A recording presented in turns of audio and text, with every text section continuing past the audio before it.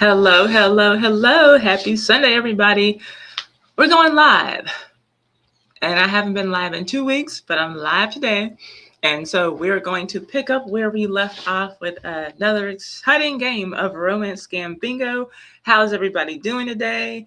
Let me get everything set up on my phone so that I can watch the chat and we'll get our party started. Let's see here. Okay. Sorry, y'all. Just setting up everything. How's everybody doing today? Let's see. Latest public. Yeah, that's this one. Everything. There we go. Now I can watch. Okay. So, hey, how are y'all doing? Hey, Rebels. How are you doing? Happy Sunday. And J Hud. Hello. How are you doing? And what do we have here? Alicia, hi, how are you doing? And Pretty Kitty, y'all come on in. So, oh yeah, I'm going to put the link for your bingo cards in the chat right now. So everybody can grab your bingo card and we will get started. Let's see here. Where's the link? Here it is. Let me copy this and put this in the chat. So check that out right here. Paste. There. There's the link for your card. I'm going to pin it to the top of the chat. You can grab your card. I'm waiting there. Okay, can I do the 3 dots on this? I might have to open up YouTube on my. I might have to open up another tab. Oh no, there we go. Okay, so there. I just pinned it. How are y'all doing? We'll see. What do we have here? Audrey, hey, this is DMV in the house. The B. Virginia, hello, hello. True Crazy Lion is here. Hello. Got the notification? Cool to see another live. I'm glad to be back live, y'all. I just got back from DreamCon. I was there for 3 days. My niece came and joined me for 2 days, and I got a lot of information. I'm kind of psyched about, my channel again and live streaming again. I got some really good information, and I'll probably go live on my YouTube Tips channel to talk more about it.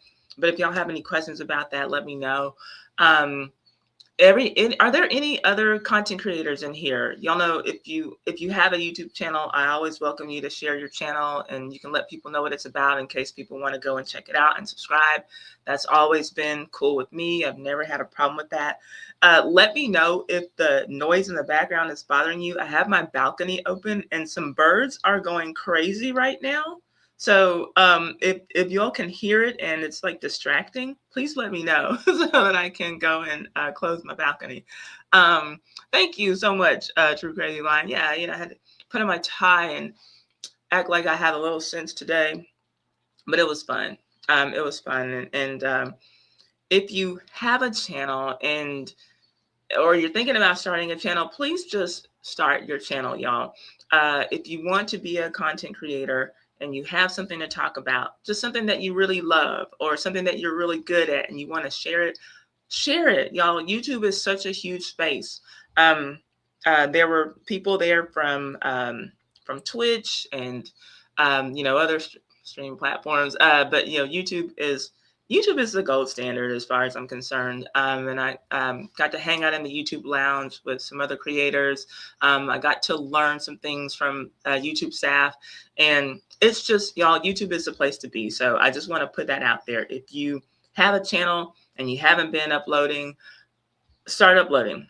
If you or start live streaming or whatever it is you do. If you don't have a channel, but you're thinking about starting a channel, just start one. Don't be afraid. We all started at 0. I know people are afraid. Well, what if I put out a video and no one watches or what?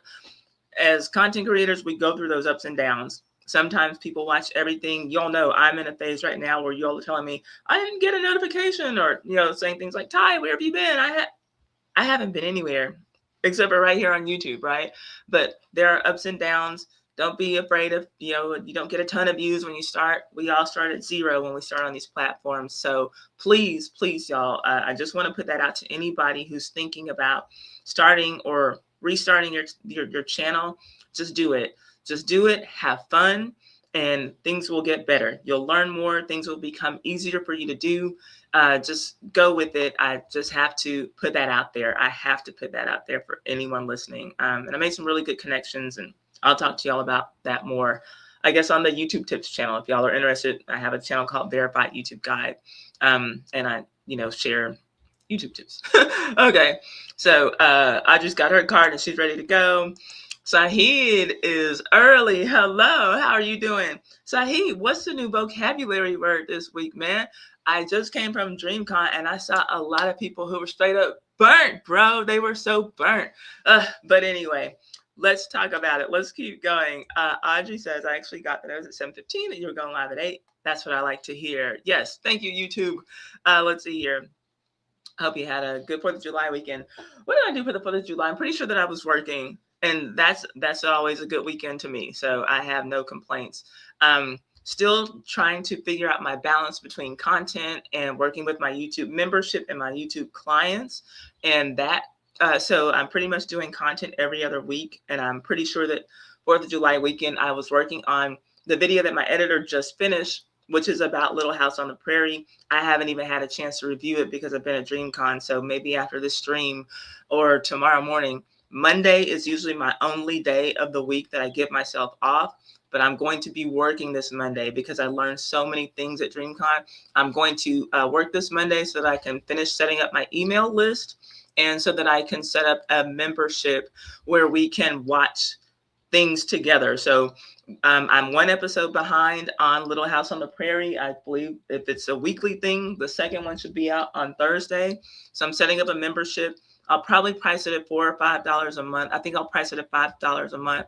And when all of our shows, when the Gilded Age comes back on, and if we find any other period pieces that are, that make sense for this channel, we can have a membership where we can have our watch parties and do that together. And hopefully it's priced at a, rate that if people want to get in, that they can get in.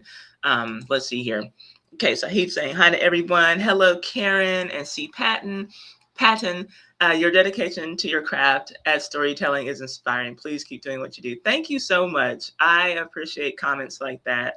I love, I love what I do. I truly, truly, truly love what I do. Hi, Auntie. Is it Auntie Corn's favorite? Thank you. I truly appreciate you. I need people like you. I need 10,000 of you, and yeah, like 10,000 more just like you. And 10,000 more just like C. Patton. Yeah, people who appreciate what I do. Last weekend, I was outside in DC all weekend. I got sauced. Not going to lie. Does that just mean drunk? Is that what that means? You got your card? Okay, let's see here. I'm glad. So we're going to get started. Ty, this is probably what I need to hear. I've been on YouTube for, over since 2011, but never uploaded. I have a channel with about 100 subscribers. See, now look. There are people who have been on YouTube for, a year, like actually actively trying to get subscribers and still don't have 100 subscribers. So you've already got something built in there, something that, a lot of people are trying to get. So if you want to make some content, please put it out there, y'all.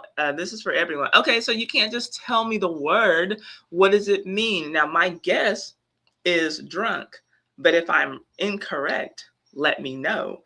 We need the word and the definition, you all. Sahid is our nephew in charge of vocabulary upgrades. And once a week, I'm giving him the role. His job here, he's dedicated to giving us a new slang word so that we can all be hip and cool, right? Yes, that's just what we want to be. Right, kids? Do you like the rock and roll? Do you like that hip hop music? Okay, we're going to stay on top of it. So he said, yep, I was sauced a little. He was sauced a little. Okay, that does mean drunk. Okay, see, context clues. I think I've heard that before. So sauced. Let's see if Jody is sauced. So y'all have your cards. The link for your cards is pinned at the top of the chat. We're getting into romance scam bingo. And so let me just switch over here to my trusty bingo card. And I'm just going to go, y'all, we're doing basic rules, straight lines. So if you've got 5 horizontally, 5 vertically, or 5 diagonally, that is a bingo. And don't mark it until I call it, because we're going to go as it happens on the screen. Now, if I miss something that's on your card, please call it out. And Rebels, if you're here, please call it to my attention if I see it in the chat, because we had that issue the last time that we were live where somebody had a whole bunch of stuff marked that I didn't have marked and they called bingo. It's not bingo unless we've all had a chance to mark it. So please, and there are things that I will miss on these cards. So if you have something on your card that you see happen on the screen, call it out or ask me, because it may or may not mean what you think it means, and let me know that you're saying it so that we can all be on the same page. So if y'all see someone call something out and I don't see them, hey, Ty, she said blah, blah, blah. Is that it? Just make sure that I have it so that we are all on the same page. If you win, let me know. And your prize is a huge whopping $10 from your girl Ty. All right, I'm tapped out, y'all. I spent a lot of money at DreamCon, so let me get my money back up. And I promise you, one day we're going to have a nice big cash prize. Okay, but at least we get to have fun together until then. So we're looking at people who've been romance scammed. They thought that they had a lover in some foreign land who was going to come home to them in America, and but things just keep going right. For whatever reason, their lover just can't make it to them. And so when we encounter these things, we'll mark them off on the cards as they go. I'll do my best to call out everything. We all have slightly different cards, and so everything that's on my card might not be on your card. But let's say when you see the word V, the letter V, that stands for victim. So I have victim doesn't have a job. If we see that this person doesn't have a job, we'll mark it. S, it stands for scammer. If you see scammer can't do a video call, and I call that out, we'll mark it. If you see V, asks not to post the video, that's the victim asking the scam fish team, the catfish team who produces these videos, please don't post the video because I'm so embarrassed. If that happens, we'll call it and we'll mark it. If the victim's lover is a celebrity, then I should have just done that. I should have just did scammer is a celebrity. But if the victim's lover is a celebrity, because sometimes these victims think that they're falling in love with Brad Pitt. They think they're falling in love with Jennifer Aniston. They think they're falling in love with Tyler Perry. They think they're falling in love with real life bona fide celebrities. But if that happens to be the case, we'll cross it off. If the scammer uses weird nomenclature, what I mean by that is sometimes they'll use two first names, thinking that that's what American first and last names sound like. My name is Karen Jennifer, because they just don't know what our names sound like. So if you see that happen, we'll call it out. Okay, but that's how we'll play the game. And again, 5 in a row gets you bingo. And then when you get bingo, I'm going to ask you to email me your card and email me your Cash App address, and then we'll get you your prize. All right. So now let's take a look and see what we have in store for ourselves. Let's see. Everybody got their card. One of your brothers, was it DreamCon? Are you saying like a biological brother, or do you mean it the way that Black people mean it, like brother? One of your brothers or one of your brothers? Let me know what you mean. More burnt madness. We can't take too much burnt madness.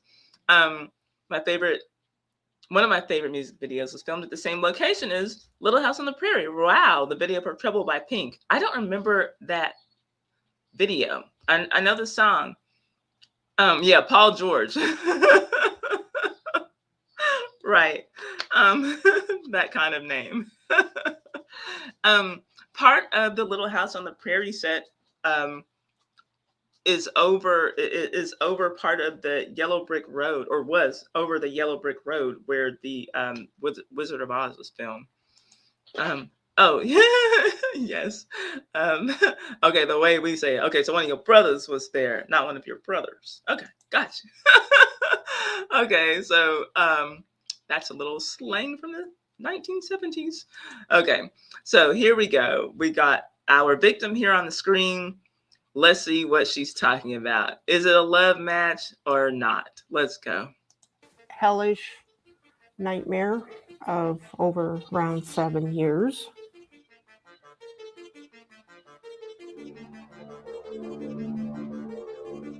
And you're still with him. He calls me his wife all the time.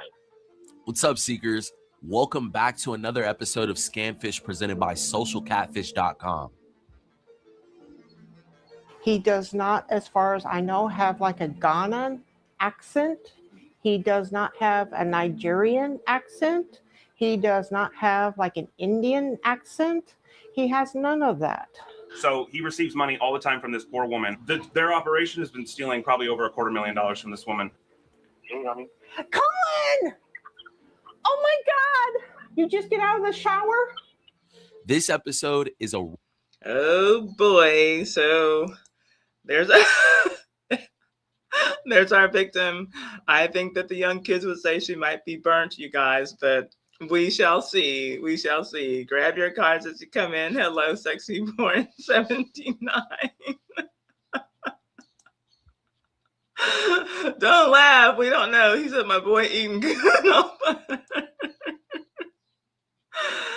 You know what? I agree. I personally agree that the 1980s should always be in fashion, but there's nothing wrong with the 70s either. Scammers are not seeing heaven. No, they are not. They are not messing with this poor little sweet lady. Let's see. roller coaster. So strap in and don't forget to like, comment, and subscribe. But before we hop into it, we have a quick disclaimer. We just want to talk about some of the statements that Jody made. There's no excuse for the things that Jody said. Yeah. But we were here to help someone, and unfortunately, things took a turn in the middle of our investigation. Her comments about race are unacceptable, and they don't represent us as a company. We wanted to really let you guys know what this experience was like and help you, walk along the journey with us. So, we hope you guys enjoy it, man. We worked really hard on this. Yeah, a lot of work is going into this. Thank you, guys. Uh-oh, we might be coming into some racial content. Are you okay, children? Hang on to your hats. Let's all be adults here. So I don't believe that $250,000 is from her.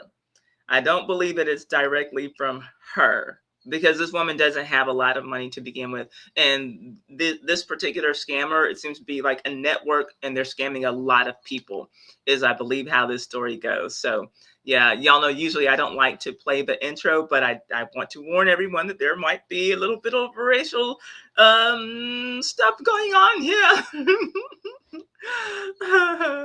Oh yeah, you know what? If you weren't there for the 80s, you just missed it. Yeah, Jody's ready to go. I don't know what she said, Saeed.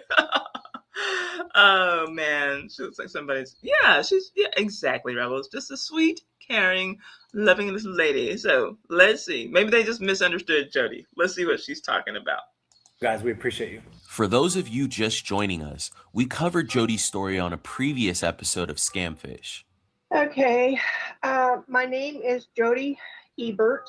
I happened to be on one night and this guy came on and wanted to chat. His name is Colin O'Connor. She wanted us to verify a man by the name of Colin, who she had been communicating with for 7 years. This woman had to be the most manipulated victim we've ever dealt with. All of the information pointed back to this man being 100%. Okay, we have one. So if you have, let me see if I have it on my card. It's divorce, friend, family cons, greedy for money, offers and money, list of family. Sorry, y'all. I'm refreshing my memory because we haven't played in a couple of weeks. Who's a nurse? Okay, let me see what. So there's one that hold up. Let me see what that one says, because this is exactly what I'm talking about right here.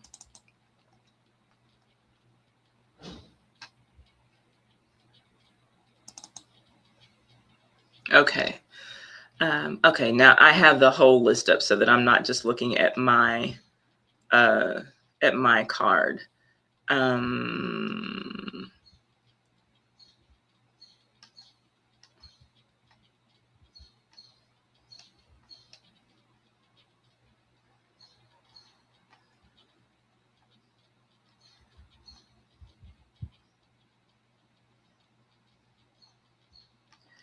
gosh, it's the one about the victim using a sign like this, but I'm looking for the way that I wrote it. Hold up.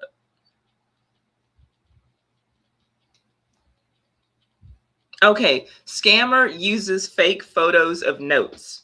If you've got scammer uses fake photos of notes, then mark that off on your card right now.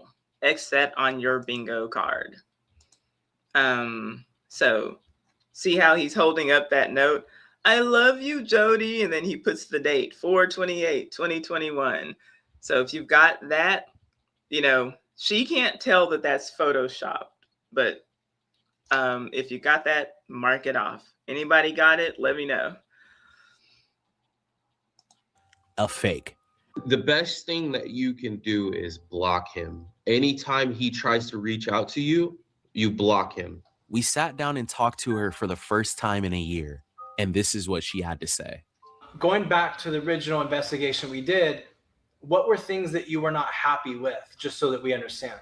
The photo where he's kneeling by those signs, he said that was taken in Afghanistan. Okay, hold on. Okay, so wait. Let's we gotta go back for a second. We gotta go back for just a second because I want y'all to see this. Hold on. Okay, so this guy, right?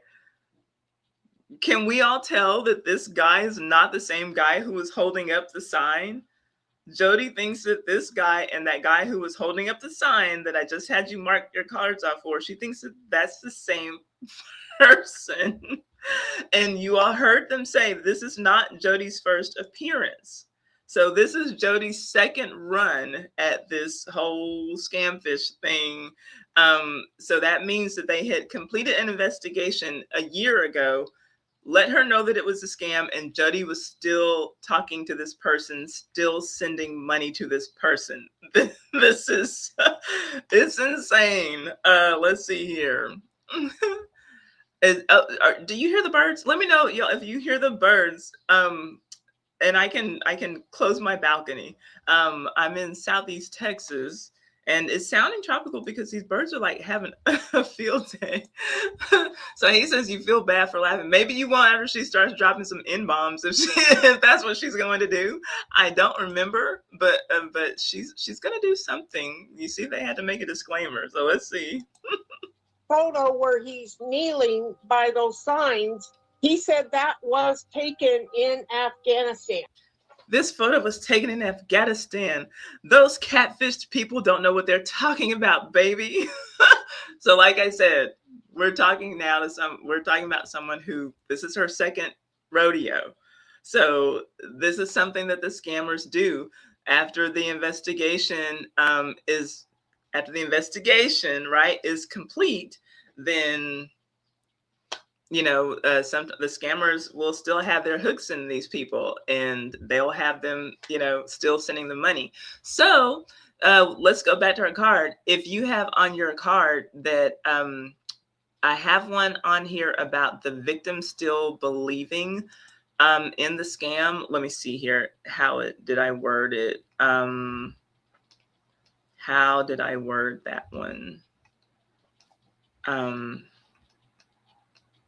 Because we're literally starting off this video that way. Okay, how does that? If you see it before I do, let me know. I'm looking through all of the options now because I'm having to. Let's see, victim was lonely, knew it was a scam. It's much older than the lover, doesn't have a job. I'm a good person, less about age, watch scam videos. Or doesn't like sex, uses catfish photo, screening for money with family, scam multiple times. Well, okay, first, let's do this. If you've got that the victim was scammed multiple times, if you've got that on your card, you can cross it off. I don't know if I have that one, so let me look. Scammed multiple times.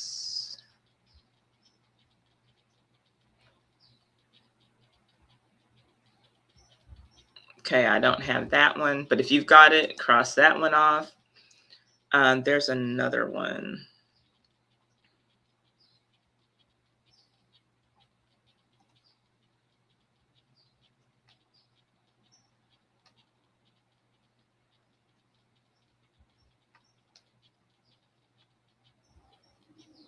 Victim refuses to believe it's a scam. If you have that on your card, scratch that off. I don't think I have that. Victim refuses to believe it's a scam. If you got that, exit off. Victim refuses to believe it's a scam. Does anybody have any of these yet? Let me take a look. She's definitely optimistic. Okay, so we got that.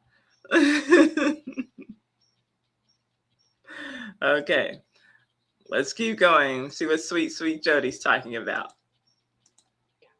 I noticed he looks young in that picture too, so it could have been at an earlier time. She doesn't understand that these are different people. Oh, Jody. When he was younger. So I feel like we did come with enough information to prove that he was fake, but just for you, we'll go back and give you some more clarity. I hope so.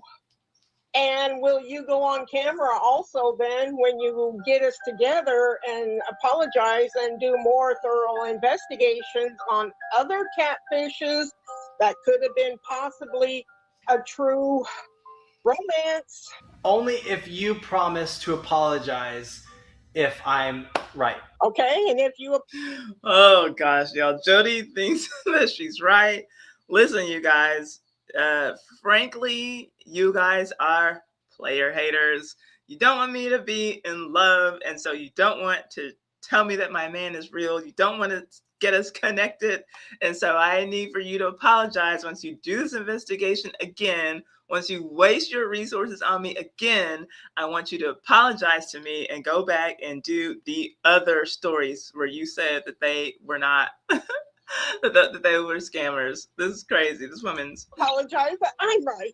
All right, deal. Oh, Catfishes that could have been possibly a true romance. Only if you promise to apologize if I'm right. Okay, and if you apologize, but I'm right. All right, deal. All right. What a... Okay. You guys, we knew we had to step it up a notch to get Jody to come to terms. How we were going to do that was still a bit unclear. It was hard to understand why she still believed this man wasn't lying to her. Our team went into this with an open mind and decided we had to meet with Jody in person to understand what exactly she saw that we didn't. So we flew her out to California from Nebraska so we can meet her face to face. You'll land at 8:39 p.m. and then I will have a car out waiting for you to pick you up. Okay. Okay. All right. And then how are you gonna get food? I do have $10 on my card. If I need anything, I could get a little something then, maybe in the airport or so. And then, girl, you're not getting anything in the airport for $10. You're not getting anything in the airport but some bubble gum with $10. Like, this woman, this is how delusional she is. This is a grown ass woman going from Nebraska to California with $10 to her name because she's given all of this money to her lover. This is the links. These are the links she's going to prove that this is true. Like, I think that, like, not only do they play on your emotions, they play on your ego, because you can't like keep telling everyone around you that this is real, and it not be the thing. So you have to keep proving to them. So if it means giving them a little bit more money because I'll be home in just 2 more months, if you just give me some money to get this plane ticket. I didn't make it there, but okay, just give me a little bit less money and I'll be able to drive there. Give me the money for gas. Like, you gotta be, like, she's bought it. She's bought the story. She's got to prove to everyone that this is a real thing. Yeah, multiple times is like crazy work. Yeah. So okay, so yeah, we got that. The victim refuses to believe it's a scam. And let me know if y'all are getting these. Yeah, it's absolutely crazy. Hey, April, welcome, welcome, welcome to the stream. You said she can get a bottle. Maybe, yeah, maybe she can get a bottle of water for $10. She's not gonna be able to get much more than that. Let's say I have the feeling there might be a lot of unintentional comedy. You're absolutely right. Yeah, yeah, yeah. Water and a thank you. $10, y'all. Listen, this isn't weight shaming. She looks like she can put away more than $10 worth of food. I can put away way more than $10 worth of food. And I mean, if she's, what is this a day trip and she's just going back to Nebraska? $10. Like if you need more than 2 meals for any human being, I don't care what size you are, I don't care how old you are, $10 isn't going to feed children for more than a day. Like, what is she talking about? Like, yeah, I got $10. I guess I'll get something at the airport. Girl, you better stop giving your money to that 22-year-old man in Nigeria. Or I will need something at the motel. Okay, I can like Postmates you or Grubhub you something. We tried to send Jody money so she could buy herself some food while she was traveling to California, but we couldn't. She had no bank account and she was banned from using several financial institutions like Western Union and MoneyGram. This is how in deep she is. You'll see the title of the video that she sent him money for 7 years and still believed him. This girl's so down bad that she can't get even a Cash App, which is what we use. You know, hello, shout out to Cash App. I need to find a Cash App rep to sponsor our live streams, but she can't get anything done. She can't send money anywhere because she's been sending all this money to the scammer all this time. It's fraud alerts with her name on them. So she can't move money. The companies flagged her account. Everyone will take MoneyGram. Like, girl, if you can't do MoneyGram, your name is crap. Because they also felt that she was being scammed by Colin. But the car will pick you up. If you can just let us know when you land and stuff, just so we know that everything's going okay, okay? Okay. All right. Safe flight. Okay, I'm on the plane, so we will see what happens. The next day, she arrived and landed in California. We met her at a hotel a few miles from our office. Brianne from our team sat down with Jody to look through all of the information she had on some old phones and notepads she brought. Our goal was to organize a list of names and addresses Jody had either sent or received money from. So the person that you sent this to, Ofari, you said he's known as? Well, right now he's known as Samuel. He's never told me the official Samuel's last name. Okay, so she's sending money to someone who she says right now he's known as Samuel. So to me, that sounds like he's been known as something else before. So we got Samuel, who's 50 plus, a male in Ghana who speaks English, and he's single. Samuel is Colin's best friend, claims to be deployed in Ghana. Interesting. So what are we thinking? Is Colin looking realer and realer as we learn a little bit more? Oh my gosh. This lady's gotten herself into some deep trouble.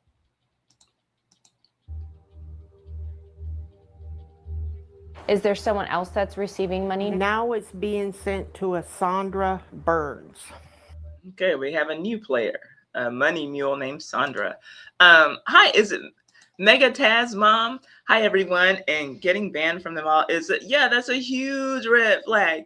Mega Taz Mom, you're going to see that this is a story with nothing but red flags, and they're all huge. But in the words of one of my friends, sometimes those red flags look like Six Flags, and you just want to have a good time, and that's what Jody wants. Oh gosh. So we got Sandra, 30. Wait, this says Sandra, 30, sex, male. Okay, so I'm not trying to be transphobic, but what's going on? Is Sandra a female to male, or is this just a mistake? Sandra the male, who looks like a female, speaks English, is single. Jody would send money to Sandra via Western Union to help Colin get home. Plane tickets, food, and hotels. Okay, so now let's go to the card. Let's go to our card and mark off some more of our bingo tabs. Let's see here. What's the one about the plane tickets? Let's see. Let me look at the list. So,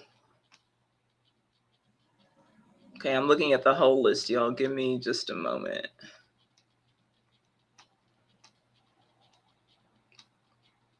Okay, scammer. If you have scammer misses flights to victim, then cross that one off. Scammer misses flights to victim.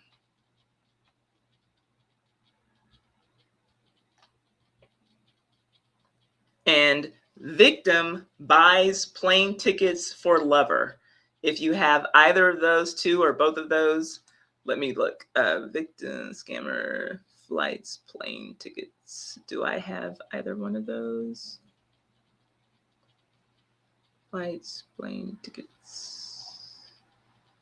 Okay, scammer misses flights to victim. Okay, I think that's my first one on the board. Are y'all getting any? Let me know. Okay.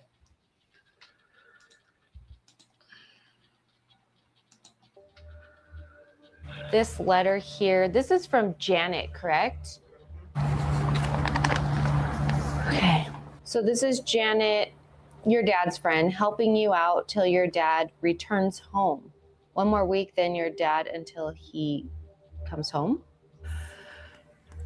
I think I was told it was kind of a mistake on how she did that, but I have no idea. I tried asking him about it here a little more recently, and it sounds like it was a mix-up. So you weren't expecting to receive this? This is a random I note. was expecting the money, but I was not expecting that. Jody was obvious. So sounds like Jody is a money mule as well. It sounds like she's sending and receiving. In denial. She made excuses for Colin through this whole interview. She brought several calendar notebooks specifically to remind her for when she needed to send money to Colin. These notebooks dated all the way back to 2016. She even had Colin's birthday and dates he told her that he would be coming. Hold up. What is... Let me look at that other calendar. Did it say she was singing in church? Hold up. Colin. These notebooks dated all the way back to 2016. She even had Colin. Okay. Yep. Look, so Jody's singing at church on the 23rd. And home 100%. This home, Colin was supposed to be coming home. Y'all see that at the top. And then see he was going to be home a week before his birthday, Colin's birthday. Oh, my freaking goodness. But good to know she writes like an elementary schooler, like a second grader. But yeah, there you go. I want to hear her sing. I hope they ask her to sing. Colin's birthday and dates he told her that he would be coming back to the U.S. Colin leaves. So see, she's marking every time he's supposed to do something, every time he's supposed to come. Okay, I'm leaving this time. I'll be home. Oh, man. She brought all these calendars. She's bringing this to prove that he's real, but she doesn't understand that it's proof that he's fake. U.S. from Ghana. Honestly, we've dealt with countless victims and have never seen anything quite like this. Like here, January 2016, Colin $300. That's what approximately I was kind of sending him back then. It's kind of got that throughout the calendar until Colin $500 March. And then 300, 500, and then I got like a total here of what I have sent so far, I think. And then I kind of quit keeping track. My goodness. Okay, so let's go back to our cards. I know that we have something about. Okay, so for sure, if you have victim sends over $1,000, go on and mark that off. She certainly sent over over $1,000.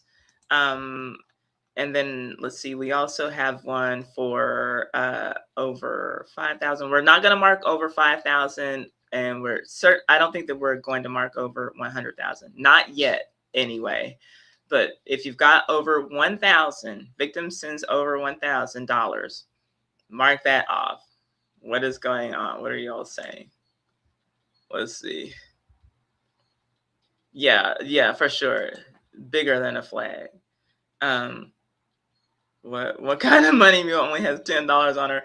The kind who can't get an account with Cash App or MoneyGram or Western Union or bank account.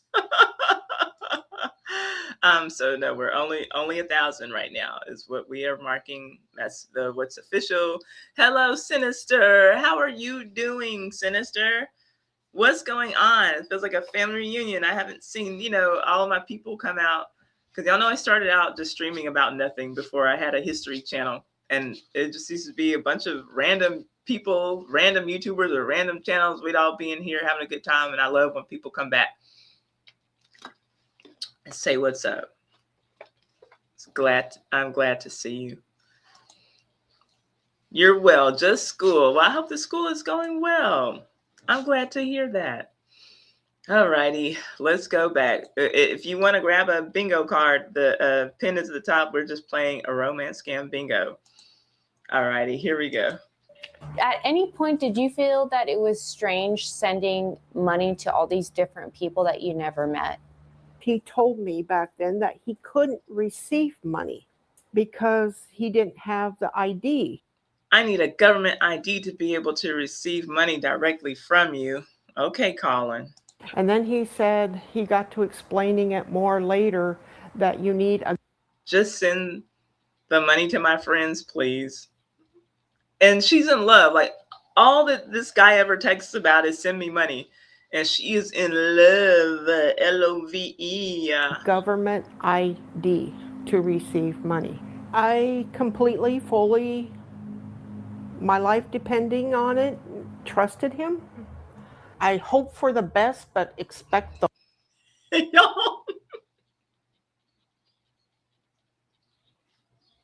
I'm sorry. Trying to regain my conscience. Okay, so we see that these are two different people, right? And I'm not going to go back, but do we all see that this is a bad Photoshop? So you remember at the beginning, the guy who was holding up the sign, right? That's his head now on a different body. The exact same photo. So Jody's not realizing that, and apparently she doesn't understand this guy never takes his cap off, and he always is posed like this. She's not seeing it. They're just photoshopping that head on a bunch of different random men. And Jody is in love. And it's clearly not the same guy. It's not the same guy. I'm doing well, Sinister. Thanks. I was telling him I just got back from DreamCon today. So I got in the mood for streaming, got to be around, a lot of creator and just creator energy. So here we are, but I'm doing well. Thank you. That scammers in Nigeria buying all kinds of fufu and jollof rice with the money she's sending him. Yeah, meanwhile, she's trying to make it on $10 in California for a week, and he's got all the fufu he wants.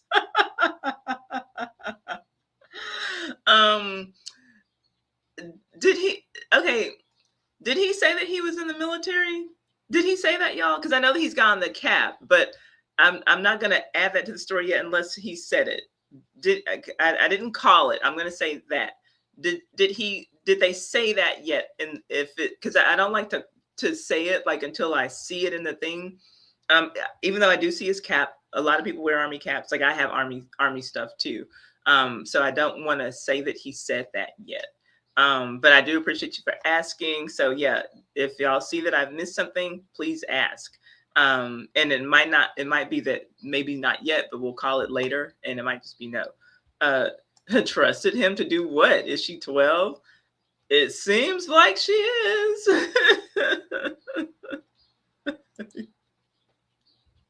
So Saheed has pretty much summed up this whole relationship with one comment. Scammer, send me money. Jody, OMG, so romantic. Oh my gosh, she's the love of my life. Oh, okay. I heard government ID. I didn't hear military ID. Okay, so we'll wait. If it is military, it'll come back up, but I didn't hear it. I heard her specifically say government ID. Hey, Maine, I just got here and got my card. What's been marked? Also, hi. Okay, so you all let her know the things that you marked. I'm going to tell her the things that are on my card. Hey, Island Girl. I think his Photoshop smile. Yeah, it's the same smile, and she just doesn't get it. So let me go back. So we have marked that the victim sends over $1,000. We have marked the scammer misses flights to victim. And I know for sure also, because these go hand in hand, that the victim has paid for multiple flights. So if you have those, and then chat, if you all will let her know what you all have marked off as well that we have called, I would appreciate it. Thank you so much. All right, let's go. The worst.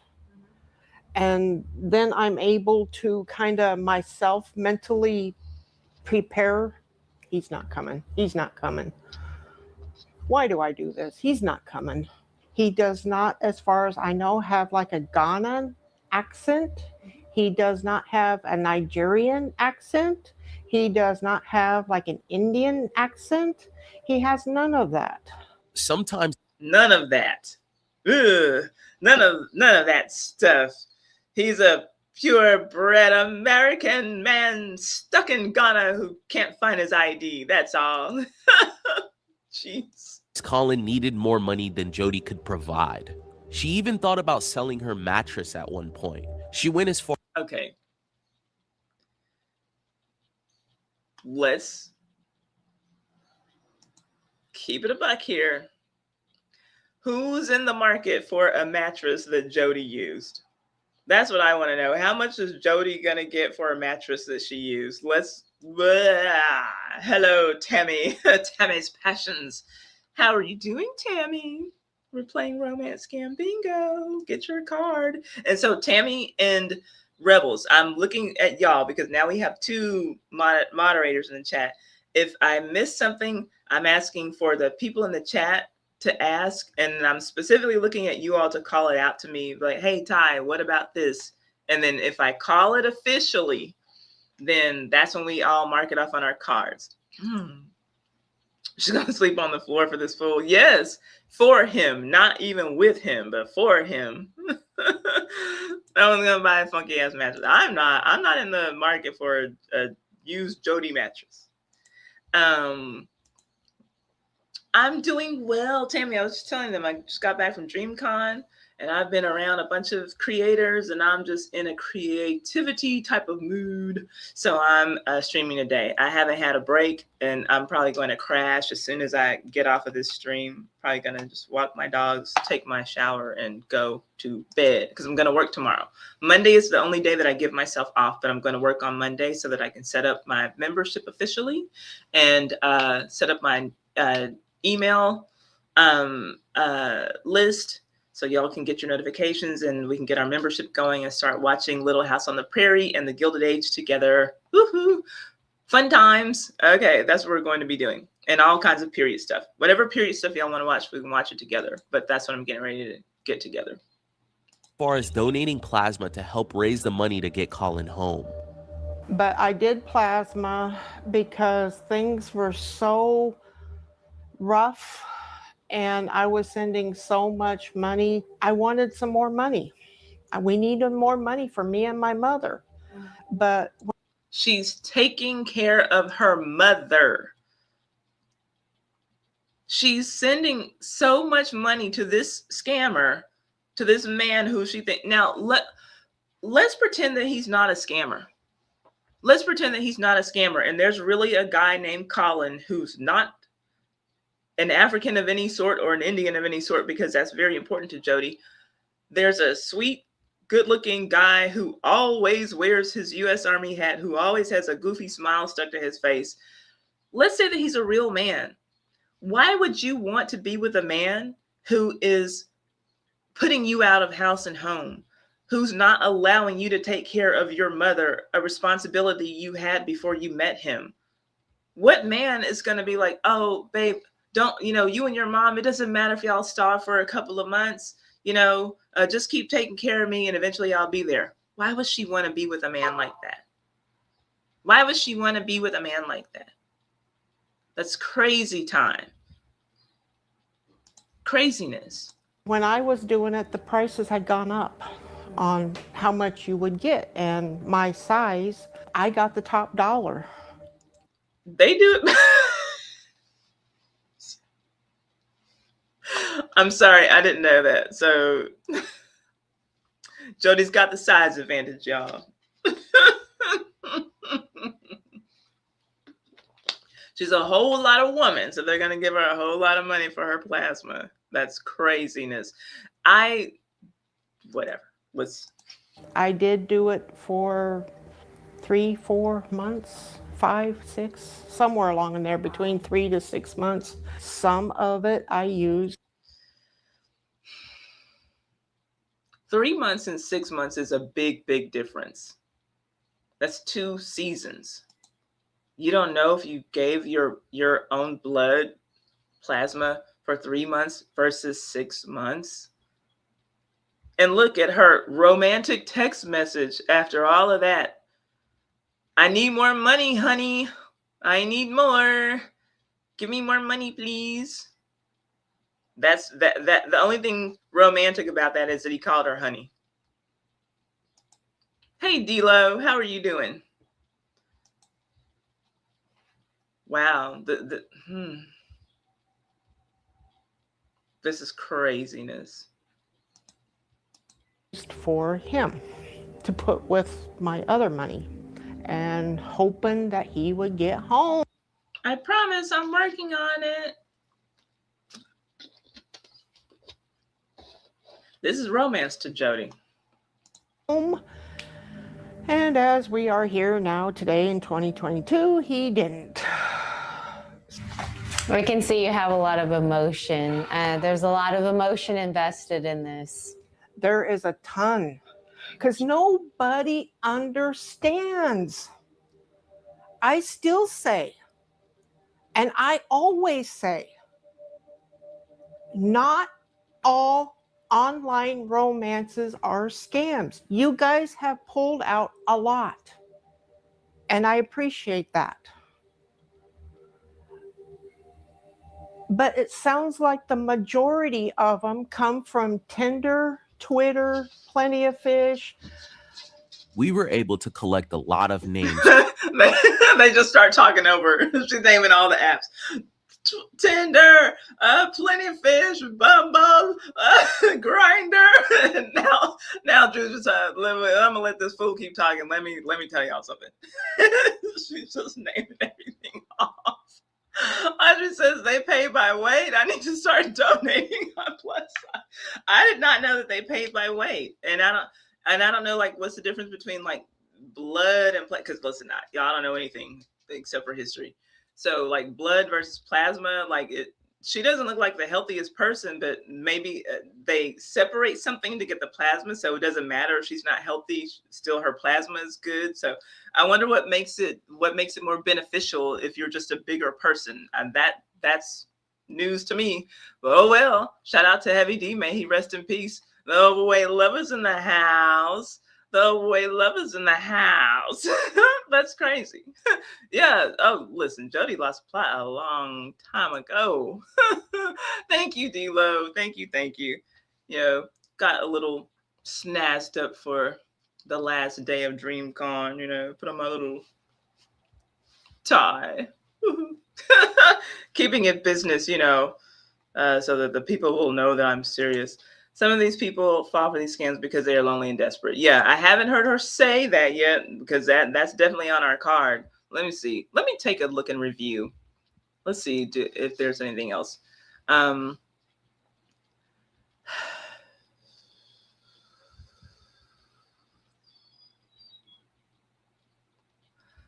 So far, I don't see anything else that I need to call.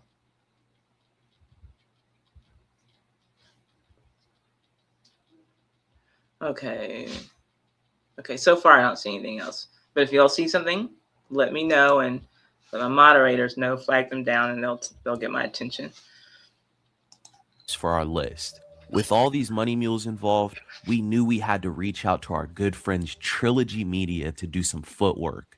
They arrived and interviewed Jody to get even more details. We have a company and a YouTube channel called Trilogy Media.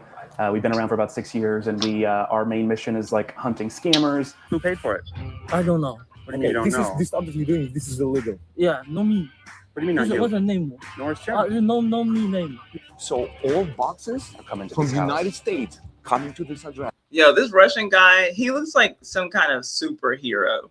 Like, he looks like he should be in the movies. That guy is jacked. Let me see. What are y'all saying? Saeed, you're so weird. We need that greasy blood. I guess we do, because they pay a premium for it. Listen, y'all rest in peace to Heavy D. I loved Heavy D. I was such a fan. I was so sad when he passed away.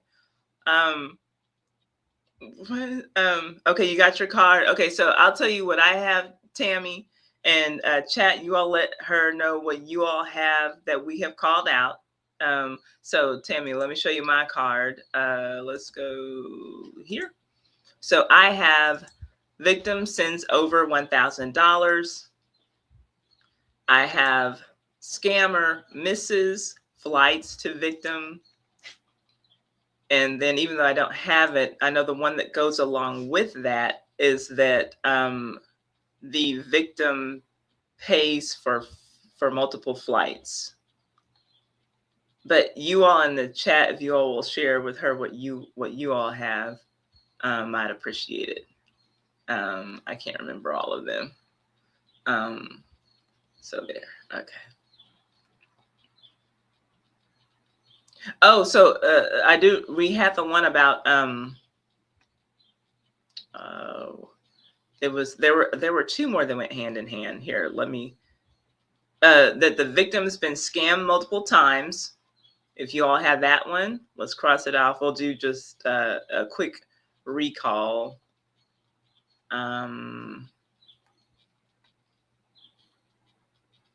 There's another one that's kind of like that.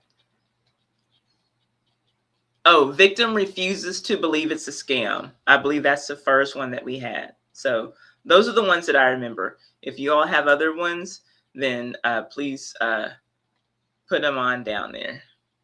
Hi, CP. How are you doing? Happy Sunday. Thanks for coming. Grab your card if you want to play along.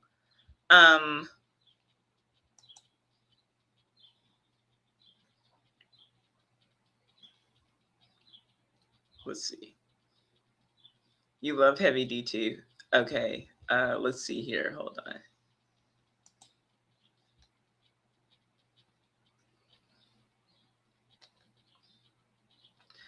So it's not just scammer says I love you. It's scammer quickly says I love you, Audrey, and that's that. So I haven't called that because I don't know how quickly that happened.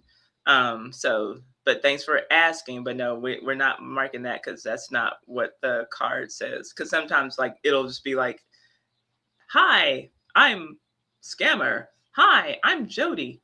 Hi, Jody, I love you." Like when it happens like that, because like sometimes it happens like super quickly. And so we don't know because we haven't seen that. Oh, thanks. Yeah, I did call that one also. Thanks.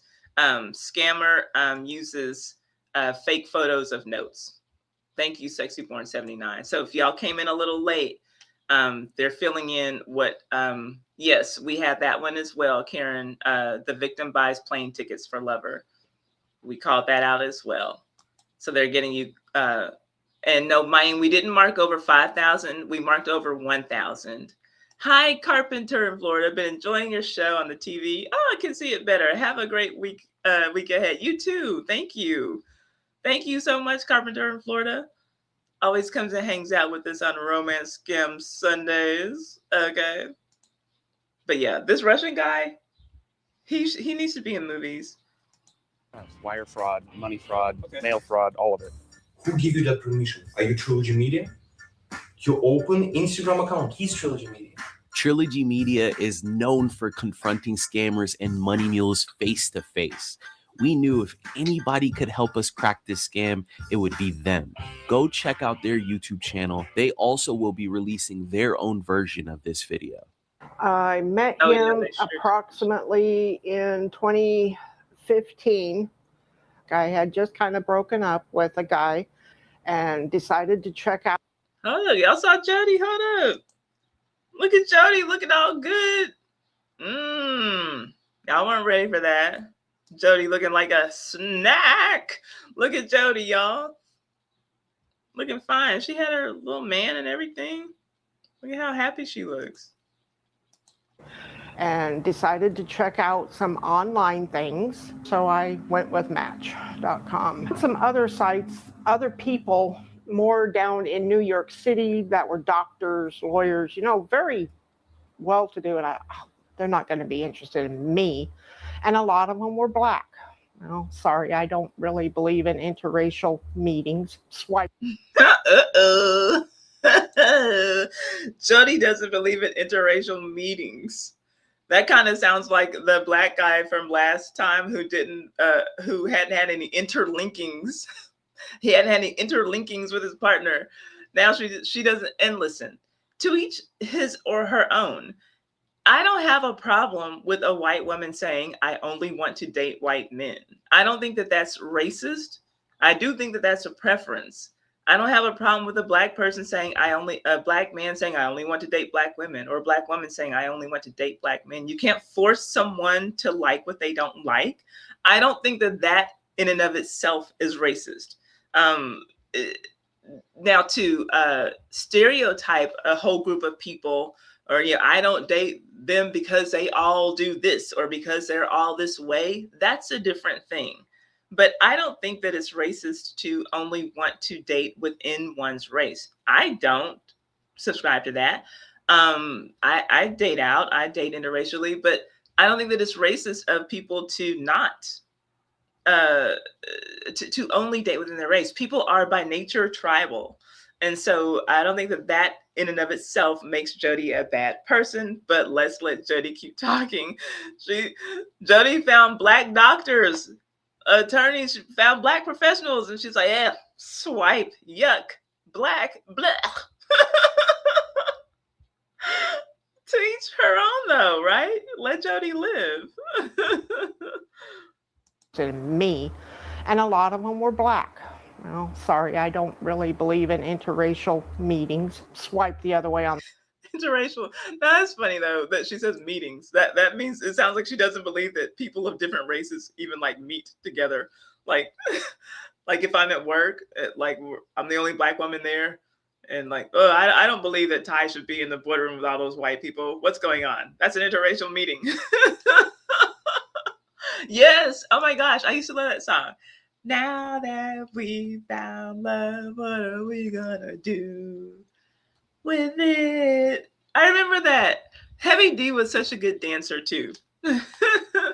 Uh-oh, we have a racist person in here. Saeed only dates black women. Saeed, you racist. Get out of here. We don't deal with racism in this stream.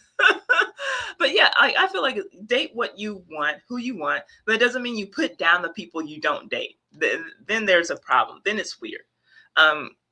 Okay, Maine says, as long as they don't say offensive stuff about people they're not attracted to, I won't trip about their preferences. 100%. Yeah, exactly.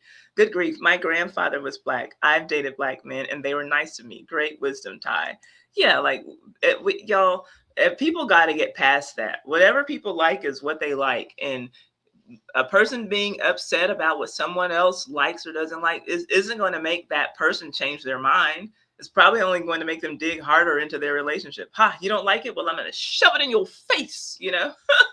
She's not into interracial interlinking. She certainly is not mine.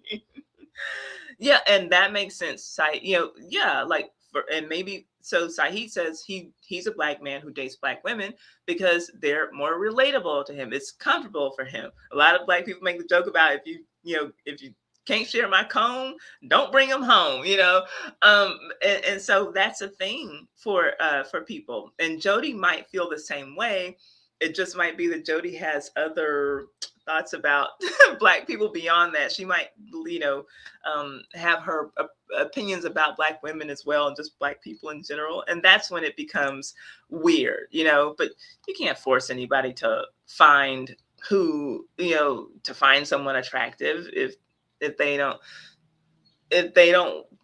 you know, feel that way. I date whoever I find attractive, all races. That's how I am. Jody said I might be I might be desperate, but I'm not that desperate. Jody says she doesn't play in the dark. I only dated Black men. The blacker the better. The blacker the berry, the sweeter the juice. That's what they say. Okay, y'all, let me tell you something. Thank you for that reminder. I was so sick Wednesday. I got some cherries from my favorite grocery store, and I was throwing up all Wednesday afternoon. I stayed in bed until it was like 11 o'clock, and it was time for, like, when it was like beyond time for me to get up and walk my dogs and feed them. I got so sick, and I had some super sweet cherries. They were super, super dark. And now I'm wondering about that, Audrey. No, but they tasted good. But when I tell you I threw up, it just looked like cherry jam by the time I was done vomiting. I was so sick. A white woman called me Nesquik before. That's when I knew. Yeah, like, it's so weird. And it is something that people do to Black people, and that Black people do to themselves, to ourselves, to equate our skin tones to different kinds of things that are somewhere on the vanilla to chocolate spectrum. Like, I've been called caramel colored and all this stuff, but, like, you know, your latte or mocha this or cinnamon that. Like, I'm not a flavor. I'm a human being. That's so weird. Why do people do that? My biggest disappointment on Heavy is he doesn't read books, and that's just awful to me. Oh, so okay, so Tammy's racist against people who don't read. Oh my gosh. So sorry, glad you're better. Thank you. Listen, I'm sorry, Audrey. Your berry comment reminded me of that. I did not feel well. I didn't get anything done. That's probably part of the reason why I'm having to work tomorrow, because I usually give myself Monday off. But anyway, okay, so look, so we see this guy. Jody swiped on him. She swiped left. She's like, no, thank you. Black doctor, yucky. No, very well-to-do, and they're not going to be interested in me. And a lot of them were Black.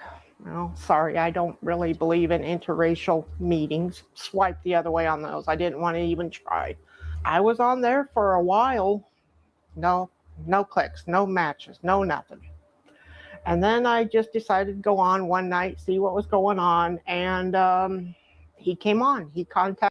There, the love of her life. Now, the funny thing is, there might have been legitimate doctors wanting to hook up with her, Black doctors wanting to hook up with her, who would have given her the world. But she links up with this guy, and he ends up being a Black guy just in another country. But let's say that she's in love with this profile. She's not in love with this man. So she found this white man she's in love with, and he's scamming her for everything she's got and then some. That's ironic. Contacted me. He offered to video chat, and at the time oh, let's see what happened with the video chat. He had no idea I think I knew my computer would do that, but I had no idea how to do it. I'm the dummy there that said, no, never mind. Okay, well, I'm glad that she realizes she's a dummy. Okay, so I thought that we were about to get the thing where, you know, she's asking the video chat, but the scammer won't, because that's one of the bingo cards. But so the scammer's asking her to video chat. She said that she couldn't. Usually, you know, we know it's the other way around. The scammer is saying, oh, I can't get on a video chat, like that guy from that other story we had. Oh, my wife died in a FaceTime incident, so I can't video chat with you. So this scammer, I'm sure he was going to have some stupid looking, you know, no mouth moving video chat with her, and she was going to buy it because she's been buying everything else. Cherry seemed to be a silent but deadly in food. See, I didn't know that. I've never had a problem before, but y'all, I was so sick. You wonder if the black dudes wipe her because they think she's got a fat peach, a fat booty. Maybe. Listen, they like it at the plasma center. Hi, Mary says, what the heck? I've dated men of all colors, having the same interests and values matter more than color. That's how I personally believe. Yeah, I don't wash my fruit in baking soda, but I did wash it. You know, I mean, I always wash my fruit pretty thoroughly, but this was just awful. Hi, Dustin. How are you doing tonight? Thanks for joining us. We're just playing a little romance scam bingo. Okay, let's see. Jody, what was his excuse or request or his story that money all of a sudden started appearing in your relationship? How does it come up? I think he was still in Afghanistan, and his son David had come down with malaria. Uh-oh. Babe, my son has malaria. Is that how it's? I don't think. Can I please borrow $300 so I can take David to the hospital? Oh no, his son is sick, so it's not him, because we have one about the scammer being in the hospital. Let's see. This is the first big money he wanted me to send, $300 to help with David's. Look at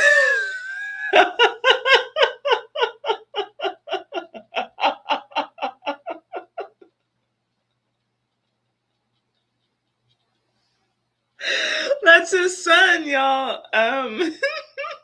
In the hospital, he looks really happy to have malaria, I must say.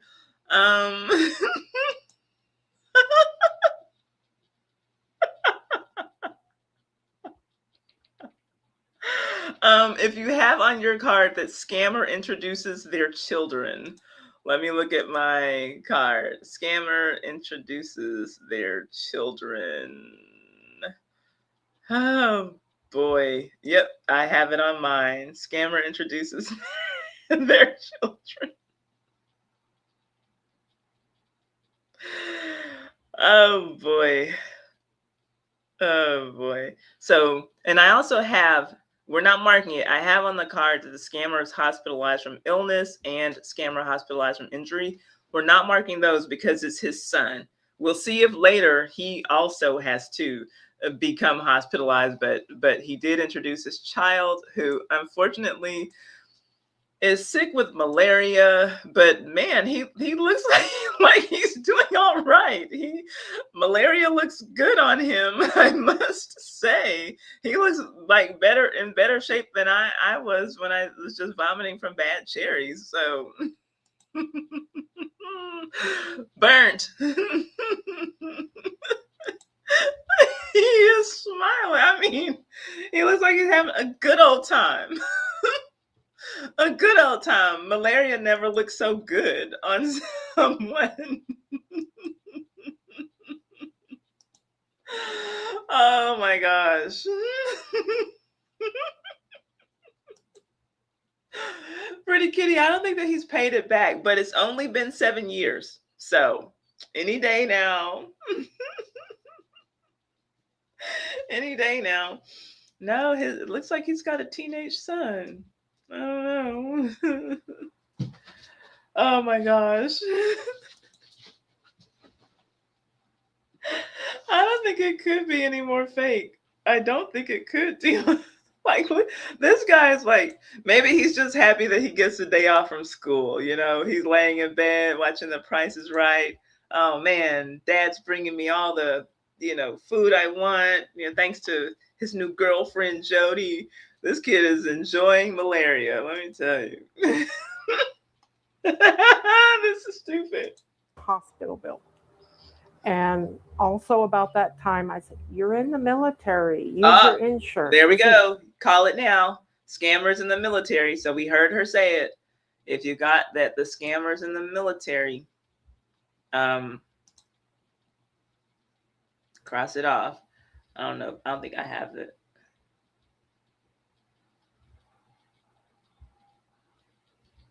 No, I don't have it.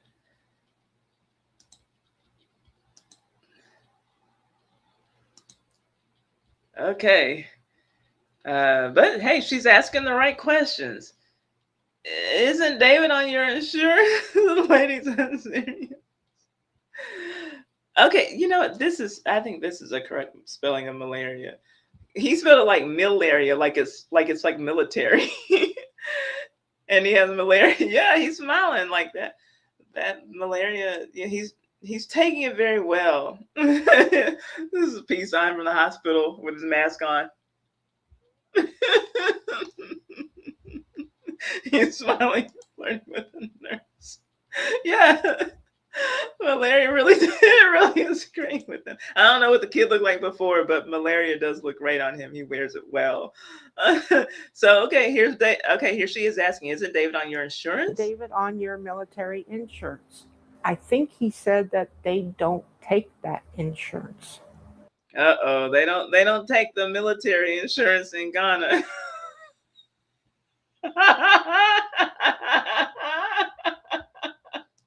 If 10 is, this is 100% real, he is your boyfriend.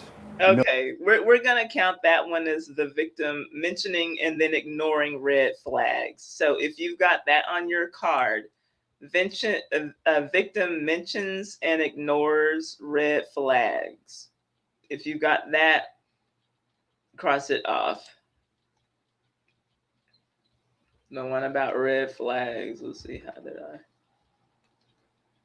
Yeah, victim mentions and ignores red flags. Because she asked, wait, isn't he on your insurance? And he gave her some goofy answer. And she's like, oh, okay, let me send you $300 then. He's smiling through the pain. Yeah, he's a trooper. Just like his dad, you know, chip off the old army block. No question. And one is 100% a scam. Pick a number. Where are you right now? For yourself.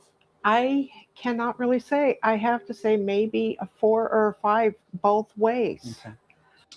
He had paid everything. Everything was ready to go. I have great news for you, baby. I have paid for my plane ticket and will be coming to see you. All right, let's go.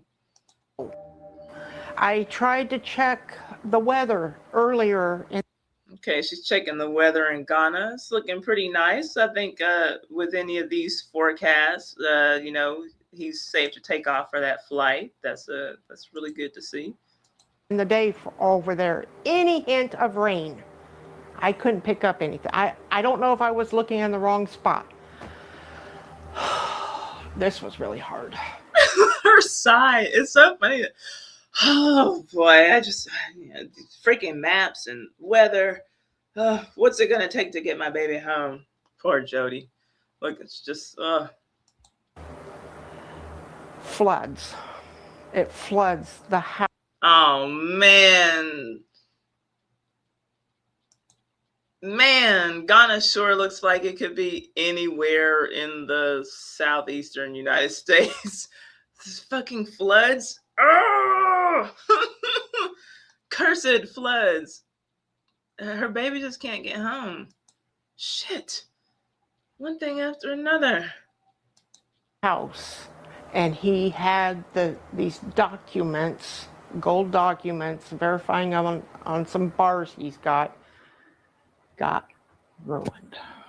Oh no. The proof of his gold bars is ruined.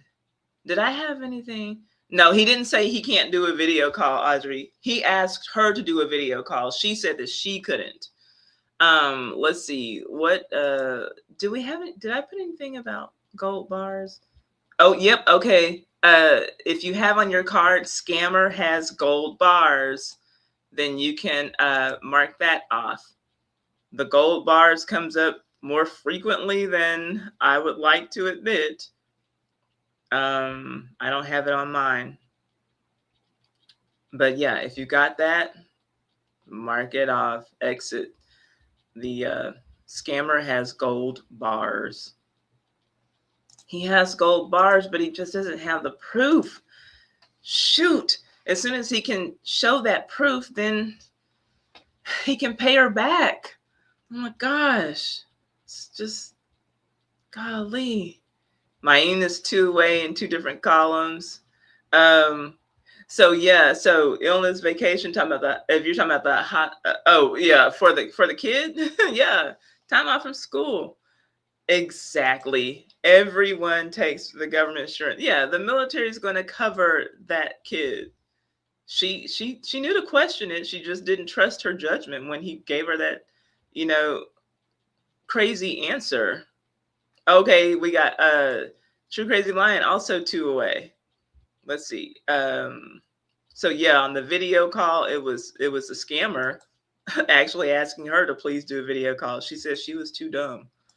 Needless to say, those documents were ruined, that they could not read them, and he needed new documents. And then the barrage of delays and problems on getting the documents redone, he had to start all.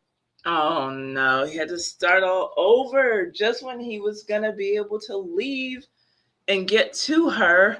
This damn flood comes and messes up his gold bar documents. Now he's got another delay in getting to Jody and those sweet, sweet booty cheeks.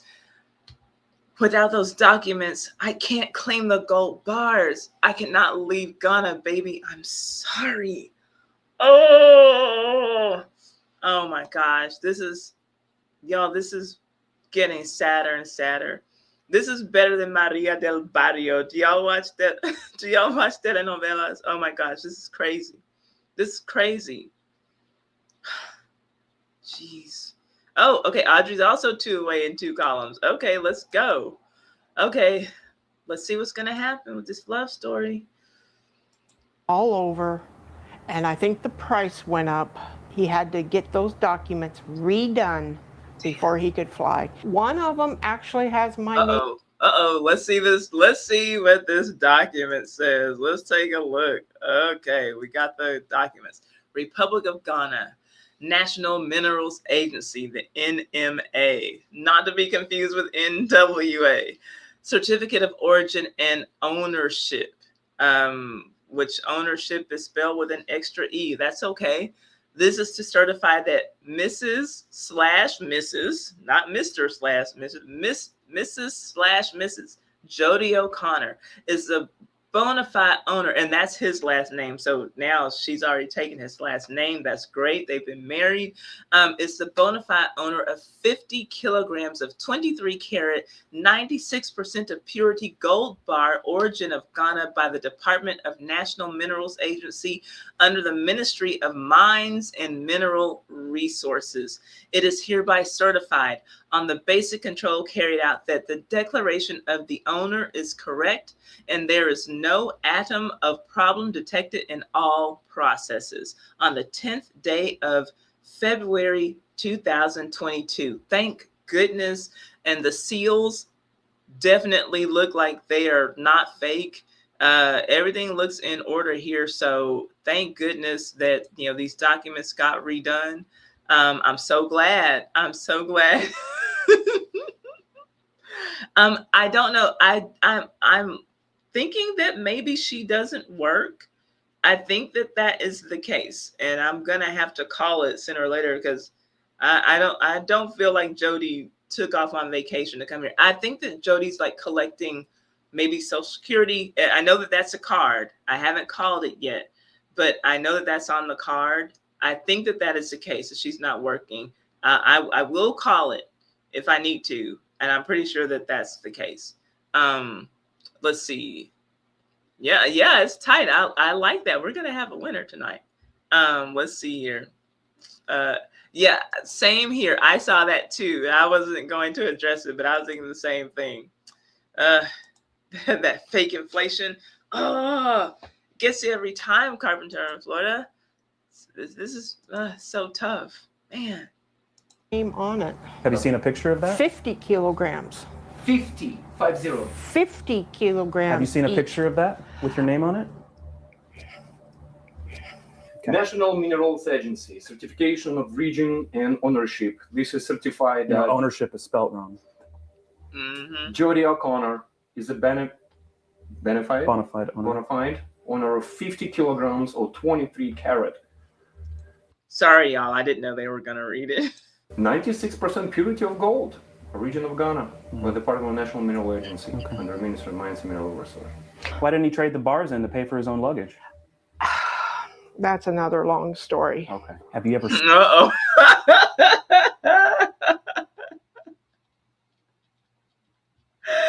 Logical question. I'm sure a very illogical answer. Spoken to him on the phone? Oh yeah. Many times. I'm dying for you guys to hear him and everything. And the way he answers the phone, his laugh. Let me try a different number. What about the way he answers the phone, his laugh?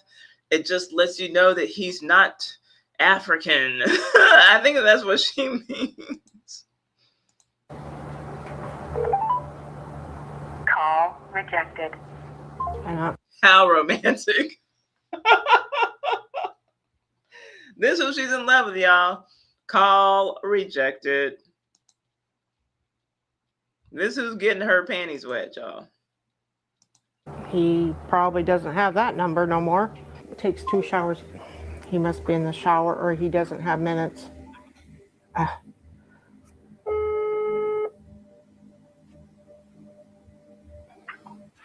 honey. Colin! Oh my God! Y'all, I'm sorry. I'm gonna go back and play it where he picks up, but she sounds like a child. Colin! Oh my, like she's like, yeah, I got y'all. See, boom, here goes my man right here. Like she thinks she's really throwing it in their face right now. I just okay, this is so cringeworthy. Let's go. Let me try a different number. Call rejected. He probably doesn't have that number no more. It takes 2 showers. He must be in the shower or he doesn't have minutes.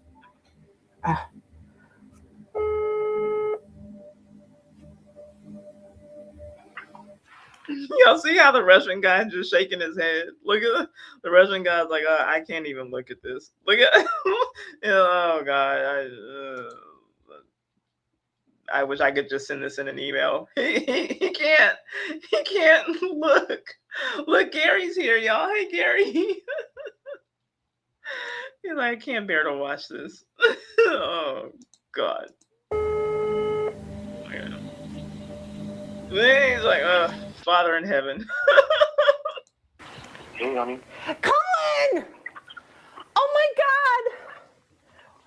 You just get out of the shower? Yeah. Oh my God, it's so good to hear your voice. I'm here with some I'm here with some friends.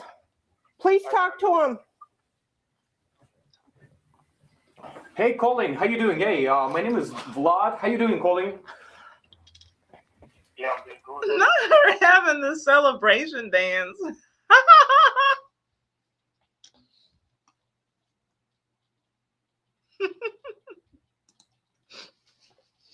Yes. I'm gonna show him. She's like really doing. She's like a child. She's like a 4-year-old. Ha ha ha! Look, I told you. She's doing a celebration dance. Please talk to him. Hey, Colin, how you doing? Hey, my name is Vlad. How you doing, Colin? Yeah, I'm doing good. Good, and how are you? Oh, great. Me and my friend Ryan, we friends of Jody, and it's a group of people who love this woman so much. We cannot wait to see when you guys gonna get married. Like, when it's gonna happen? When you guys gonna meet? When you gonna finally come to America? Yeah, I'm coming soon. It's been way too long. Okay, I want to ask y'all, does Colin sound like a true-blooded American, or like Colin might maybe be West African? I'm just asking y'all. And at this time, yeah, if you want to mark off victim as childish, because like, do y'all see how she's acting? Is it just me, or is this like some elementary schooler? Like, yeah, my man. Oh, thank God he answered. Yeah. She's a child. She's a 50, 60-year-old child. I don't know how old she is. It's a hard 50. It's a hard 60, but she's a very old child. So if you want to mark that the victim is childish, mark that on your cards. I don't believe I have that. And at this point, if you want to mark victim does not have a job, because I'm pretty sure that she's on Social Security. She's on some kind of government benefits. That's why this is such a strain. That's why it's insane to everyone that she's spending all this money on this man who does not exist. I'm sorry. I just saw someone say Dikembe Mutombo. Saeed says this sounds like Dikembe Mutombo's first cousin. Basically, it does. Okay, but let's see. Okay, so if you have that, the victim doesn't have a job. And this is why everyone is taking such pity on her. She's already, like, I don't know if she lives with her mother, because her mom could be taking care of her at this point. Jody might have pissed everything she has away, or else Jody was taking care of her mother. Either way, it seems like Jody and her mother depend on each other, and she doesn't have a lot of money. So I believe that she's living on some kind of government payments. I don't know if it's welfare. I believe it's Social Security. I think that Jody used to work, so doesn't have a job. Let's see. I just want to go through everything. If you have the victim is childish, add that.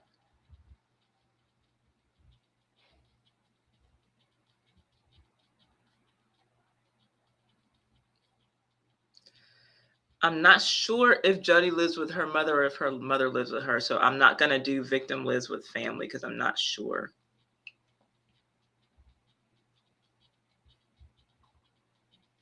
Okay, let's go back. This is this woman.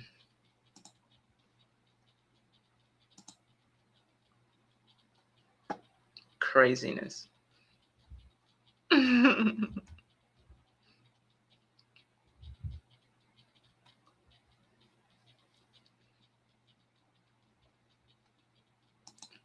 Why isn't Colin asking her who the male is with her? Colin doesn't care as long as he's still getting his payments. He doesn't care. Yeah, that's he doesn't sound like a true-blooded American from Nebraska to you, Sexy Born 79. So mad. She said Dikembe Mutombo. You thought of the most African name that Americans know. That's who he sounds like, his cousin.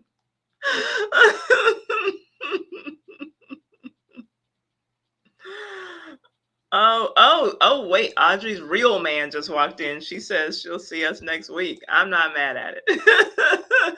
We'll see you, Audrey. Enjoy your weekend and your week. Okay, let's see. Right? Yeah, I know. Colin, would it be okay if we sent you a text? Like maybe we can arrange something really special for you two when you come. Like maybe we can help and like maybe even surprise Jody with something. Jody would not know. Can we do that? Yeah, okay. Okay. That's amazing.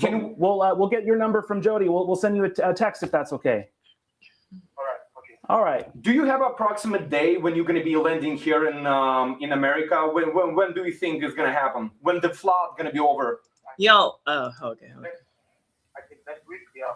Next week? Next week. No more great. rain next week. That's- Okay, that's great. That's amazing. So your documents okay? Did you get money? Yeah, look at Jody's face. Look at Jody's face, y'all. She's like, got him. God, I told y'all motherfuckers that my man was coming. She's like, I got y'all fools. Now what do you have to say? That's how Jody's looking at them. What? Tammy said my hubby just walked in, but he can wait. See, now that's the kind of dedication that I want to this stream. You know, Audrey and her marriage and all that. Like, I don't want to hear that. Get your spouse involved. Like April and her husband watch the stream together. It should be a family event when I'm streaming. Like, what do you mean you gotta leave because your husband? We'll deal with Audrey next Sunday. I'll have a talk with her.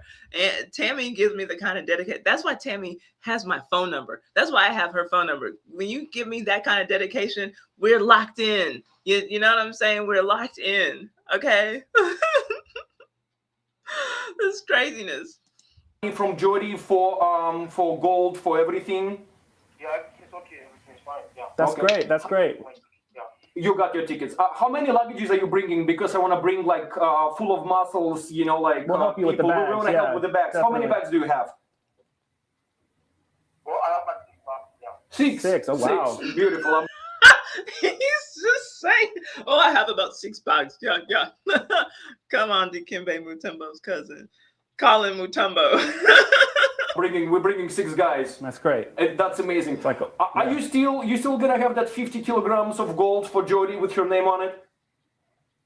Y'all look at Jody nodding her head in the corner. Look at Jody nodding her head in the corner. Like, he's got my gold and everything, baby. You shut the fuck up. Don't doubt my man. Look at her nodding her head. With the bags. How many bags do you have?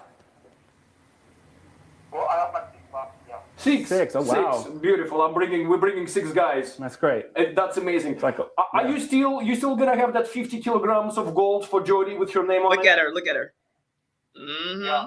Oh, That's you're great. such wow. Jody is That's, happy. that's great. That's great. You would never ever would hurt Jody, right? You would never lie to Jody, right? You're an honest person. Yeah, I love it, and you know, I'm always honest with that. How the fuck can she not tell this is an African? Jody's stupid, y'all. I'm sorry.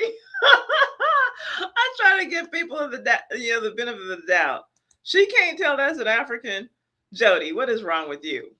You can't spend your life hating black people so much and hating Africans so much that you can't know one when you hear one, girl. Like, come on, Jody, get your shit together. Yeah, look, we got priorities around here, Gary. You know what time it is.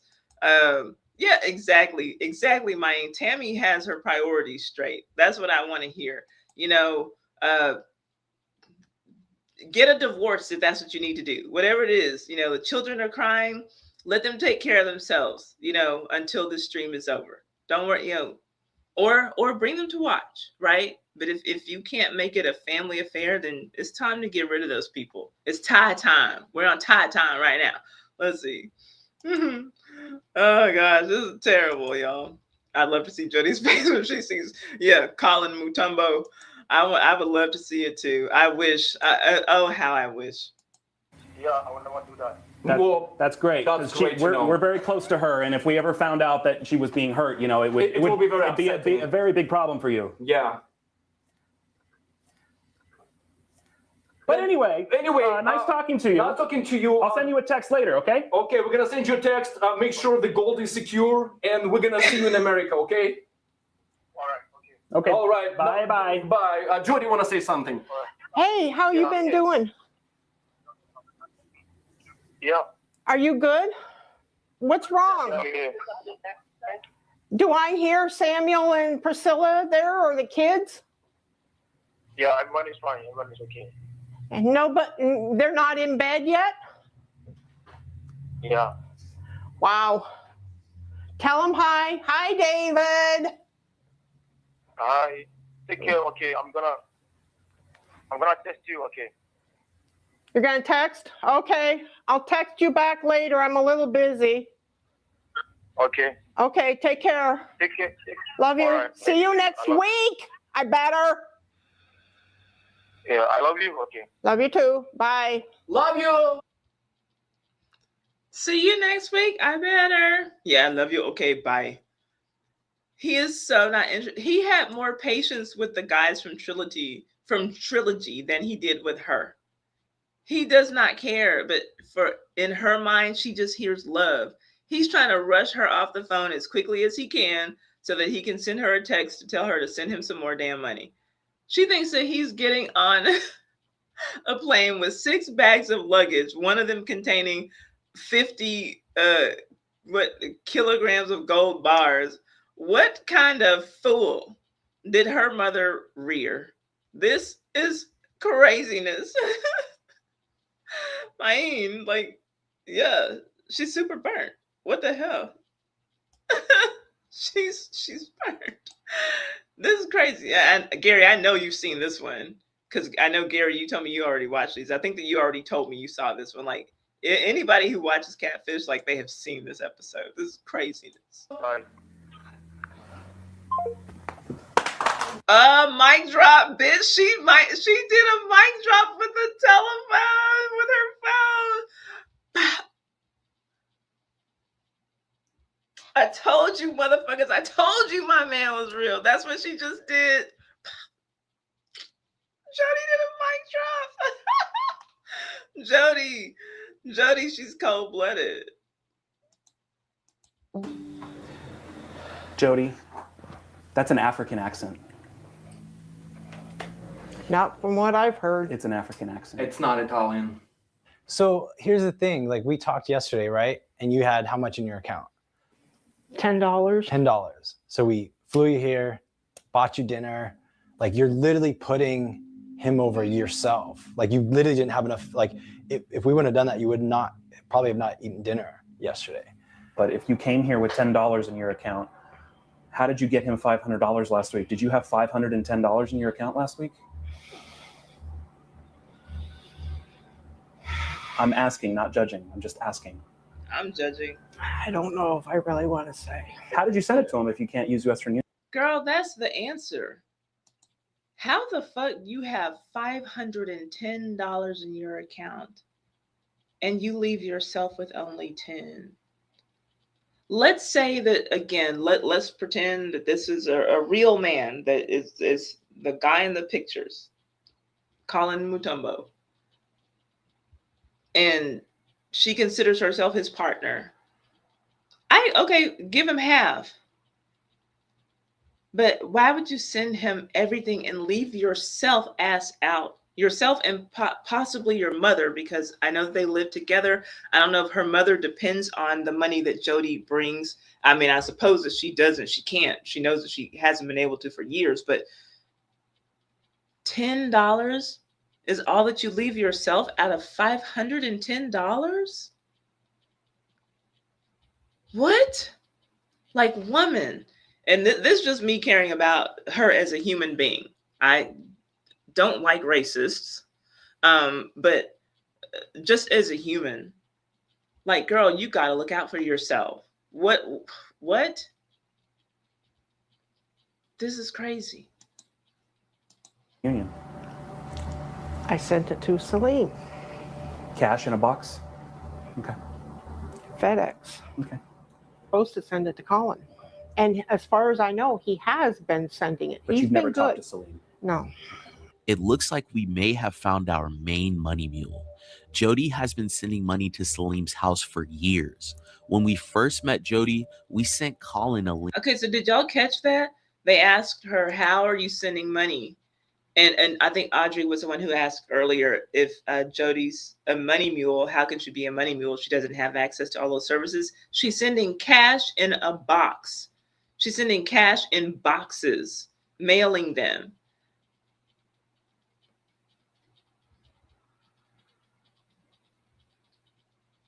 It was funny to hear her say, "True crazy line." So we have that marked off on the card, Tammy, that the scammer has gold bars. If you had marked that off, mark that on your card. So yeah, remember, I don't know if you saw, we read the certificate that he sent her after the flood, and he had to get those documents redone that proves that he has the gold bars, you know. This is like Yeah. What more can you say? OMG and wow is damn right. Like, we're all practically speechless. Link to track his IP, and it came back to New York. Salim also lives in New York. Salim is a friend supposedly of Collins that he knew from Texas. He has been the I trust Salim with my life. You can send the money to him and he will send it to me. Wonderful. consistent also thread in this mesh of mess. How old is he? I'm not sure. I know that you're not in interracial dating. What would it be if you will meet your lovable person and he will be different nationality, different skin color, and he's not exactly as his picture? What would be that your reaction? I don't know.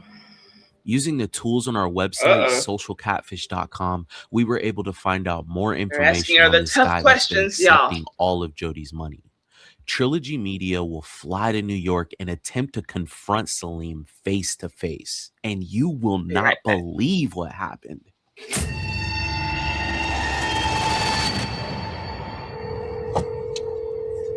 He definitely works at that Domino's.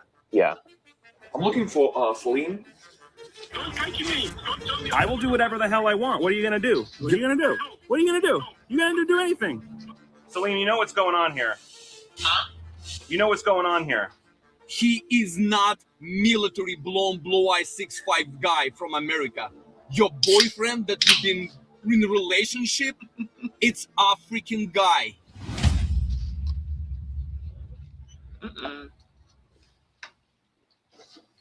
After everything that transpired with Trilogy Media and Salim in New York, we flew Jody back out to California and invited her to our office. With a mix of all of the information that Trilogy was able to gather on Salim and all of the information that we pulled on Colin, we felt we had a good shot at getting Jody to come to terms. First off, you called me out. Like about 4 months ago, you called me out. You said we did a shitty job doing this, right? So we rallied the troops to do this. So a big reason why we wanted. She told them that they did a shitty job on her first investigation.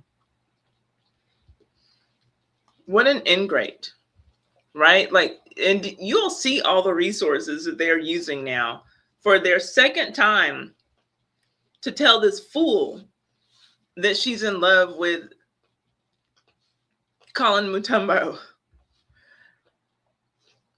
But she refuses to believe it. She told them that she told them that they did a shitty job.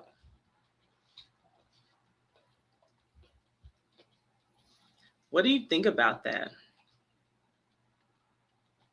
Like it's so if you have victim is not grateful for CF help on your card, scratch that off, because that's certainly the case here. I don't think I have that.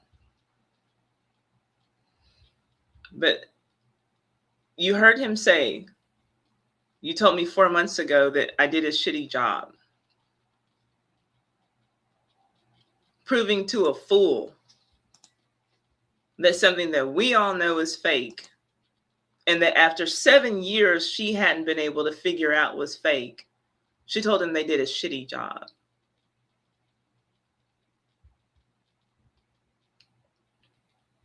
Craziness. Yeah, like it's straight up crazy. Her reaction. I don't know if she's going to say it, but I mean, she's already come close enough. She's deeply, deeply in denial. Yeah, she doesn't want to believe it. Again, in the words of Michael McDonald, what a fool believes, he sees. No wise man has the power to reason away. I'll be seeing Michael McDonald and the Brothers Doobie next month in the first row. They're coming to town with Santana. But that's what this is, a fool. Trilogy to go out there and talk to Salim was to kind of show you who you've been sending money to. And Trilogy was thankfully able to document everything for us. So we'll go ahead and just run through this. And then Art and Ashton will just kind of let you know what they experienced.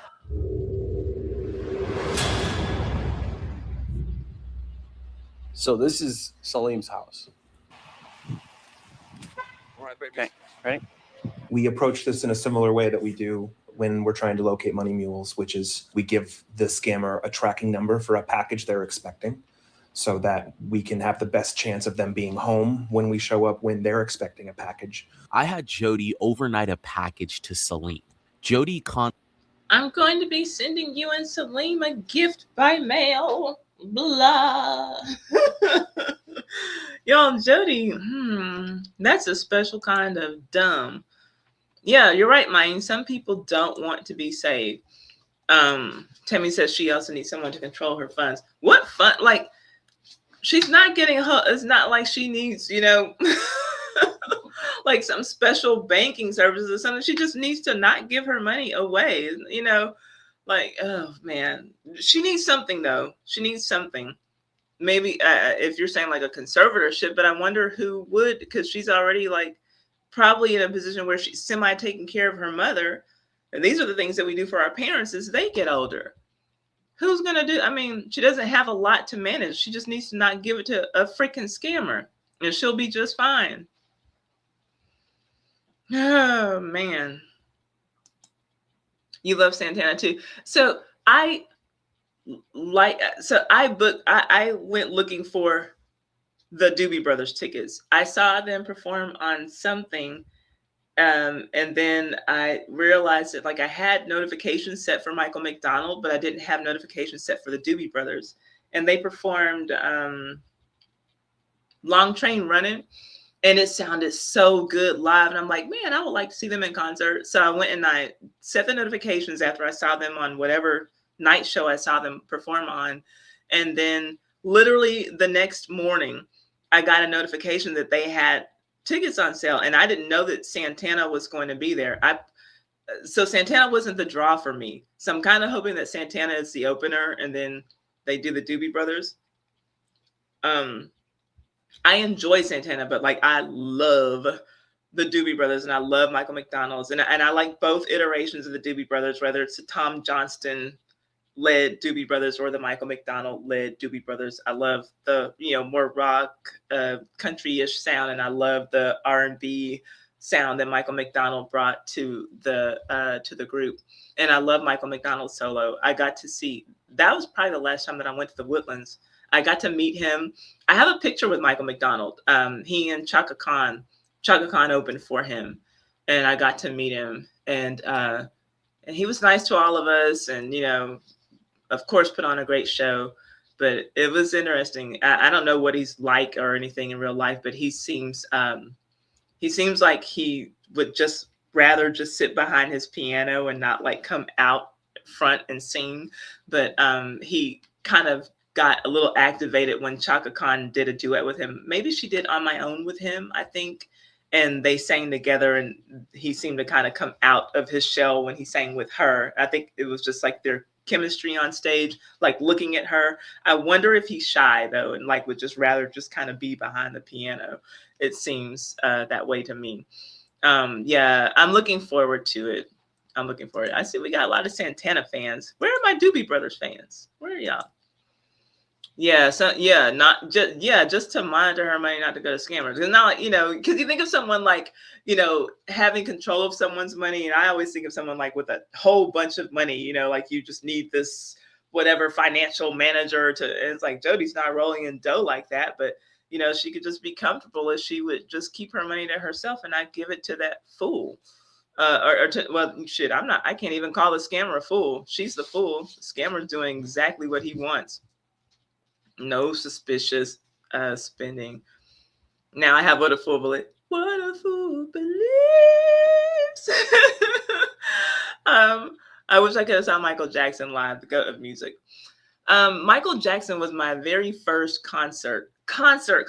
So Okay, I was just joking with my niece earlier today. So my niece met me for the first day and the third day of DreamCon, and we were talking, and we'll get back to Jody. I'm just on a tangent, y'all. If y'all don't mind, if y'all don't mind. So we were joking because my dad used to get, so here in Houston, I'm born in Houston. I don't live in Houston now, but I'm like 30 minutes away from Houston. So we have a livestock show and rodeo every year. It's a huge thing. We get huge music acts who come to town. And my dad's company used to give away packages for the families to go to the rodeo. And they have one night that they call Black Heritage Night, and they bring like a Black act in town, like an R&B act. And my dad was like one of very few Black men who worked at his company, and no one ever wanted the tickets for Black People Night. And so my dad would always get them. And so technically my first concert was going to the rodeo and seeing Kool and the Gang, like for years in a row. Kool and the Gang was who they would bring for a Black People Night, is what I jokingly call it, but it's Black Heritage Night. And so I was joking with my niece that I continued that tradition when I went into construction project management. The company that I worked for, we would order tickets for the rodeo, but we get the whole lineup and then we give them to our best clients. And no one ever wanted the Black People Night tickets. And so I would always get them because nobody else wanted them. So I'm like, I'll go. I mean, I like country music. I like pop. I like, a little bit of everything. And so, so I've like gotten to see Gladys Knight. I got to see Natalie Cole. I got to see the artist Kim. Kim, like he had that record called Chemistry. Kim, I Think About Us, that guy. I got to see him. I got to see like a lot of really good acts just because I was like the Black person. So I would always joke with the owner of the company when he would order the tickets. I'm like, you can go in and give me the Black People Night tickets right now. Like, don't even waste my time. I'm going to give me the parking passes now so that I can start making arrangements. Nobody wants these tickets. So like our clients would come and get all the country tickets. And then like there was always like one big pop act and like some 50-year-old guys like daughters would want those tickets or whatever. So I would always get the Black People Night tickets. I was joking with my niece about that. So technically, Kool and the Gang is my first concert. But when I went to a concert, like, do y'all remember in the 80s, like we used to sleep outside for concert tickets or whatever. But anyway, so Michael Jackson was my first concert in 1988 when I was in the 5th grade for the Bad Tour. And then my second concert was Janet Jackson in 1991 for the Rhythm Nation. That was my second concert. So first was Michael, second was Janet. And now, as far as pop concerts are concerned, I feel like I've seen, the two best like kind of pop people do that. And so I don't really need to see pop concerts anymore. So, I like to do kind of the more, I really like my classic rock concerts. I like the crowd. I like jazz concerts. I've done like Essence Fest a few times. I remember one night, I think my favorite Essence Fest, it was like a night of the Jays. It was like LL Cool J, Mary J. Blige, the OJs, and the OJs blew me away. They were my favorite. Mary J. Blige was like the headliner, but the OJs, watching as Eddie Levert stick all those moves just like he used to in the 70s, it was awe-inspiring. And so, but yeah, that's like my speed now. I just like a good classic rock, yacht rock, jazz, smooth jazz concert. That's what I like if I'm gonna go to a concert. So now that we've taken that detour, Ty, when I spent somewhere in my bank, it doesn't recognize my hubby gets the alert. Boo! Tammy, we gotta get that under control. Girls just want to have fun. And funds, F-U-N-D-S. Let's see here. I love the Doobie Brothers. Michael McDonald is from St. Louis, where I live. Yeah, I never thought about where he was from. I never knew that. Okay. I love his, like, Michael McDonald is my favorite vocalist. He for sure my favorite living vocal, but like I'll take Michael McDonald over any vocalist you can name. I love his vocals, love, and love his piano playing. My first concert was, I remember Tammy, Air Supply with my cousin for her birthday. She picked who we seen. My pick would have been Journey or Def Leppard. I wish I could see Journey with Steve. Oh, why am I drawing a blank? The original Journey lead singer, Steve. Help me out, y'all. Help me out, chat. Perry. I wish that I could see that. I don't want to see like the Asian guy who sounds like Steve Perry. His vocals are great, but nothing is Steve Perry. I wish I could see Journey with Steve Perry and then just Steve Perry. That man has a beautiful voice as well. And the voice that reminds me of his the most is Benny Mardones, the guy who sings Into the Night. He has that same kind of voice. It's not Steve Perry, but it's just that same kind of power. He has that kind of voice. And Into the Night is creepy as fuck, as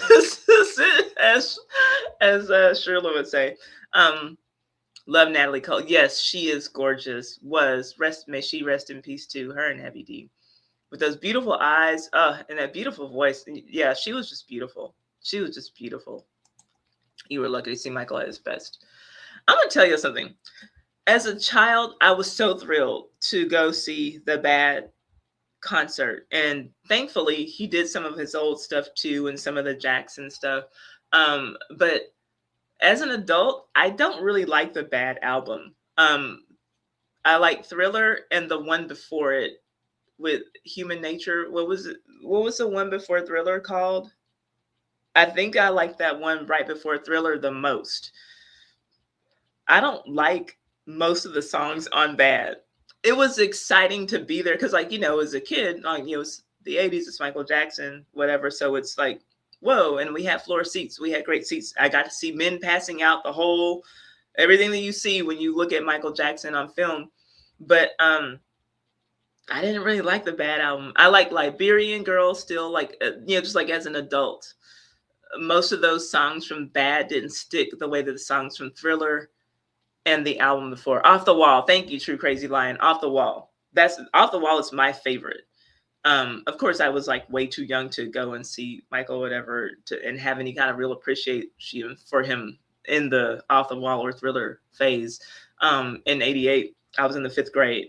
And so it was a great time. I kept the t-shirt for the longest. Don't know what I ended up doing with it. And had tickets to go see him before he died. I got my money back. But yeah, I love the OJs. Love the OJs. Eclectic music taste for the win. I'm the same. I love music from all different genres. I just go by beat, melody, and lyrics. Yeah. For me, my favorite decade of music is the 80s. Because we had everything. Disco was on its way out. Rap was on its way in. Rock had been there forever. Soul had been there forever. And in my opinion, the R&B from the 80s is the best. I know I hear a lot of people say about the 90s.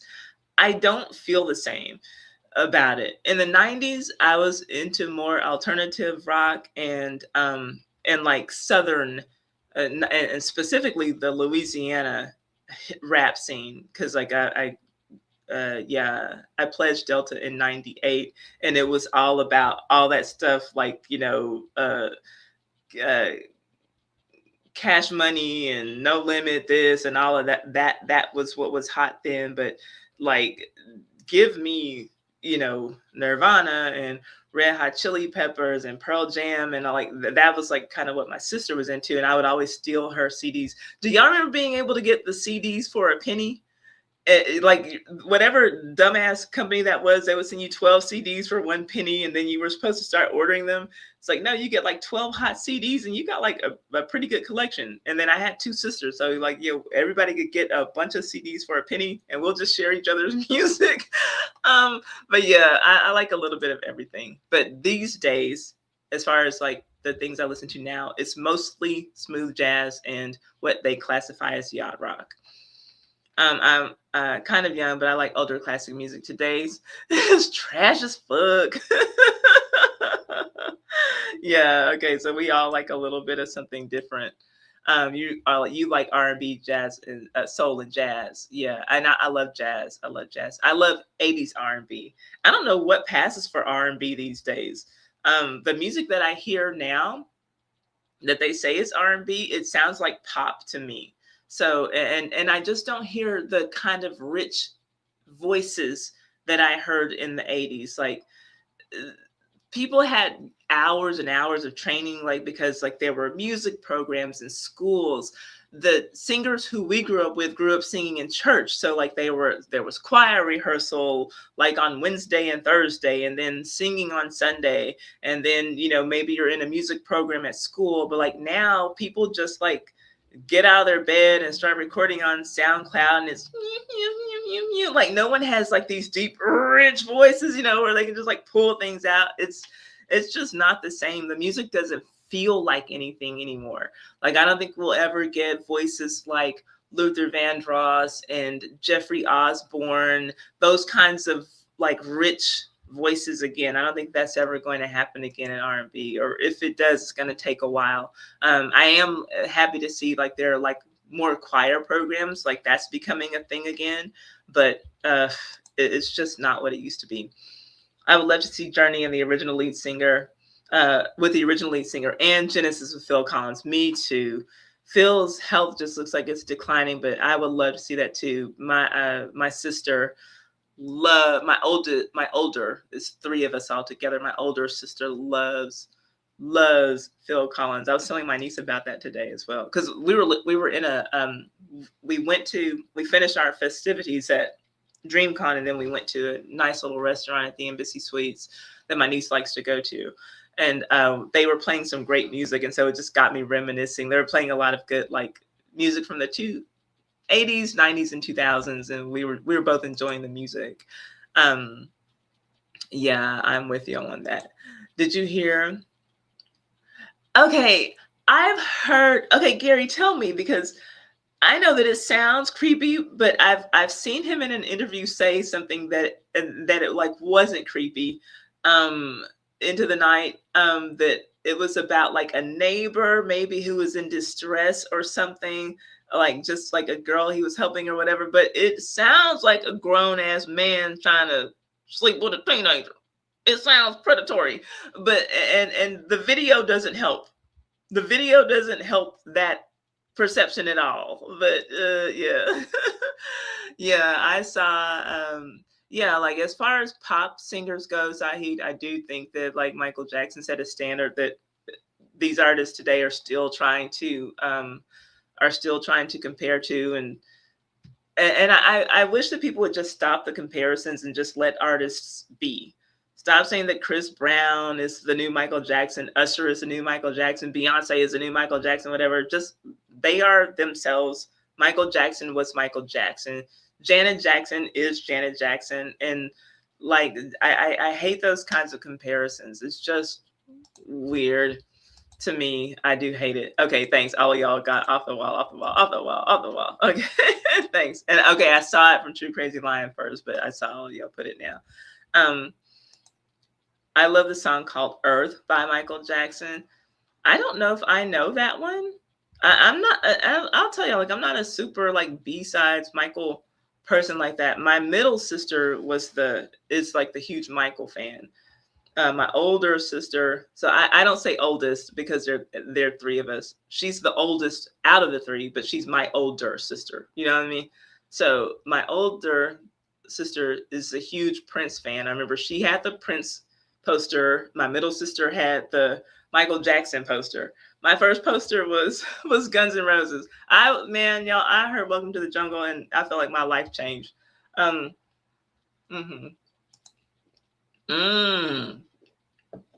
love Rock With You. I love Rock With You. The only time I saw Michael was with his brothers. I was a kid. Oh, so you saw the Jacksons. So and I wasn't a fan of the Jackson 5 really. They have one song that I like. Cause y'all don't, I'm not a horrible person. I don't like kids singing. hearing kids sing with their little high-pitched voices annoys the fuck out of me. So like, I know that Michael had a beautiful voice. He always had a beautiful voice even when he was in Jackson 5, but I hate kids singing. So like all those little boy groups that came out like in the 90s, like ABC and all that shit, the boys, and that was that's not me. That's not for me. Even New Edition, I hated Ralph Tresvant's voice. I liked them when Jimmy Jam and Terry Lewis produced for them when they got older and brought in Johnny Gill, and Johnny Gill gave them that bass sound, like gave them that grown-up sound. That's the New Edition that I like. And I do like looking at old video of Bobby Brown just because he was always so extra, always such a performer. But I'm just sharing y'all my personal taste. I don't think that it's bad if someone doesn't agree with what I think about music. But I liked the Jacksons. I didn't like the Jackson 5, but when they were the Jacksons and were singing like, you know, Dance the Machine and stuff like that, I like that. But they have one song that I really do like as the Jackson 5. And I don't remember what it's called. I stayed away too long. Did I leave your mind while I was gone? But I want to be where you are. That's it. That's the one that I like by the Jackson 5. Other than that, I prefer them grown. It's close to midnight. And so, okay, thank you. Okay, Thriller. I'm reading it as a comment. It's close to midnight and something evil's lurking in the dark. But now I see the little music symbols there as well. I didn't really like the Bad Album. Yeah, I wasn't a fan of it, Karen. Like, you know, I appreciate Michael. And I looked at the video for Bad the other day. I'm like, this choreography. Why are you gay? No, I'm just kidding. Or have y'all seen that clip on YouTube? The African man asking this woman, like a trans, well, I'm sorry, it is a trans man. So a biological female trans man, he's asking her, why are you gay? And she's like, I'm not gay. But he keeps asking her, why are you gay? Like, what kind of question is that?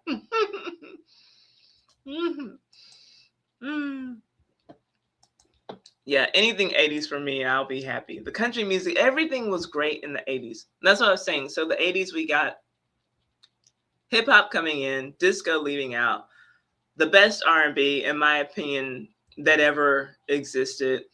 And then, like, yeah, on the tail end, we have whatever, like, grunge and alternative is going to become. Like, it was just such a good time. Like Soul Train? What about Soul Train? Oh, the soul music was great. Soul Train was, you know, a fun thing to watch. My hood era? What's my hood era? So I'm behind on the comments, as you can see. You love 80s music too. Yes, Ty used to get them. Oh, you're talking about my my tickets, but the tickets that I used to get. Me Too 80s is my favorite too. Yes, that's it. Thank you, Jesse. Columbia House. Yeah, they would give us those CDs for a penny and then think we were gonna start paying full price. Are you stupid? No, I'm just gonna use someone else's name and get some more CDs for a penny. Oh my gosh.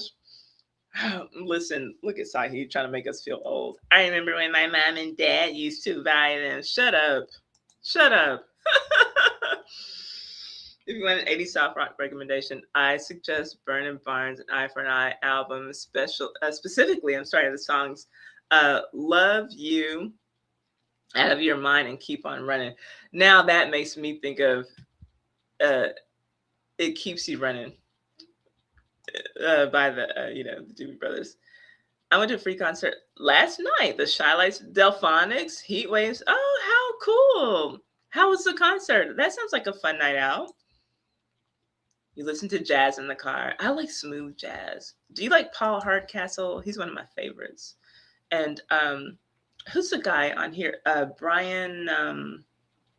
Is it Brian? Brian.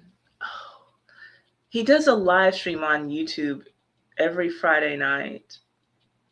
Culbertson. Is that his name? I don't know why I can usually think of his name, but he's so amazing on the piano. Today's R&B is like, yeah, pop, hip hop blended together. I agree, and it sucks. Like it's not good. All genres of music took a nosedive after the. Yeah, I agree with you, Island Girl. I totally agree. I don't listen to the radio at all. I listen to Sirius. Just listen to the same songs over and over, and I don't feel like I'm missing out. Y'all know who I believe is underrated? Confunction. I really love Confunction.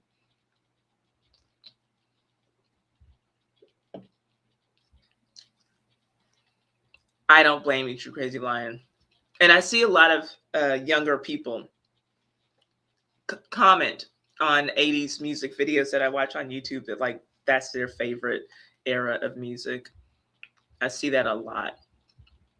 No artist development. What about Teddy Pendergrass? Jazz and flavored Spanish music? What's flavored Spanish music? What does that mean?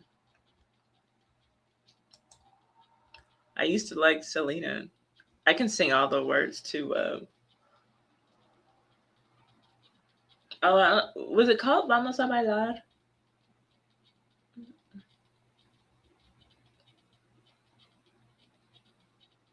Oh, well, I or maybe that was just part of the chorus. Doom, doom, doom, doom, doom, doom, doom, doom, doom. I can feel it. Yeah, and that's when we all learned, oh, wow, Phil Collins is a drummer. Oh, gosh. I used to love Something in the Water by Carrie Underwood. That's not late enough, Tammy. We're going way, way back. Before American Idol. Okay, yeah, so that's what I saw. I literally saw him in that interview talking about that. Gary, End of the Night.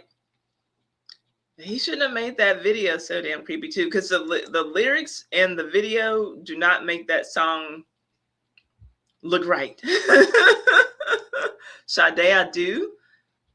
I'm not sure. I don't know who that is.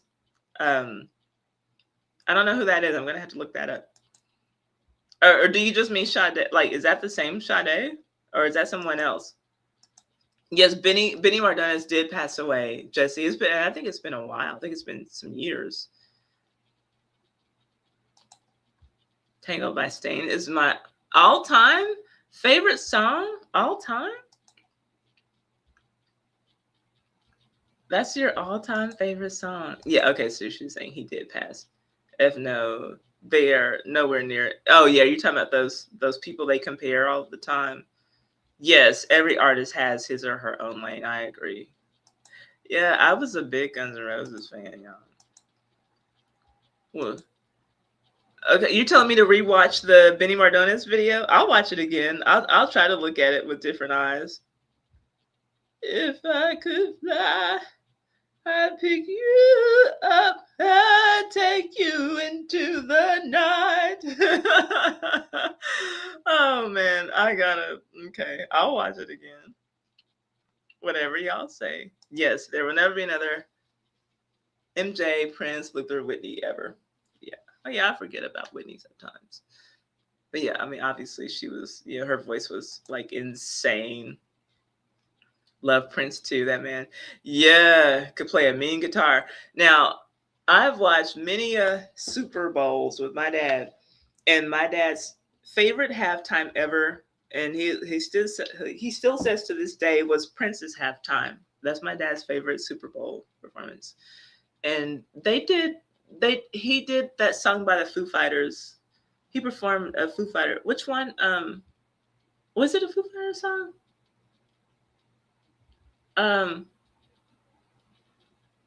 Best of You, I think. Yeah. Or a song. Oh, okay. See, now I didn't pay attention to a lot of what Michael Jackson was doing. Really, honestly, after like Remember the Time or whatever, I didn't pay attention to a lot of what he was doing. I like Johnny Gill's voice, particularly with New Edition. It is a good voice, but like I wouldn't go buy a Johnny Gill album. You know what I mean? Like, and I wasn't really a fan of the songs that either he wrote or were written for him directly. Like whatever that my, like I hate that shit. But like his voice is great. Like I can't deny the voice. I just don't like the songs, you know. But that whole whatever that was, it Any Heartbreak? Is that what the album was called? I like all of that stuff.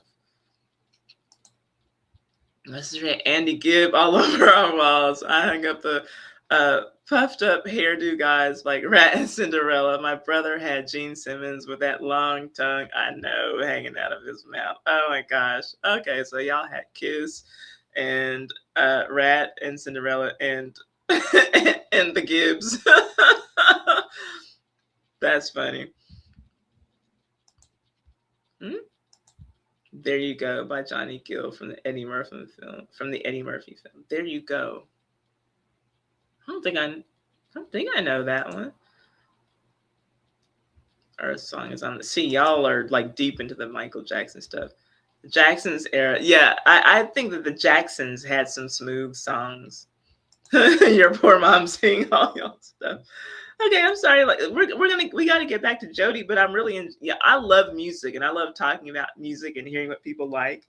I actually prefer lower singing voices in general. I don't know if it's because I have a low singing voice. Dangerous is better than bad. I think that that's correct from what I recall. Let's see here. Hi, Fit Babe. Is this still Ty's page? What's going on? Yes, we're just having a little... We're just live streaming about a little bit of nothing. So we're just having fun. Fit Babe. I'll have some history content out this week. You didn't like this? Oh, I love disco. No. I don't know if you're talking to me or someone else in the chat. I love disco. Love it. Love disco. And I like the same way that that True Crazy Lion is saying that he liked the 90s music he grew up with, but like, you know, has an affinity for 80s music. I feel like if I had been a young adult during the disco era, I would have been out dancing every night. I would have been that girl in the, you know, the platform sandals, like out there on the dance floor every night. I love disco music. And I love looking back at the way disco dancing was.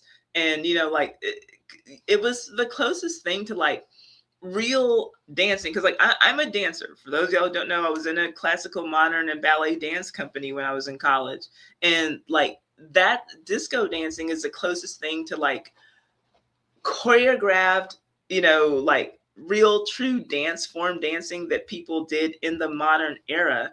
And so I miss the notion of, you know, men like taking women out to dinner and then to dancing, and not like to a club just to shake your ass, which I don't mind going to the club to shake ass either. That's a fun pastime.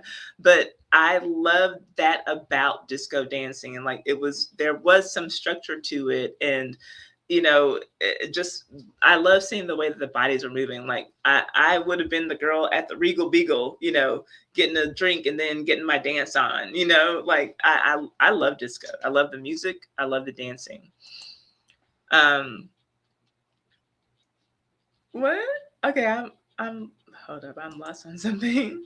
Your hood arrows when you were listening to, when I was listening to Cash Money. I was a No Limit soldier, Saeed. You can tell me anything. I was a No Limit soldier by day, and then listening to Nirvana by night. Like, listen, I was having a good time in the 90s. I was having a good time in the 90s. Okay, so we all got those 12. What 12 CDs did y'all get for a penny from Columbia House? I wonder why they went out of business. Oh, man. You remember cassette tapes? I had cassette tapes too. The first cassette tape that I ever got, my dad let me get my first ever rap cassette tape. It was Public Enemy. What was it called? It was a Public Enemy tape. I can't remember what it was called. I can't believe I forgot. It'll come to me.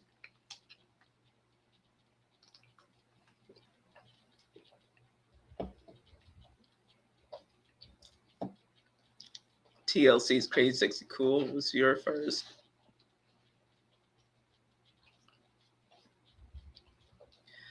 See, I didn't watch the Jackie Brown movie. I didn't know that they used the Delphonics in the movie Jackie Brown. I didn't know. I'm not a big movie person.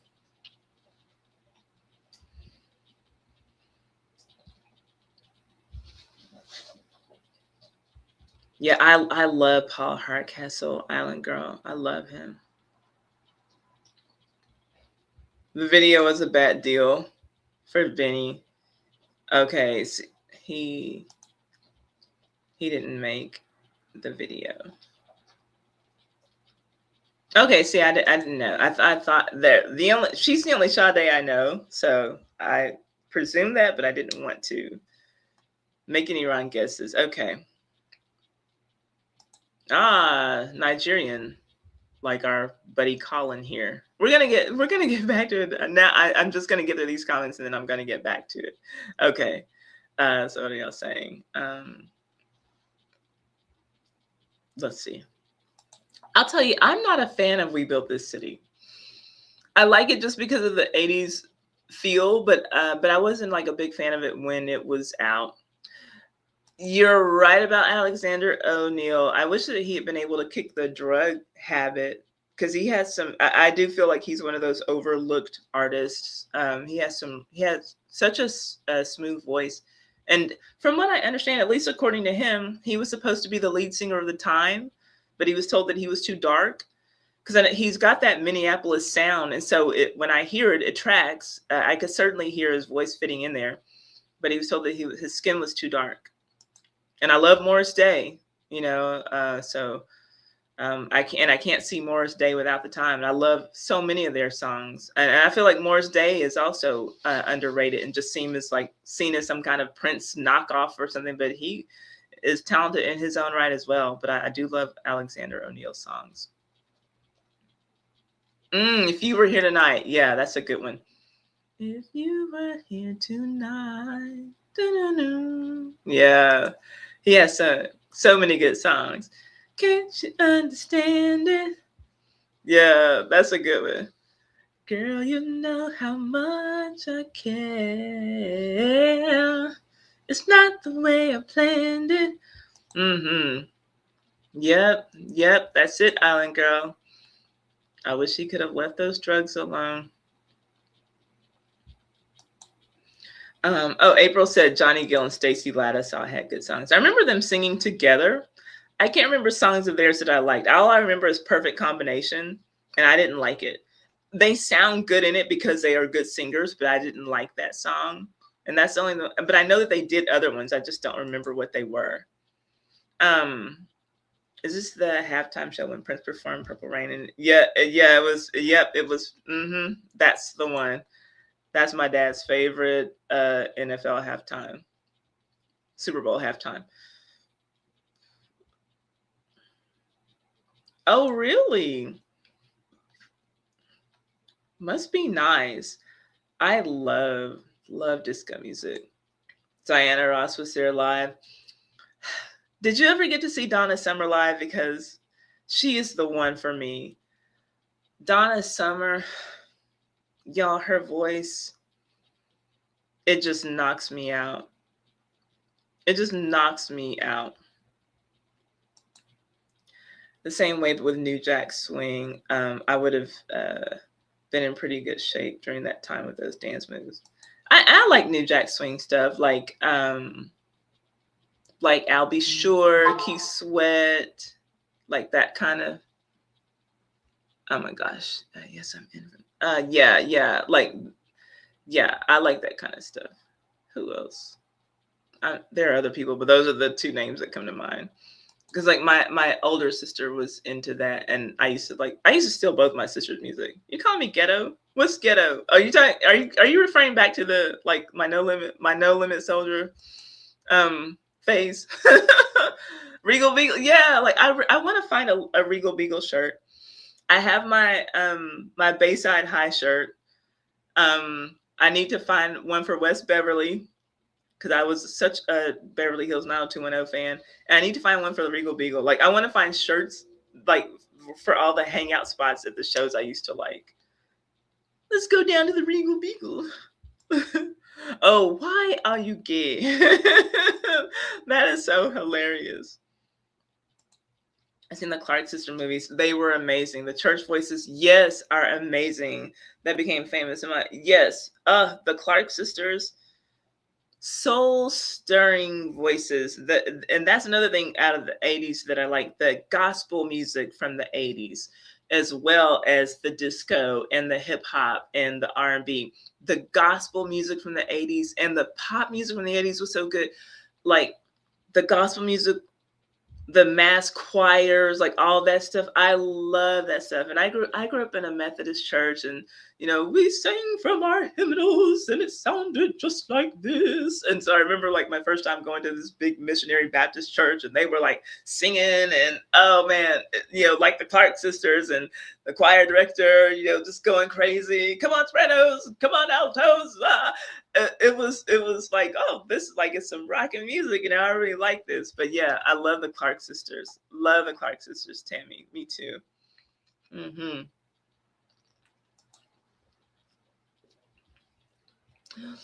I don't know what my favorite song is by The Time. They were so funky. That's why I like funk. I like Confunction. I think they're so overlooked. Got to Be Enough is one of my favorite songs. I like Girl by The Time, but like I like some of their funkier stuff. And I like Morris Day's single stuff, solo stuff too. But yeah, I can't think of 777-9311, the phone number that everybody used to give out when you didn't want to give your real phone number. Alexander also said that his mom treated his other siblings better than him because they were lighter, and he, of course, was a darker brother. I didn't know that. Now, do you mean a darker brother as in a sibling, or a darker brother? No, I'm saying either way, I think they both apply. Which, colorism within the Black community is awful, but it's not just us. Indians have the same caste system, Asians of all sorts, and Latinos of all sorts. They always, there's always a problem with that kid who's got the darkest complexion. And I wish that Black people would get over that. I wish that all people would get over that. Just, the racism within one's own race. That I wish that would end. Yeah, I used to like Keith Sweat. Yeah, Donna she is the queen of disco. There were just so many disco acts that I like. Where Do We Go From Here? Johnny Gill and Stacey Lettis saw. Oh, that's them? I didn't know that was her. I don't like that song. It doesn't sound bad. I just don't like it, But yeah, it's not a bad song. Yes. And okay. Who sang Gloria? What is the Flanagan? What is her name? Oh gosh. Who sang Gloria in the 80s? Gloria, Gloria, I think they got your number. Gloria. Who sang that song? Brannigan. Thank you. Yeah. Okay. Why am I thinking the name Flanagan has been coming up recently. Oh, you know what? I think it's because of Davion Flanagan from the Mackenzie Shirilla, the victim in the Mackenzie Shirilla thing. Okay, Laura Branigan. Tell me this, y'all. For those of you who love, and Laura obviously did her thing. I love Laura Branigan. But tell me this, because that song, Gloria, is in my workout playlist. And these days, when I hear Gloria, I could also imagine Donna Summers doing an immaculate recording of that song. Just tell me, if you know both voices, could you imagine Donna Summer tearing that up? I asked my oldest sister and she was like, absolutely. Could you appreciate it? I'm not saying that anything is wrong. Laura did her thing.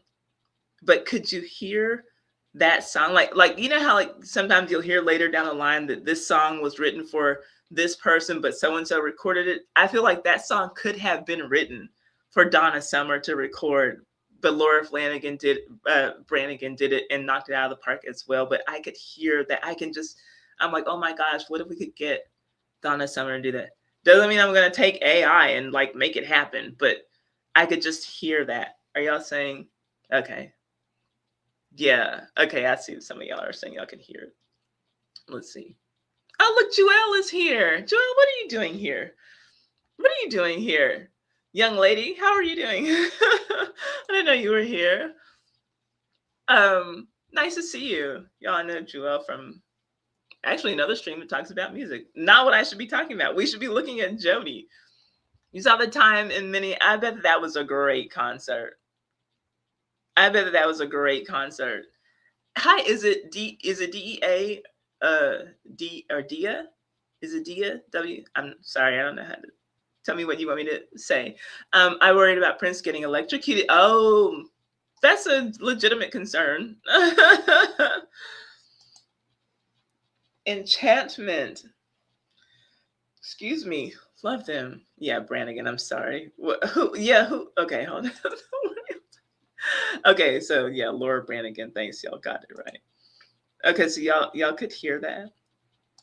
Donna would have smoked Gloria. I think that like it could. Oh man, that could have happened. I didn't know that she remade a Donna Summer song. I didn't know. Okay, you could hear that.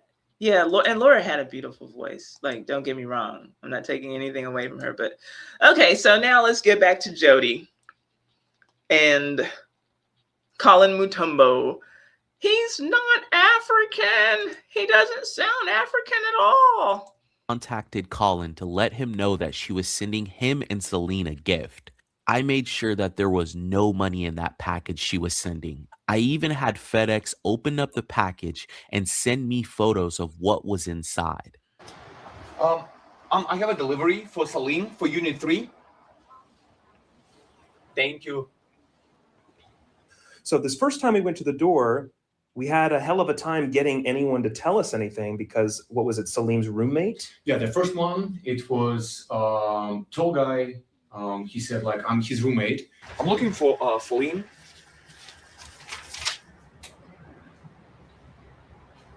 What time did he go to work early? Yeah. Do you know what time he's coming back? Yeah. So he up to deliveries? Yeah, the first one, it was tall guy. He said like, I'm his roommate and he's at work right now. He's a truck driver. He's not at home. No, he's at Domino's. That was a lie. He's not a truck driver. He said he's driving the truck. Isn't it just insane that they're wasting all these resources for a fool? And yes, I saw Sahid, you asked 7 years. 7 years. You see the title? She sent him money for 7 years and still believed him. 7 years. 7 años. Y'all, muchos años. That's crazy. I never thought about it, but that's okay. So see, Gloria is a song that Donna could have knocked out of the park, which Donna could have knocked out of the park. Jesse agrees. Yes, I could. She really could have handled that beautifully. See, I have an ear. Yeah. Yeah, and obviously it's Laura's song, but I could so hear Donna singing that. Like he's up to deliveries right now. And we lost them both. Call Drew. He definitely works at that Domino's, bro. Yeah, yeah. Well, that's our next. Because when I called, he was like, the guy was like, he's not here right now. Yeah. I feel like that could have even been Celine, though. Yeah. We thought that he's working in pizza nearby, right? So we went to his work, allegedly. Hey, good Hi. morning. Good, how are you? Good. We're actually looking for our friend Celine. Very tall? Yes. Okay, very dark. Yes. I think he's, yeah, I think so. He's what? They claimed to not know the real name of this person that they were referring to, but they said his nickname was Dumb Money. which is kind of interesting. Oh, I didn't realize that they were saying that was his nickname. I thought they knew about his money laundering. That's craziness. So you don't know if he's working later or have a schedule? I'm not sure if he's working today. I'm not sure about that. But you don't know his name? I think he works today. But does he work here? Yes. I think it's the person that you're looking for. Yes. Yeah. How do you not know if he works today? Like, you're working today. You can't figure out if he's working? That's weird. I mean, listen, I don't know how the pizza industry works, but it seems like you would be able to find out who's working with you. After Trilogy left the pizza place and got into their car, they received a call from an unknown number. Hello? Hello? Who is it? This is Jody. I got a message to call this number that there are some people, I think, in New York that are surrounding a house. Jody. This is Ashton and Art. And Drew, remember? We met in LA. Yeah. How are you? I'm trying to find out what's going on in New York. What happened? What did they tell you? Did Salim or Colin talk to you? Colin called me quite pissed. Well, Jody. And he's saying that there are some people that I sent a package yesterday. I guess I should not have done. I thought it was something innocent, and I gave a note to Salim to call Catfish, and I guess the package has arrived, and now there is something surrounding his house, and I wonder what is going on. It's us surrounding the house of the scammer. He's a cash mule. We are tracking that package down to confront Salim and figure out who he is. Colin told me to call this number and tell me to tell you to tell them to back off. Well, have Colin call me directly because I will. This woman is an idiot. Colin is telling her to stop the investigation. She's calling them to tell them to stop the investigation. That's what they're doing. That's the reason that they flew her ass from Nebraska to California so that they can do this investigation. And Colin doesn't like this, so y'all stop doing this. Jeez. Golly gee. We'll tell him what's up. I had asked you to arrange for Colin to call us. Hello. Yeah, hello. Yeah, what's up? Yeah, I'm okay. And you? How you doing? Yeah, I'm fine. And you? I'm doing fantastic. That's good. That's great. You remember me? Yeah. Yeah? Yeah. Yeah, this is Art and Ashton, Jody's friends. Okay. Remember you made a promise? You said that you will never, ever take advantage of Jody. Yeah, and I'm not taking any advantage of Jody, you know. You know. I love Jody, and I told you I'm coming to be with her. And I told you I'm coming to be with her. So American. So American. I don't know how they're not hearing his complete down home, corn-fed, homegrown American accent. Like, what's wrong with them? This is so crazy. So why don't you do? How about let's do this? Let's hop over to WhatsApp and we'll do a little video talk, a little video chat. okay, I've been dealing with my son, and I don't have a good. I don't give two shits about your problems. Here's what's going on. Colin, listen. We know exactly what's going on. We know about you. We know about Salim. We know where everyone lives. We know you're scamming her. We know you're taking advantage of her. Shut up. Shut your mouth for a second and listen. Your gig is up, okay? I don't like how you ram into them and everything, and it seems like you don't give them a chance to lie again? Talk, explain things. Jody says they are being calm down and be nice to my man. Like, if you would just be kind, he will give you the information that you would like. Yeah, like poor Jody. Jody likes white men. She's a white woman who likes white men, and there's nothing wrong with that. Why she doesn't understand that she's talking to an African man is very strange to me, but let Jody tell it. He's very Caucasian American. Like, poor Jody. Jody. Calm down, baby girl. No, I'm not coming in, and I've told you. You are a liar. You are a liar. No. You've been lying for 8 years. Okay, then video. He just said 8 years. This is an 8-year investigation. Chat me right now. Okay, FaceTime us. On WhatsApp. Call me on video. And I've told you, I'm busy with my son, so I'm going. Well, your son can wait. Yeah. This is important. If you don't want. Okay, well, now we have that the scammer can't do a video call or won't do a video call. Scammer can't do a video call because they're asking him now. Now, he was willing to do one with Jody.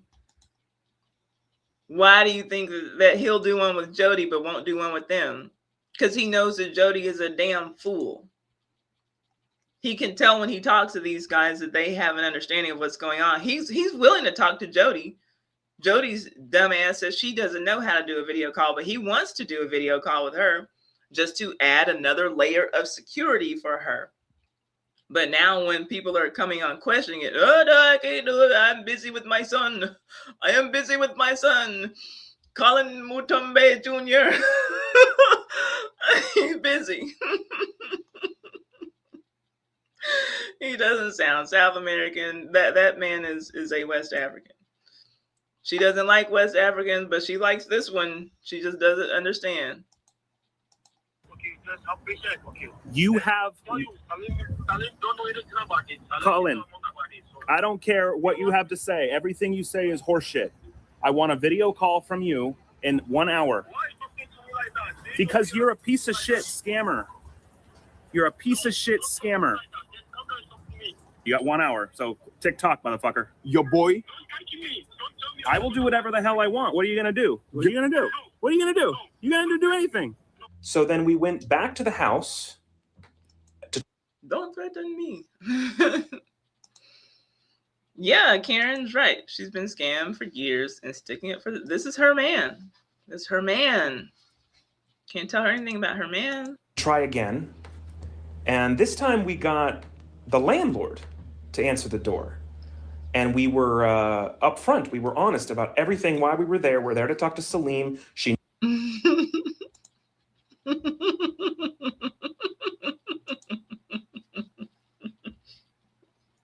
Sahid, are you talking about the short guy from Trilogy? Because I'll tell you something. That guy talks so tough. It is my opinion that if the tall Russian guy who looks like a movie character hero, if he wasn't with that guy, I don't think that shorter guy would talk so toughly. That's my thoughts. What do y'all think about that? She knew Salim very well. We said that he's expecting money from a Jody. He's at work, but he didn't know a Jody, He did not know Jody? he did not. He doesn't know Jody. Yeah, Ebert. No, he does. Yeah. He does? No, yeah, he getting deliveries from Jody every single month. Every month he's Yeah. getting, oh, Yeah. from Jody. Yeah, he knows Jody. Oh, well, So someone is lying to you. yeah, I'm so sorry. Are you on the phone with him? No. Yes, you are. Can we talk to him, please? Please. He don't know Jody Ebert. We'll explain it. We explain it to him. Can you put him on the speaker? Yes. This is my fault. Okay. I know, I'm sorry. Quickly explain Yeah, really quickly, yes. We'll call him if Okay, give us the just number. listen. Hold on. She actually called Salim. So we spoke to Salim. She called Salim on her phone while we're standing at the door. Salim. Hold on. Y'all, it was daytime when they started talking to her. It looks like it's like, look out their window. It's like almost tomorrow. Like they're trying to get it through this woman's thick skull. But it's not what you think it is. Yeah, they're talking to him like that, like they need to. Tammy said, "Go back with the police." So the guy in the glasses is that channel's Max. If you know, you know. I don't know. I don't know who Max is. Yeah, he's talking crazy. Like, one, like, why is he talking crazy? Because he knows he'll never meet this person face to face. Like, you can't tell me that guy is gonna bust a grape in a food fight. Like, that guy, but he talks so much tough trash. Like he's about that life, you know, like he's gonna, you know, I don't know, like it's so weird because he just looks like just some little normal guy. Hello, I'm here to do the investigation. But then he gets on the phone with those scammers and he just like talks mad shit. What are you gonna do? You better call me back right away, or else, Buster, you're gonna see, you fucking piece of shit scammer, you rat bastard, you know. Okay, so since we're talking about race, one thing. My sister and I, my middle sister and I, we talked about the fact that, so for years, I worked at a construction project company, and a lot of people didn't know when they talked to me on the phone that I was Black. And some people I could tell felt betrayed when they met me in person, like, wait, hold on, what's going on here? Whatever. And so we would always say, like, what does a white person necessarily sound like? What does a Black person necessarily sound like? But we were watching some show, and like some tough guy, Black detective, called another guy a rat bastard. And I'm like, whoa, okay. I don't believe in talking white or talking Black, but I will say, I don't care where you were reared, raised, whatever. No Black person naturally out of their mouth calls anyone a rat bastard. It just sounded so stupid. Like, there's nothing that Black people say. And we're going to get that rat bastard and we're going to bring him down. I'm like, what?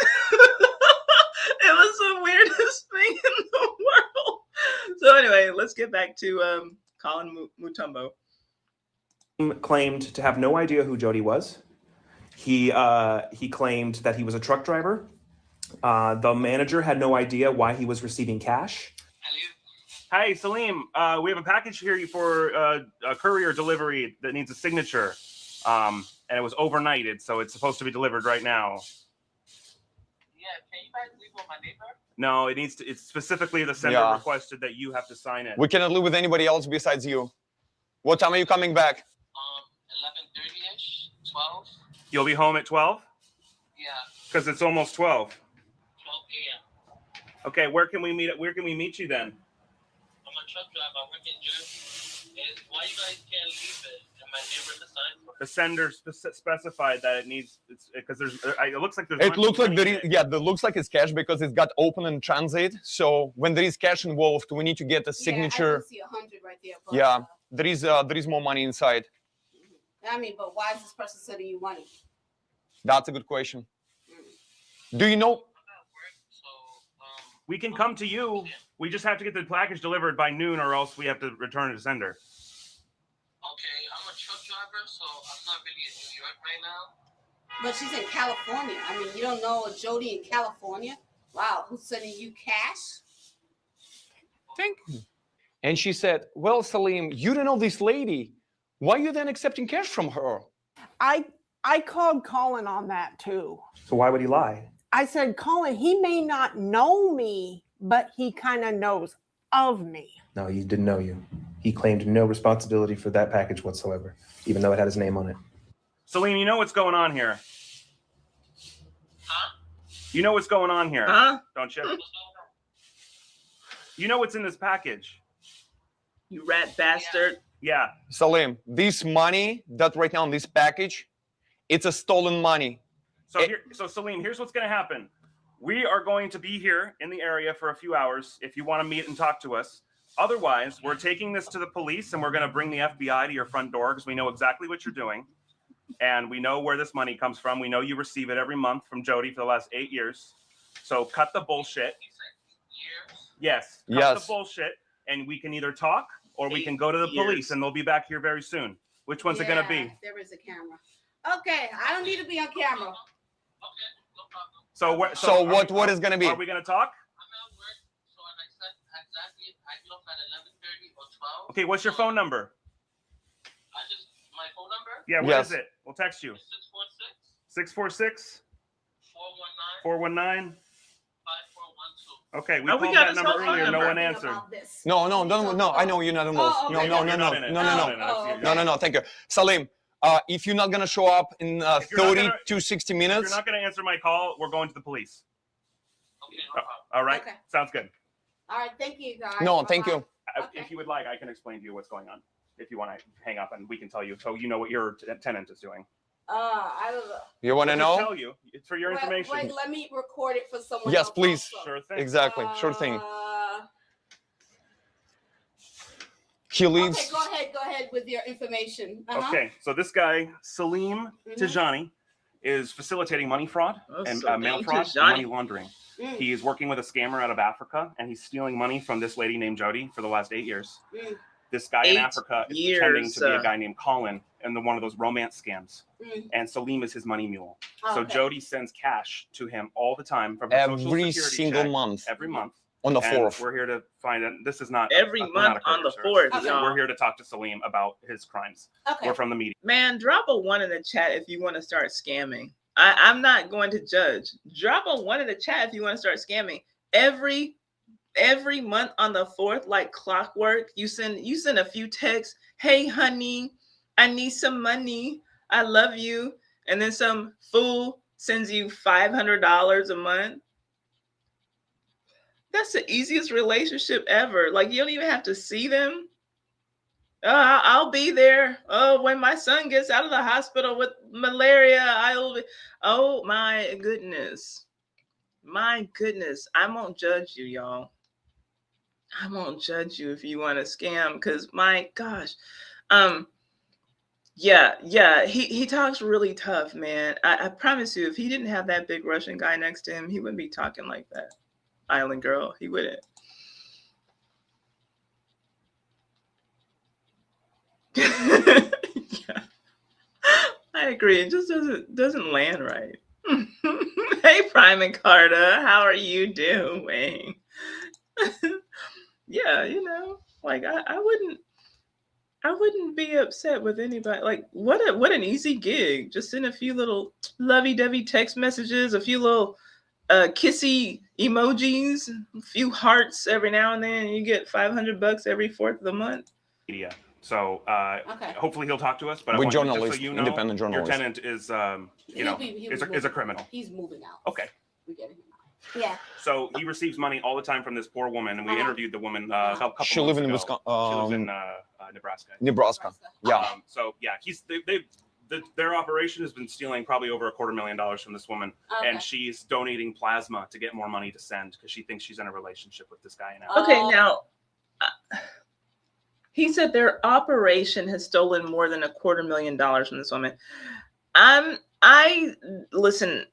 I think that includes everybody who's wrapped up in this. I frankly just don't believe that Jody ever had $250,000 to give. So, but that being said, if you have that the victim sent over $10,000, exit on your card. And if you have over $100,000, that's fine. Go on and exos. Not over 100,000. I'm sorry. If you have that the victim sent over 10,000, not 100,000, because I just don't think that Jody has it quite like that. So if you have victim sends 5,000, sends over 5,000, and victim sends over 1,000. We already did over 1,000, but just in case you got here. So we'll do over 5,000 and 1,000. I don't think that Jody has 6 figures to give to this man. But you heard him say $250,000. I don't think that, unless I hear that confirmed that $250,000 came directly from her, I'm not going to say that because she just doesn't look like she has it. And it's no shade or anything. I just don't believe that she's got that kind of money to give away or at all. I don't believe $250,000 passed through her hands in 8 years if she's on like government assistance or just living off of Social Security or whatever. I doubt it. Hey, fool. I mean, hey, honey. How's it going? I'm in the hospital. Send me $300 because the military's not paying my bills anymore. Yeah, yeah. She could have paid off your house. Could have paid off a whole lot of things. Snookums.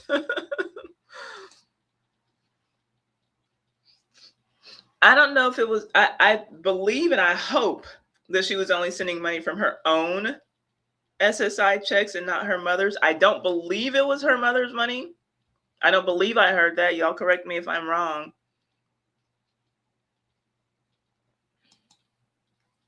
But this is just, what the fuck? So it's a Roman scam. Yep. So then he gave us his number and we called him immediately after and then later that day and he disconnected his phone. You said you don't believe in interracial relationship, right? Your boy, look at you. Look at him. Freaking general, blue eyes, amazing guy. But meanwhile, since you don't believe in the racial marriage or relationship or whatever you believe, you were sending to African-American guy, not blue-eyed guy. And that's why I lost. No, not African-American, just African. That's just something I want to point out. I appreciate the point that he's making, and I'm going to let him cook. I'm going to rewind it and let him cook. But it's funny to me how, for some reason, like in a lot of places, and it's not just Americans who do this, wherever Black people are, people call them African-Americans. That's so weird to me. Because I was noticing that, like, when I visit Europe, and it's like literally people like maybe a second generation Nigerian who lives in Paris. They're like, oh yeah, the African Americans there. They're not Americans. Like they're Africans. And I don't know if they say African European. Do they like hyphenate European the way that they do American? Because it seems like they're all just, if you were born there, you're just French. They hyphenate American here. Like unless you're white, then you got to hyphenate your American. And I just say American. And like, and I notice like when I tell stories about Black Americans, I'll say such and such was an American jazz composer. And they're like, why didn't you say he was African American? Because he's American. And I don't think that everyone should have to hyphenate our American, but it's just weird to me that like someone can be like born in St. Lucia. I'll start out because I lived in St. Lucia for, oh yeah, he was an African American from St. Lucia. Like, that he might have been Black, but Black doesn't make someone African American. So I just that's something that I hear a lot. That's really weird to me. I don't know how that ever started to happen. It's so weird. Nebraska. Yeah. So yeah, and we called him immediately after, and then later that day, and he disconnected his phone. You said you don't believe in interracial relationship, right? Your boy, look at you. Look at him. Freaking general, blue eyes, amazing guy. But meanwhile, since you don't believe in the racial marriage or relationship or whatever you believe, you were sending to African-American guy, not blue-eyed guy. And that's why I lost my shit. But you're the one who don't believe in interracial relationship. His accent, his associates, everybody from Africa. His roommate from fucking Africa. He has accent. Salim has accent. And your boy, Italian accent? No, it's an African, Ghana, Nigerian accent. I haven't really detected any Nigerian accent. Come on, Jody.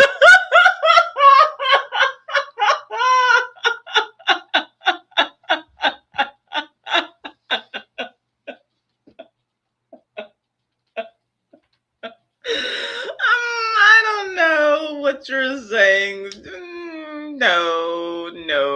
No, he's not. Don't say that. Y'all, she doesn't hear it. What a fool believes he sees.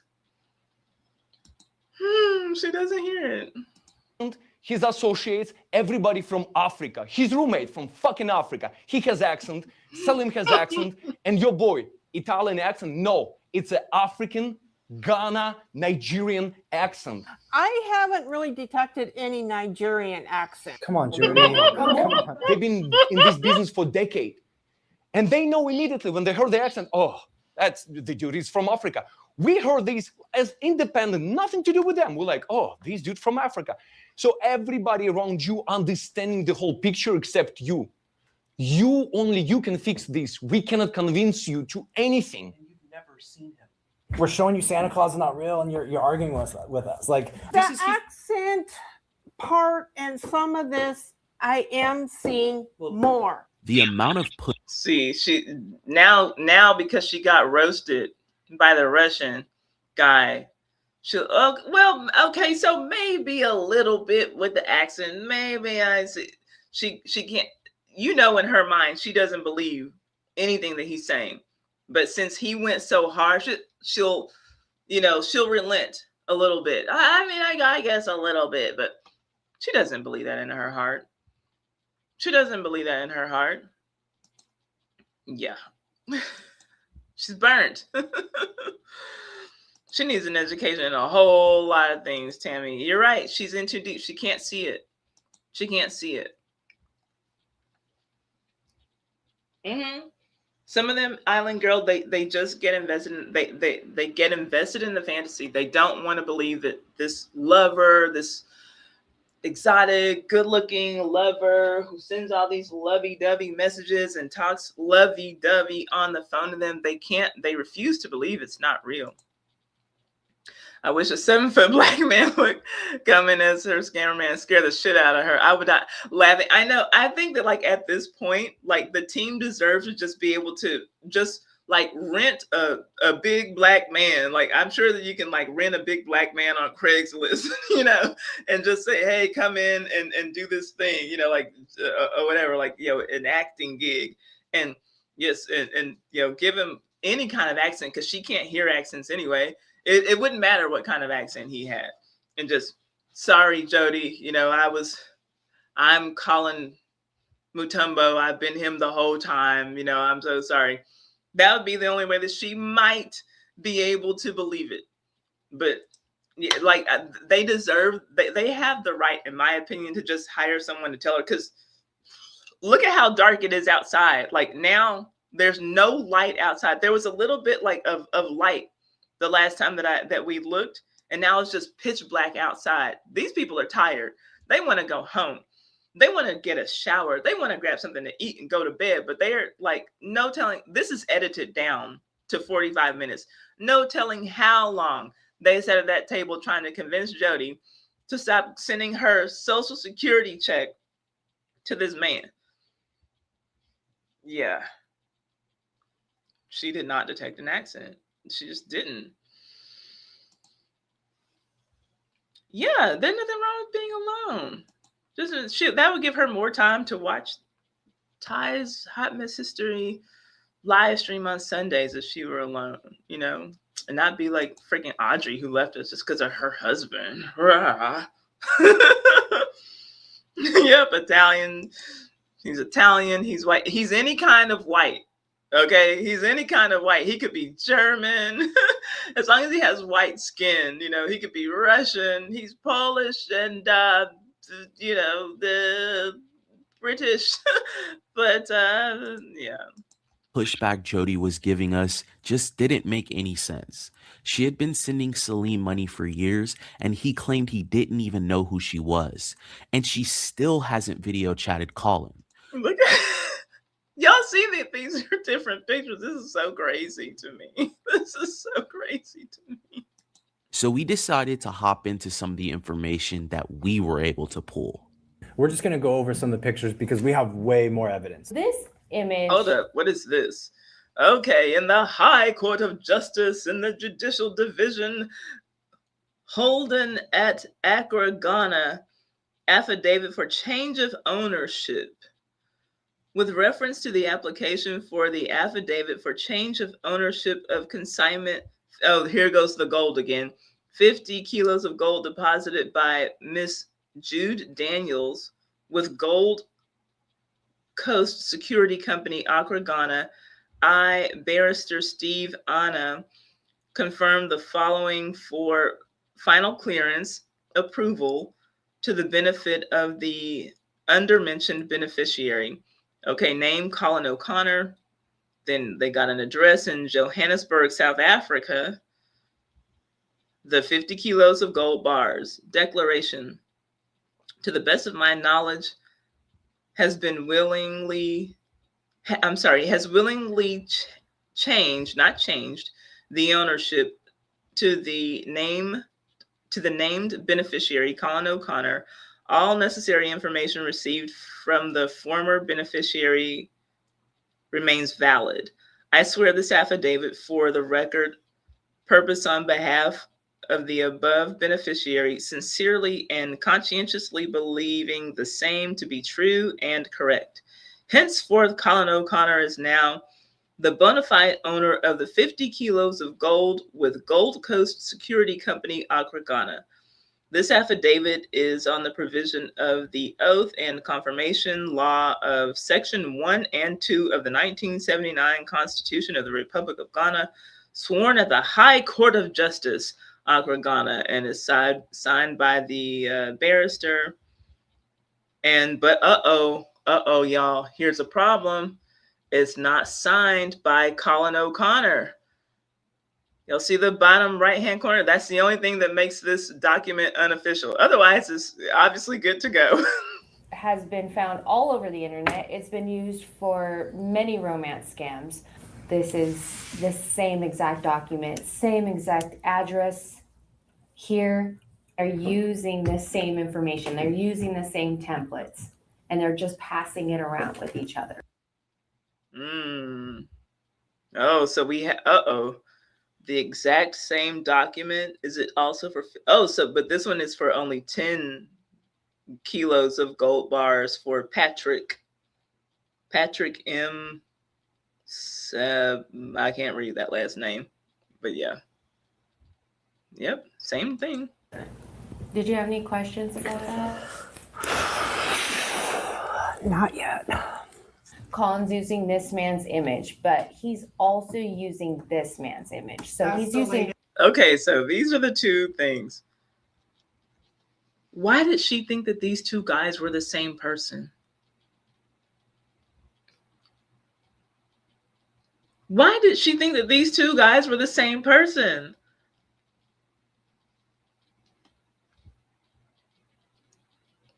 Something's wrong with Jody. Two different profiles. All of the photos that you've been sent are literally the same photo, which is that original one down there that's tagged. I think it's from about 15 years ago. So if this was all real, why would he have to send you a fake photo?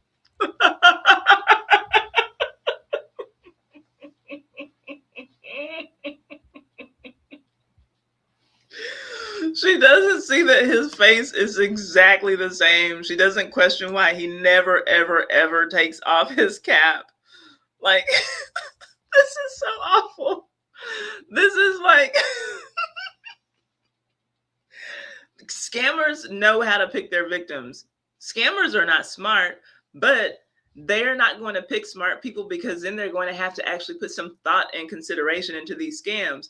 So imagine like being able to just use one photo, I'm sorry, actually 2 photos of completely different, it's like he just put in Google search white guy and that's enough. Okay, I'll take these 2. And that's good enough for her. As long as it's not black, it's good enough for her. So he could have like literally sent 4 different pictures. It's crazy. Yeah, it is.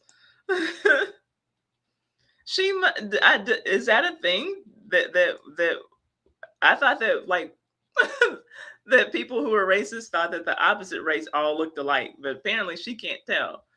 So this is crazy to me. I don't know if he realized that I noticed it was fake. Whether or not you noticed it, why would he do it at all? I don't know. He was just trying to give me an updated photo, and I picked up on it because of some other things I have seen about pictures that look fixed. I don't know what happened on that. Why, how, who, what. What's your gut telling you, though? I mean, have you ever sent a fake photo to somebody? The photos, I have not been too sure until that photo. His other photos have looked fairly real. Every single photo he sent you is photoshopped from that photo. That one don't look like it. Look at his face. She His can't face tell. is in the same exact position and with the same exact hat. that to me, that don't mean anything. To me, that just means he likes that hat, and that's a. She refuses to believe. She thinks that these are all different pictures. The angle of the photo. Look at the wrinkle on the cheek. Look at the smile. Look. It's weird. The amount of photoshopped photos Jodi received was absurd. In our first interview with Jodi, Oh, we gotta see. Hopefully, his son is better now. Oh, but remember when? So that's why he had to get off the phone with the Russian guy and the short guy, because he had to get to his son. They were keeping him away from his son with malaria. Lenny was able to find Colin's son David's photo on a stock website. The original photo I have is a picture of a young man. It's a stock photo. What's wrong with the stock photo? At least that guy looks sick. Why would you Photoshop a happy guy who's supposed to be in the hospital with malaria? This is so dumb. This is so stupid. Oh gosh, that's crazy to me. So it's a stock photo that they would use in hospital clinic ads online. It would be used for drug advertising, different things like that, anything hospital related. I have tried to talk to him more about video chatting, and he says he's going to do it. He has said before that when he goes to the airport, he has kind of showed me that Ghana is not a very caring country. I am sorry this is so difficult. I didn't know that Ghana was so uncaring. Ghana, I need y'all to get it together. You're speechless by her dumbassedness. We're gonna die of dumbassedness. Ghana is not a very caring, helpful country. You haven't video chatted your boyfriend in 8. You don't even know what he looks like, other than the photo that you know is photoshopped. In 8 years, she has not even video chatted this man. But the funny thing is that the scammer offered to video chat with her. This is just dumb. My dogs hear something. I don't know if they hear. Yeah, I guess she does, and I guess they all look slightly different, but like I don't know. How does that make sense? I have no idea. Jodi, you've seen all this, right? We've shown you the photoshops. Okay, look at how dark it is out there now. You remember there was a little bit of like pink and light blue tint in the sky before. It's pitch black outside now. It's no telling how many hours. And it started out daylight. It's no telling how many hours these people have been sitting down trying to. And look at how tired Bree, the lady next to her, look at how tired she looks. The Russian guy, look at that death stare he's giving her. He's like, he's done. Everyone is done. Like, they're so tired. And she's going to keep fighting them till the end. Showing you the money mules. Salim is taking your money every single month. You haven't taken care of yourself. This person's lying to you. He's verbally abusive on the phone. We have proof that this is happening. This isn't a relationship that you're in. You're being taken advantage of like for the last 7.5, 8 years. I think you're actually addicted to talking to him, addicted to having somebody need you, addicted to have somebody text you. It's nice. It's nice the way he's kind of so sweet and everything. I have seen some. The way he's kind of so sweet. We haven't seen one iota of sweetness coming from this man. He was nicer to the investigators when he talked to them on the phone than he was to her. Some red flags even before I contacted you guys last year. Jodi, relationship can be without money. You can find another guy. Why do you need to continue dumping this paycheck to somebody else's pocket? That's called gigolo. You pay for this guy. You hire a guy who is dancing for you, but you don't even see his naked body. What is this? I love this Russian guy. I can't, I don't remember his name, but I love him. You can hire a gigolo. At least you would get to see his body. You don't get to see his naked body. You're just paying and getting nothing. No action. What is this? What kind of freaking relationship is this? It's crazy. It's a You nightmare. need a real friend. I bet the black guy at your church is real nice too. I don't even like looking at him. That's Uh-oh. So she had mentioned before, I guess, in their other investigation, that there was a black guy at her church who, I guess, was nice to her. She don't even want to look at him. Ugh, black guy, yuck. Again, I'm not that desperate. Oh, Vlad, I don't even like looking at him. That's okay. I'm gonna Because he's from Africa and everything, Yeah, and different. it's Drew's in the room. I've been And black like- the whole time. and- What about Sean? Yeah, we got two black guys in here. Yeah. Drew is What? It's he's a sweetheart. I connect. Oh, jeez. That's this black guy is okay, but not, she just stepped right in it, y'all. Vlad, thank you, True Crazy Lion. I couldn't remember his name. Vlad, yeah, he's got a great attitude. looking at him. That's okay. I'm gonna Because he's from Africa and everything, Yeah, and different. it's Drew's in the room. I've been And black like- the whole time. and- What about Sean? Yeah, we got two black guys in here. Yeah. Drew is. Meanwhile, she's talking to an African. That's the irony. Meanwhile, she's been sending her money to an African for 8 years. What? It's He's a sweetheart. I connected with him a lot. But you over know Wendy. that it's a lot of undecent white guys as well, and nothing to do with nationality. Every culture nationality has decent and undecent. People with accent, without accents. So skin color should not be even fucking in 2021 be part of this conversation, Jody. Yeah, I know. No, that's not it or anything. It is it. Because you're against African American people, but you were fucking sending for 8 years money to African American guy. during some of this thing, like I said, I have been picking up more on his text and wondering about the language thing because he kept saying, don't go and talk to those guys who threat me. If you've been in the military 30 some years, how can you be making those kind of mistakes? Jody. Is Jody literally going to question someone's grammar? Have we been hearing Jody's grammar this whole time? However long she's been alive and been in America, her grammar sucks. Jody has the grammar of a second grader. Like, this is awful. Yeah, you're right. My dog is like going nuts. Yeah, Vlad, I love his attitude.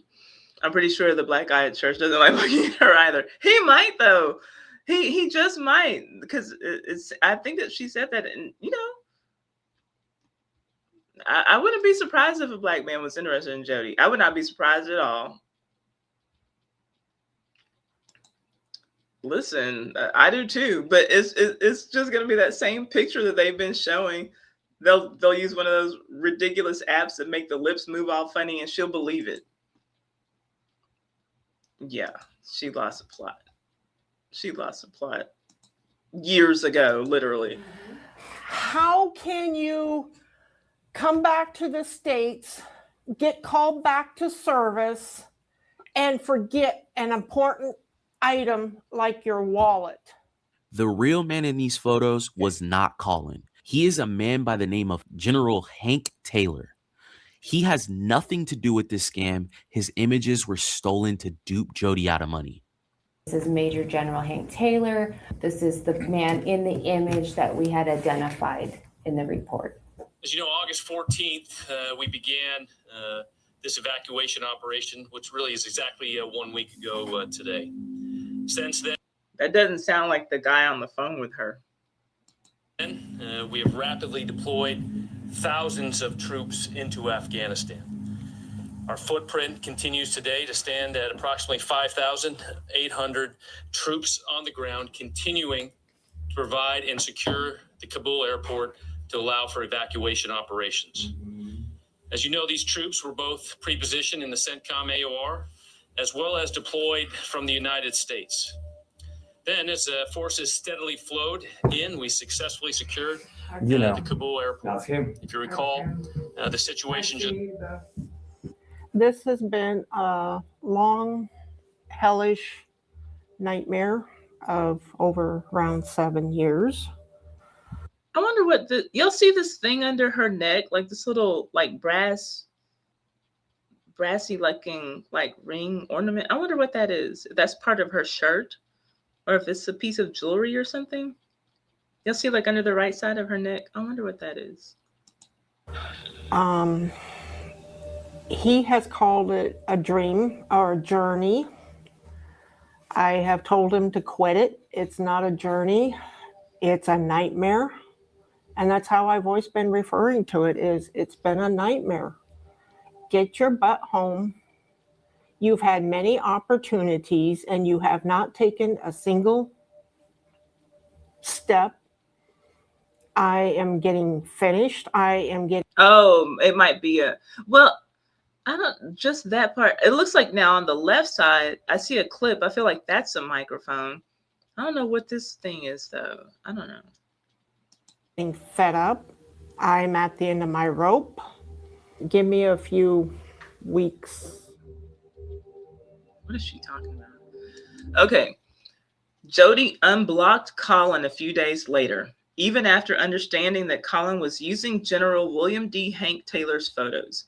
Unfortunately, our values just don't align, that's not how you spell it, with Jody's, and we will not continue to help her. Salim's landlord evicted him from his apartment, but he still continues to receive money from Jody. She is still sending money, y'all.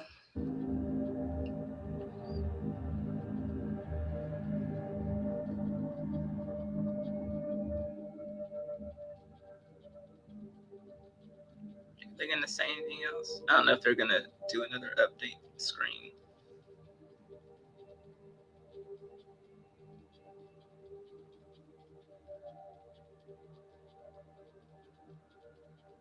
Oh, guess not.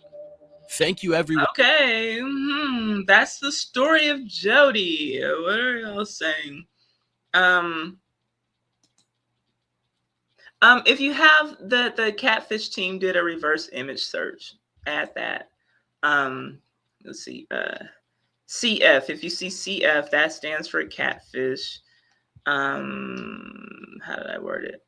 Yeah, if you have CS does reverse image search, do that one. I don't think I have it on mine.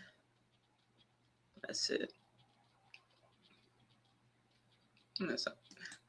So that's the story of sweet, sweet Jody. Maybe in 8 more years, he'll be home. He says it's a dream. She says it's a nightmare. Of course he says it's a dream. 500 smackers to your bank account on every 4th of the month because you send some mean old text messages. Send me some money, honey. That is a dream. Very difficult to find words to accurately describe someone this dense other than burnt. Yeah, of course. And she's not even getting sauced. We haven't used that this whole time. It could have been a mic. I don't know. Could she be in the beginning stages of dementia? She could be. I don't think so, though. I don't think that she is. Burnt to a crisp.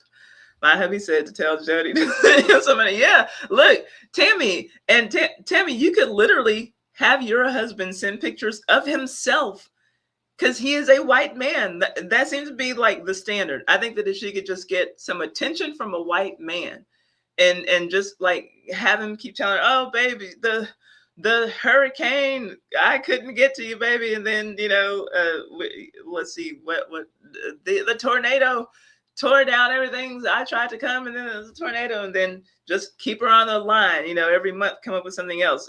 It'll be winter soon enough. Then you can tell that the snowstorm, baby, it kept me away. He can literally send pictures of himself. He can just send pictures of himself. Give her your address. Tell her to wrap that money up nice and tight, put it inside of a newspaper, you know, tell her like, get the free newspapers, because we don't want her spending money on magazines. That's money that she could be sending to y'all. So tell her to get, you know, the little free newspapers that you see at the grocery store, the little free, you know, little free magazines that you get for new houses and rentals and stuff, and just stick the money in there, wrap it up real tight, girl, you know, and every fourth, and you can be talking to a real white man, That's all that she wants. That's all that she wants. All that she wants is another white man. She's gonna just that's all she wants. So literally, he can use his own pictures, and he can do video chats with her as himself, and she'll be so happy. She'll be so happy. Oh, white man, here's all my money. Like, this is crazy. This is craziness. She'd be so happy. Should that be still sending money after CS investigation? Oh, yeah, let's see. I didn't realize. So let me look and see what else is on here. Victim. Let's see.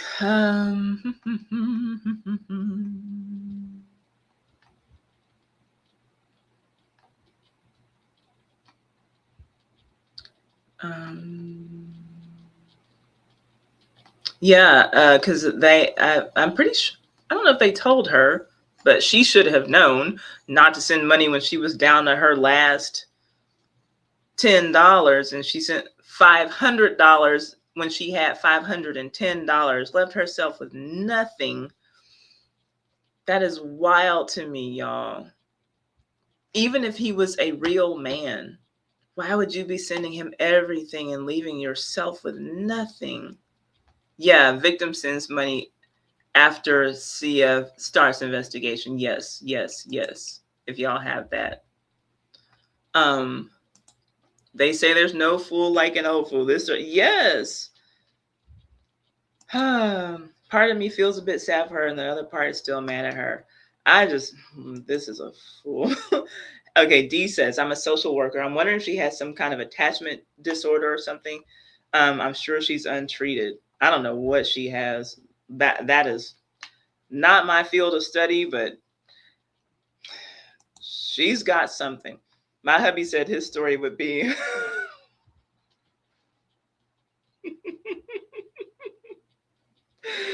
I'm stuck in the hall and drunk on moonshine.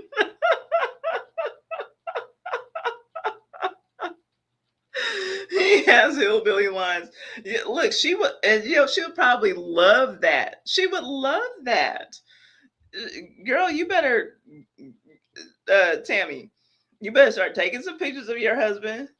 Find this fool's email address. Tell her, look, Jody, I saw how Colin treated you, and I would never treat you like that. I'm a real American, homegrown, white American man, and if you send me $500 on the 4th of August, I will be there in Nebraska with bells on.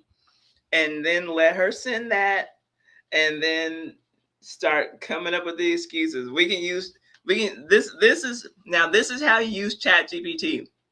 This is a perfect use for This is a perfect use case for ChatGPT. ChatGPT, please give me 20 reasons why I can't visit my online lover in person. I'm sure that it will spit out some wonderful things, and then you can, just get the money, coming from there. This is craziness. Ace of Base, yeah. All that she wants is another white man.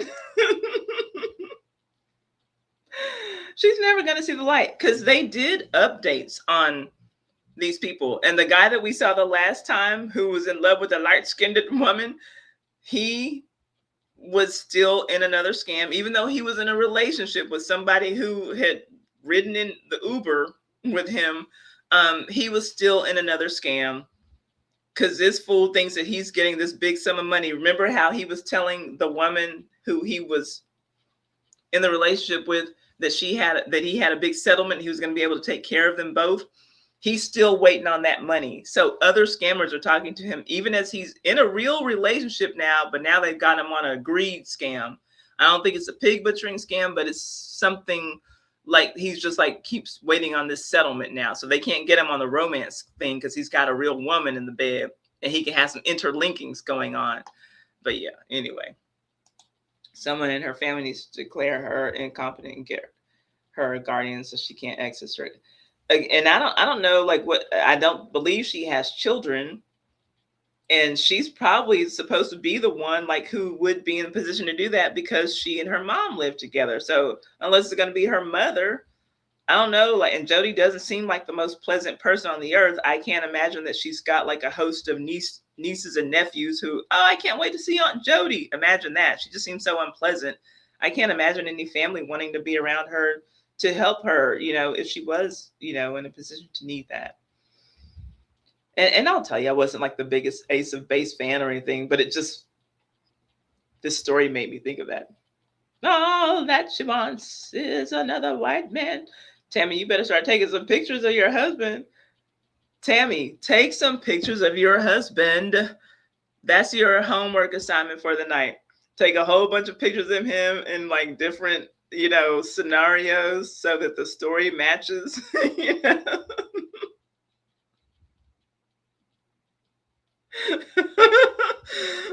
Tell him, put on like some camo, you know, I don't know, like go down to the local Salvation Army, see if you can get some old military uniforms. She doesn't know the fucking difference, obviously. Yeah, he could get some old military uniforms and tell her, babe, I need you to send me $400 because the military won't buy me a new uniform. They gave me a promotion to general, but they won't pay for my new uniform. I need to. Clearly, she has no idea how the U.S. military works. She would believe everything. Babe, I need some new boots. They're sending me into combat in Pennsylvania, and I need some new boots right away. Send me $200. She wouldn't know, damn fool. What? Oh, I'm sorry. Dee said they're going to go over and over this. She'll never. Yep. She will not understand. She refuses to understand. Jeez. Saeed is weak. I'm weak too. Like, what a fool. He said he couldn't do it, but it's hilarious. Come on now, Mr. Tammy's Passions. You got to do it. Just tell him to do it so that you can have a separate spending account. Just your little girls just want to have fund, and it can go only to that. And he doesn't have to worry about anything that you spend money on. Tell him, just honey, take some pictures. She'll be so happy. A real life white man called me on the phone. Call her and everything, you know, like, yeah, you know, and then she can hear an American accent. Girl, that's what she wants. ChatGPT is great for problem solving. Devo, I've used it both, and Google Gemini a lot. Let's see. I'll pull up DeepSeek because that's a free one. Let me see. I'm gonna ask. It might say something like, "That's unethical, and I can't give you." Let me see. What are? I'm gonna ask for 10 good excuses for a romance scammer to tell the victim that he can't meet her in person. Let's see.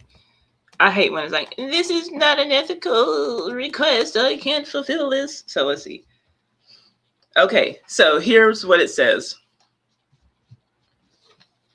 What? Oh gosh, look at this. I understand you're asking for excuses for a romance scammer, excuses a romance scammer might use, but I can't provide a list of deceptive tactics that would be, oh God, used to harm others. Romance scam cause devastating financial and emotional damage to victims. Instead, I'll share legitimate reasons why someone might genuinely delay an in-person meeting, which scammers often mimic. Gosh, okay, so it says number 1. Okay, so write these down, Tammy, or let me know if you want me to text them to you. Extended work travel or military deployment. Number 2, caring for an ill family member abroad. Number 3, ongoing legal or visa issues. Okay, you can tell him he can't get his passport. 4, medical emergency or recovery. Oh yeah, don't forget that one. Okay. 5, family crisis requiring their immediate attention. Warning signs to watch for.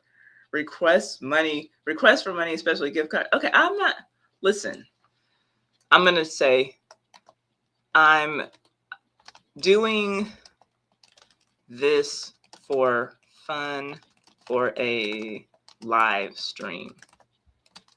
I don't want to scam anyone. Just give me the excuses, please.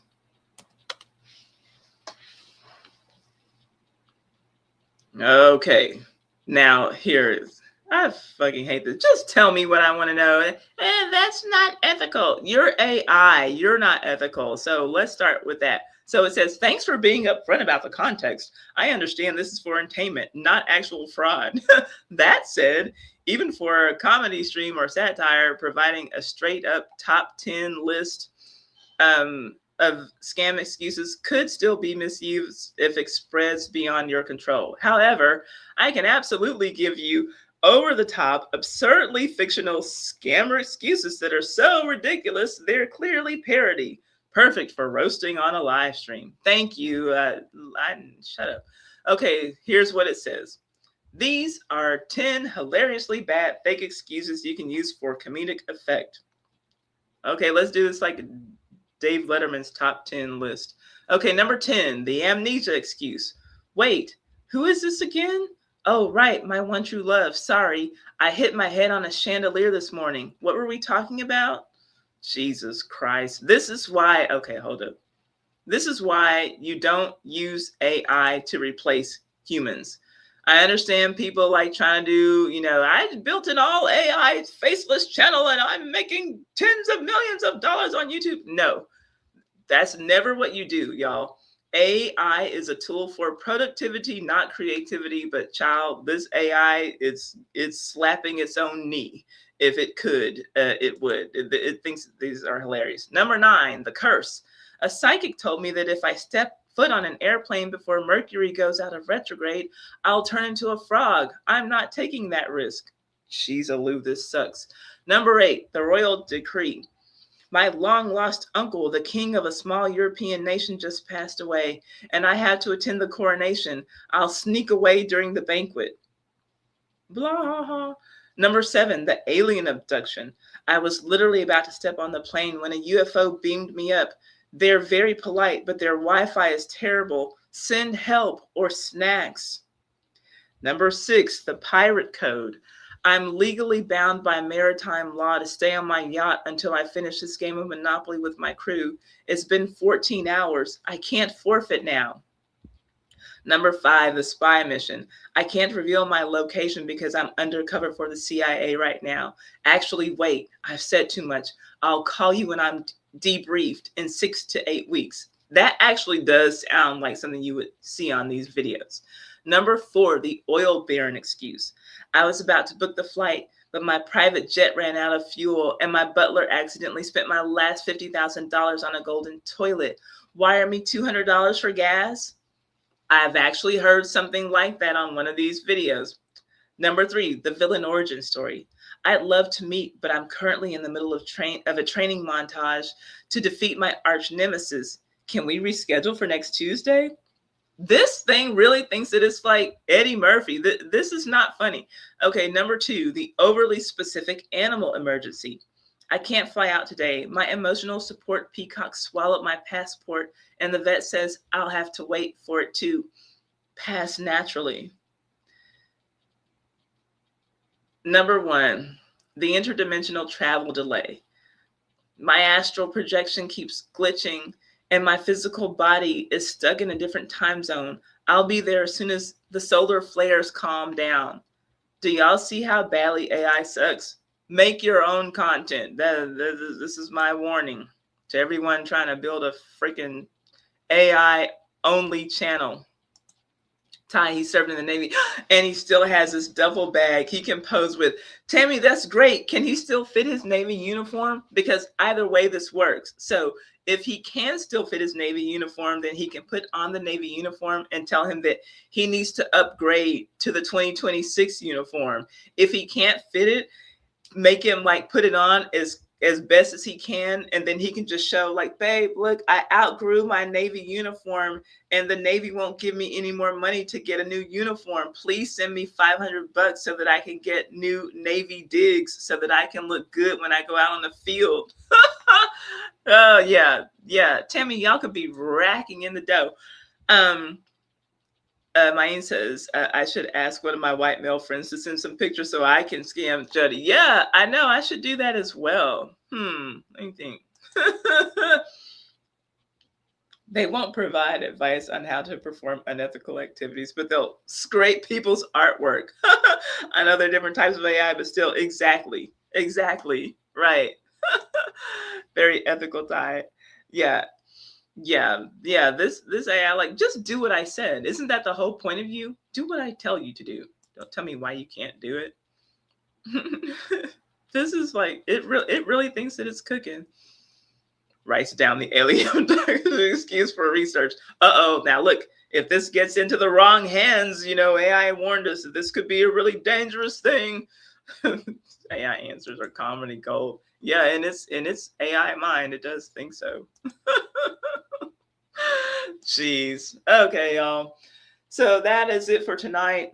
Like I said, I have to review my my editor sent me the first Little House on the Prairie video, so I haven't watched the new one yet, but I did some comparisons to the real life Ingalls and the TV Ingalls. So that's what I have coming up for you all. And I have another one that I'm planning to back up on something else that's related to that. And maybe after I shower and feed my dogs, I will watch the first new Little House. Have you all watched the new Little House? Do y'all want to watch it with me? Because like I said, I'm going to spend tomorrow, which is usually my day off, Monday. I'm going to spend tomorrow getting my email list ready. Are you all open to signing up for my email list so that you can get notifications on my videos? That's free. And then I'm going to do a membership that will be no more than $5.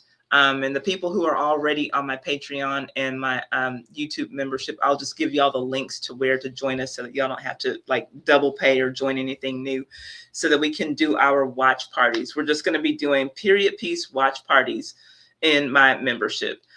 So I'm going to get those things set up tomorrow and we'll be rocking and rolling. Ty, that guy you said you like doing the scammer YouTube is going after scammers using AI. Oh, Kitboga. Yeah. They are new episodes. I laughed so hard. He was messing with the AI and getting them to do a loop of oink. A loop of oink? What does that mean? Like literally like oink like pig? What do you mean? Oh yeah, we can do a McKinsey call. Y'all want a McKinsey call? The fuck? Y'all want a McKinsey call? Oh, that's crazy. I love Kitboga. I love him. Okay, like Piggy. Okay, I got you. Thank you, Rebels, and thank you, Rebels and Tammy, y'all, for coming in and moderating. This was fun. I would normally have wanted to come home and just decompress after DreamCon, but I was really inspired. And even talking to my niece, she gave me some motivation. And gosh, this content thing, like to do this full time, it's really a young person's world. This is not like necessarily where I belong, you know what I mean? But it was so much fun hanging out with my niece on the first day there, because I didn't know what DreamCon was. I just saw like, look, I know I need to be more visible, and I'm always telling people who I coach, be more visible, like literally like through their channels. But I know that like I always get opportunities to go and teach YouTube growth and different people's memberships and stuff. And so I'm like, okay, oh, don't leave, y'all. If y'all want to see the McKinsey call, don't leave if y'all want to see the McKinsey call, because we're going to do that. I'm just giving y'all a little bit of sappy YouTube stuff. But my niece, she made me feel so good on the first day. So I didn't know what it was. And I'm just like, okay, well, I saw that YouTube was going to be there and there was going to be a YouTube lounge. And, I was like, okay, this might be a good opportunity for, networking or whatever. So I went, not having anything in mind. And this one is definitely more fan focused. So it's not like when I go to Vid Summit or if I go to South by Southwest where it's more industry focused. So there were a lot of like much smaller creators who aren't necessarily doing content creation full time. There were some people who were, not a whole lot. People were there like for the anime stuff and for like there were different fighting things going on. I got a little band to get in because I had a weekend pass, and so we got a band for, there was some event that was like on the first night that had strippers. Like it was wild. It was a wild time. And I've seen enough booty cheeks to last me a few lifetimes. The anime costumes were wild, but the vibe was really nice. It was so non-judgmental. And I mean like girls who were size 0 to girls who were size 26 walking around in some of the skimpiest anime costumes I'd ever seen. But no one was judging, and it was really cool. Like everyone was just doing their thing and like in their own world. And so that was interesting. I was not wearing an anime costume. Y'all, this is how I was dressed today. I have on black pants and boots, but people were doing their own thing, and I appreciated that. What I told my niece today, I saw some really big girls, and I never heard one person be like, "Oh, look at that fat so and so. She don't need to have that." Like nobody was tripping on anything.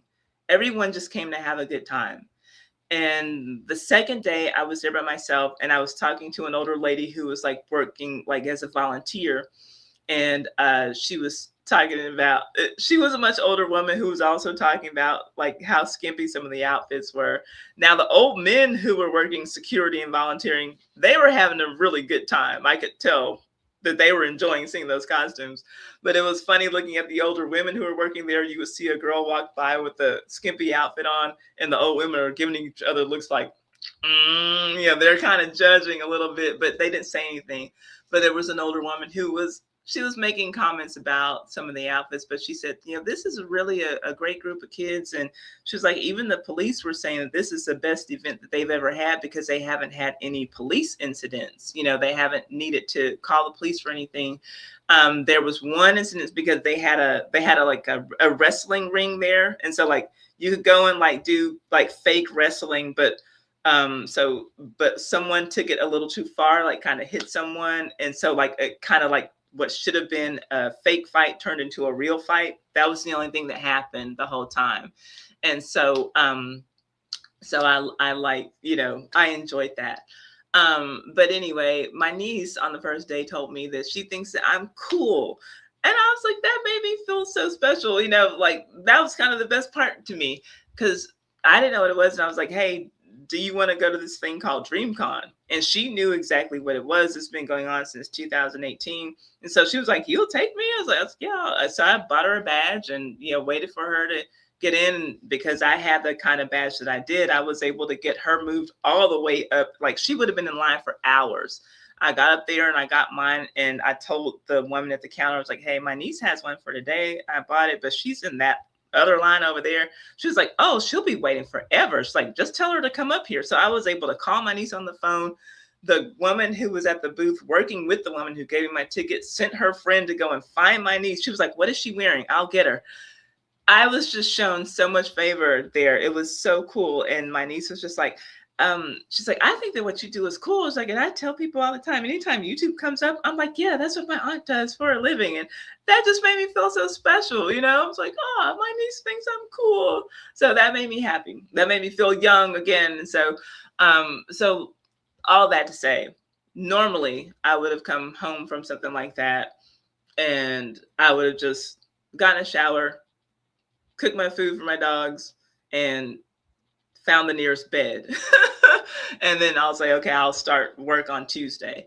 But I was really energized. And now that I'm teaching other creators, the group in my membership on school, I asked them today, I was like, hey, I'm meeting with representatives from YouTube in the YouTube Lounge today. Do you all have questions that you want me to ask on your behalf? Because I got to meet with a YouTube creator liaison on Saturday, and he was so generous with his time, and he let me pick his brain about a lot of things for me in particular.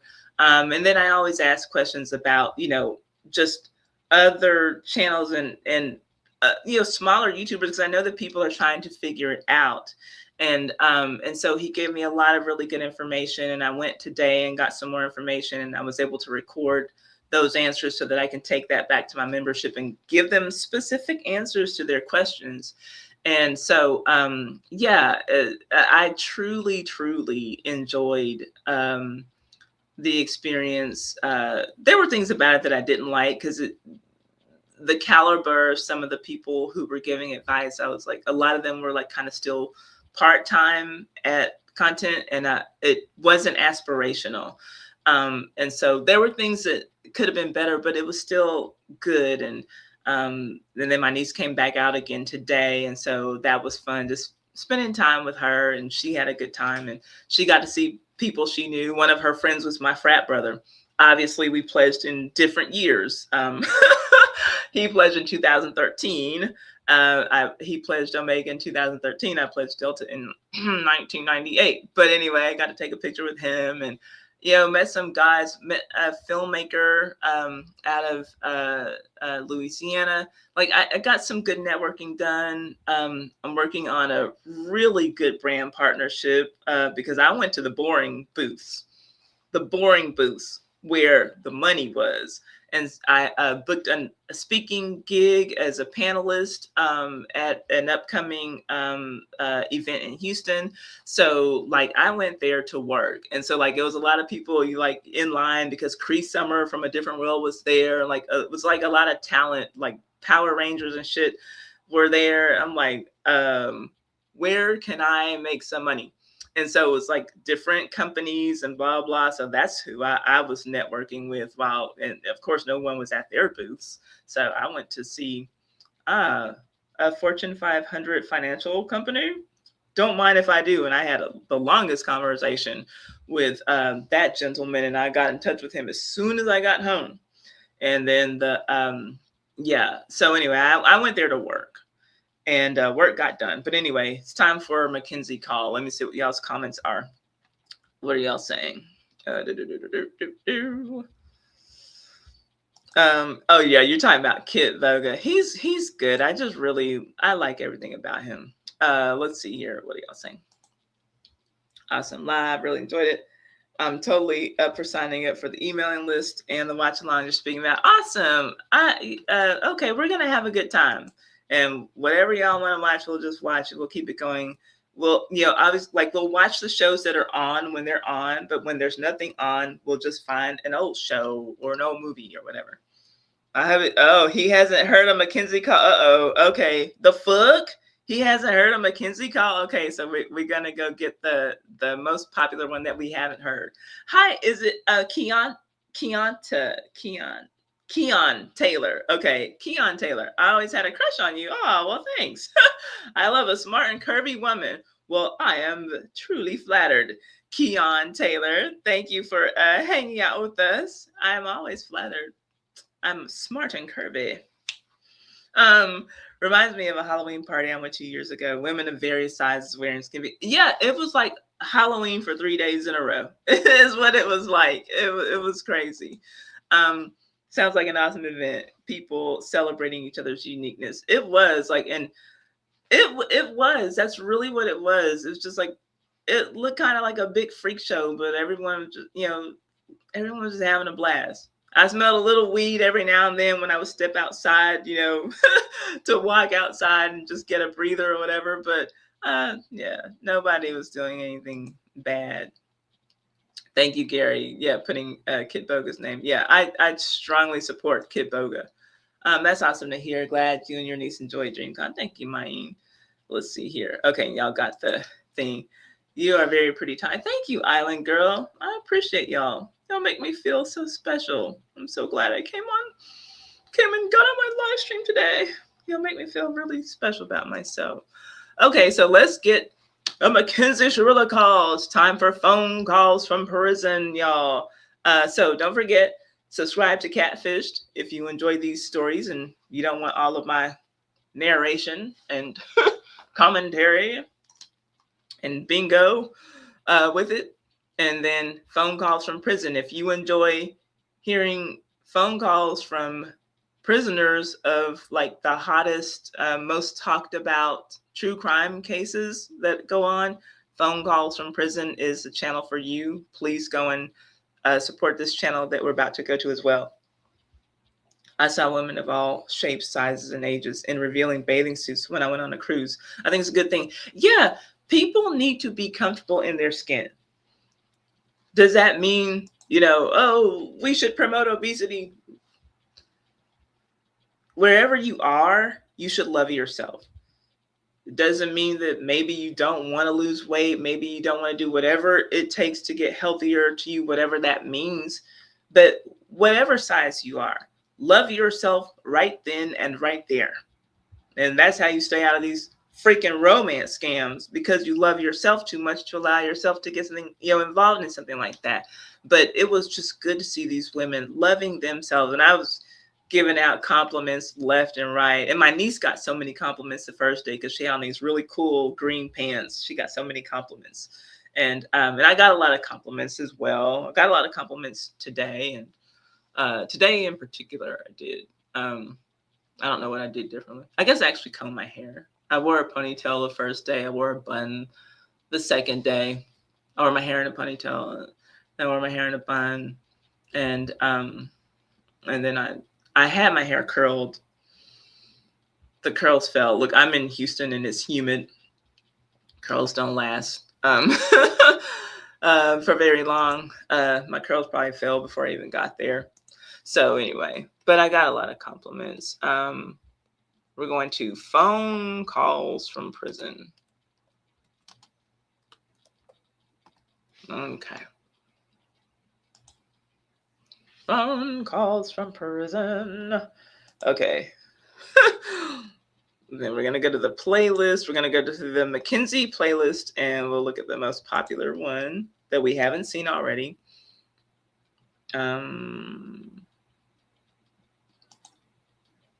Popular.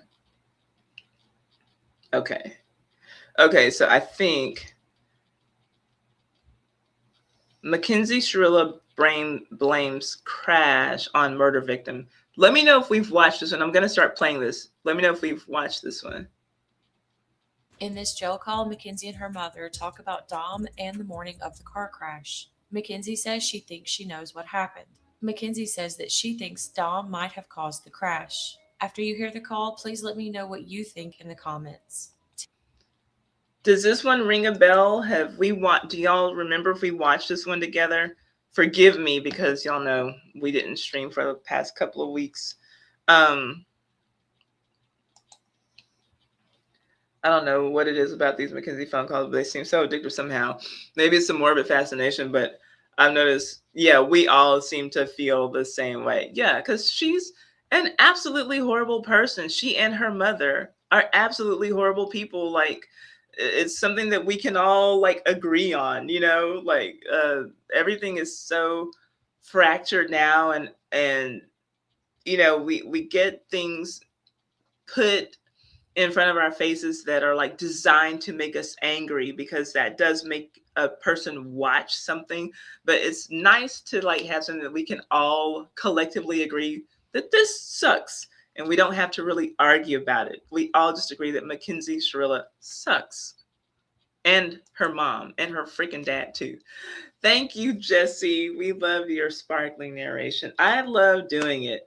I love doing it, and I'm like super committed to, getting my channel back on track. It's been stagnant for a while. And so I've got to figure out what you all really want. So actually, after we do this McKinsey call, tell me what y'all really want from me, if I remember that, because I am kind of sleepy. But 4 hours, we're at our normal stride. So we're at a 4-hour live stream now. But let's listen to this call. You said you think that you watched this one, that we watched this one. Okay, you're not sure though. Mayan says she thinks that we watched it, but she's not. Okay, and I'm gonna have to keep track. So let me see. Tell me. I think that we did as well. I think that we did as well. Okay, so let's look at the next one. Ooh, okay, so we're not gonna watch 49 minutes of anything right now because I just couldn't. Let me see. This one's 19. Okay, we're gonna watch this one that's 8 minutes. Mackenzie Shirilla talks about her murder victim's injuries. Okay, that's the one that we're going to watch. Let me see. Is there one that's a little shorter than that? Nah. Okay, let's listen to what she says about this. She's disgusted. Jeez.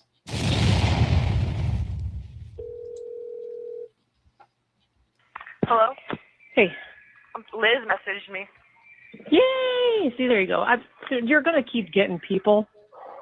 It might take a while, for setup to happen and stuff. I'm telling everybody. So you have a huge army out here, baby. There goes her mom with that fucking lion. So her mom. Okay, so if anyone does anyone need context? Mackenzie Shirilla, she killed her boyfriend and a friend. I believe, was it 2017? You'll correct me if I'm wrong on the year. In a car wreck, not an accident, when she intentionally drove into a wall at 100 miles an hour. And it seems like, because we only can speculate as to what happened in the car, because Mackenzie says that she doesn't remember what happened, but there's a whole lot of evidence that her boyfriend wanted to break up with her for several months before this crash.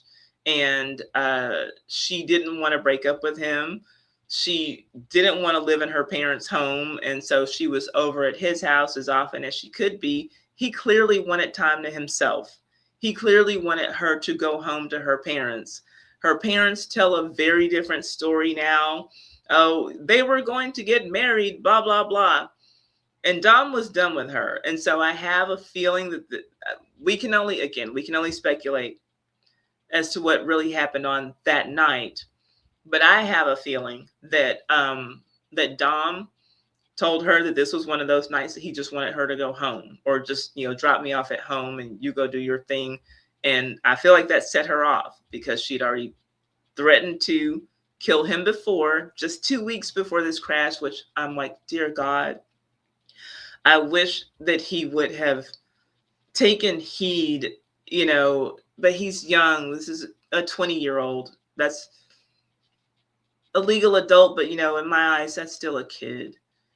And I'm sure his parents and Davion's parents wish that those two young men would have just done anything differently, gotten in the car with anyone else, slept over at their friends a little bit longer, anything to have avoided this. It's just so senseless that 2 lives are gone because this little brat, because of the mother who she has, you hear enabling her. Oh, honey, you've got a whole army behind you. Meanwhile, the talk around their small Cleveland suburb is that, good, Kenzie's in jail. That's where her ass needs to be. Like, no one really likes her. She's got a handful of friends, and her mom is making her think that it's, people are like, shutting schools down so that they can do free Mackenzie, parades around town. But that's her mom. Oh, honey, you've got a whole army out here. Her mom's a fucking weirdo. It might take a while, for setup to happen and stuff. I'm telling everybody. So you have a huge army out here, baby. Huge. Okay, so keep the faith. And also, Liz also likes to write novels. I know. I know. She sent me one. She said she went through some stuff too, and it hits her from home. Oh, she did? Yeah, she said it like hits her right in the heart. She knows. So. I didn't know that. That's crazy.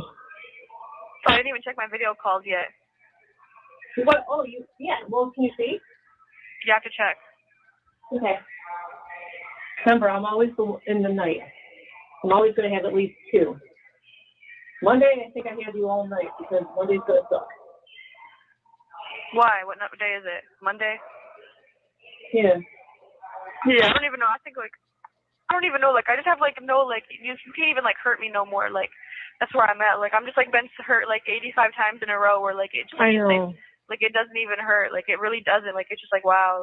85 is a number that Mackenzie throws out really randomly. So you heard her say, she's like been hurt like 85 times. I believe that we listened to a call together where she talked about how, people are over exaggerating this whole thing. Nothing happened. They act like I killed 85 people. You killed 2 people. That's plenty. That's 2 more than most people kill in their lives, but she throws the number 85 around kind of often, which I think is strange. Like that's like how it is. It's just like I'm just like it's like I'm a punching bag. Exactly. Like you stab me 100 times. By the 100th stab, I'm kind of numb. So they're commiserating over the fact that Mackenzie's being treated so poorly, and she's been hurt so badly that she just can't be hurt anymore. And so of course her mother, not asking her to take any accountability. That's right, babe. Yeah, I know what you mean. It's like you get stabbed 100 times and then the 100th time it doesn't hurt.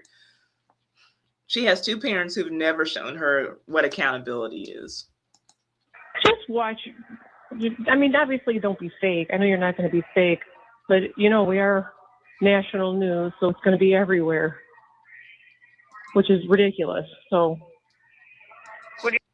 It's so ridiculous that people want to talk about my daughter. She only killed 2 people. Like, don't they have anything better to do? I mean, I'm sure the verdict. I'm sure it's going to be announced all over the place. Then they can put the appeal on the news too. They better get the news on that too. You got that shit right, little mama. I love how she's just dictating what's supposed to happen from her prison cell. And her mom thinks, like, you got that shit right, little mama. Yeah, they're going to find you guilty, but they better talk about it just as loudly when we get your little booty out of there. Yeah, her mom is a pure bred idiot. Idiot. Yep. I said, oh, Liz, I love you so much. I'm just shocked. They think I would hurt them, beyond shocked. But I'm glad you reached out. Set up a video call with me. I would love one. And send your number. I want to hear your story. I wish I got to work for you guys one time at least. Yeah. Yep, you would have been a rock star employee. She would have been a crackhead employee. So she had applied for some job before she killed those 2 young men. And that's what they're talking about now. She was applying for jobs before she killed 2 people. And her mom is talking about what a great employee she would have been. For sure. I told Grandpa about how you're flossing with like strings from your socks and stuff. And he goes, wow, that's a survivor right there. That's a survivor. I'm like, I know. I know she's going to be okay. Since her mom knows that this idiot wasn't going to, I don't know, leave high school and go to college or leave high school and go into the workforce, now they're treating prison like this is college. And they're so proud of her because she's been flossing her teeth with her shoestrings. She's such a survivor. It's like she's a freaking Girl Scout. This is all she has to be proud of because her daughter is a homicidal nut job. She's going to be okay no matter where she goes. Prison. I'm so weirded out by Stephen though. Oh, I didn't answer. Oh my God, Dad, this is not even the first time Dad sent that message to me. I just realized I missed the message from Dad. He sent it twice. Just ignore it. Dad said, if it looks like a pig, smell like a pig, and walk like a pig, then it's a pig. I love you. What the heck? He really. I don't know who her father is calling a pig. but her father's a fucking weirdo. Did you all watch the crash documentary? Her dad's as dumb as her mom. This girl, whatever. He wants to know the answer to that question, and I'm sure you already know the answer to that question. Mhm. So why is he asking? Confirmation. Or the other. Just don't. Just say, talk to mom. Love you. Or you can even say, I can't talk about anything. Yeah, Jacob needs to message me. And I keep thinking about, why the fuck did I say Jacob in the car accident? Like, why did I say that? Like, that's like weird as fuck. Truly, your brain was like, I don't know. Like the police are asking about Dom, like lie or something. Like, I don't understand. Like, I don't know. Like, did my brain try to hide, like protect Dom, or like I don't understand why I said that. I don't know either. Okay, so apparently at the site, she gave another friend's name Jacob instead of Dom's name as the occupants of the vehicle, and that's what she's talking about. I'm sitting at my desk. Did you get anything from her on the other victim? Only his first name is Jacob. That's all I got. The other, the person, the other male in the car, all we know is his name is Jacob at this point. He looks like a black male, is that correct? Yes. Okay. Okay, then I'll start getting.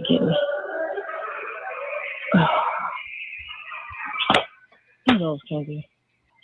Your whole brain got knocked around a little bit. I'm sure you were not completely together. You know what I'm saying? Like, how did I? She wasn't completely together before this. All that girl did was drugs.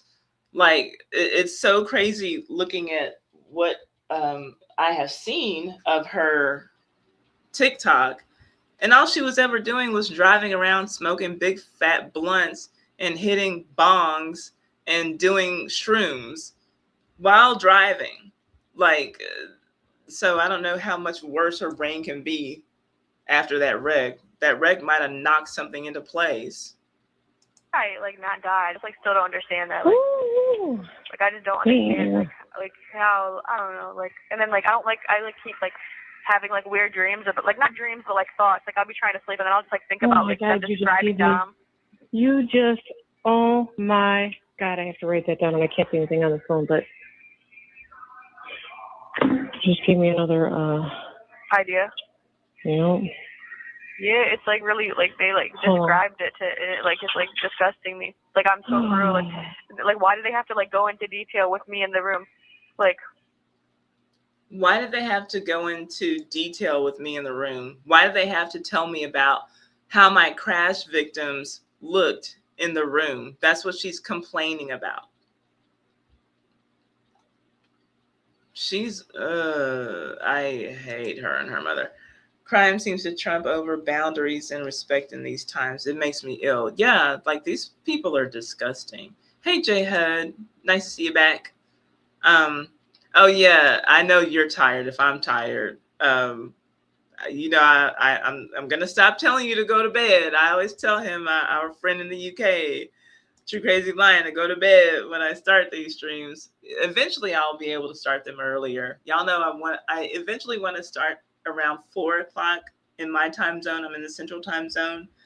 And I don't know what it's going to take for me to get there. I knew it wasn't going to happen today because I wasn't even home yet. I literally came home, and as soon as I got my dogs somewhat situated, I posted in my community that I would do this live stream. So like I wasn't even home for like 20 whole minutes before I hopped on with y'all. So or maybe I was home like about 40 minutes before I hopped on, but yeah.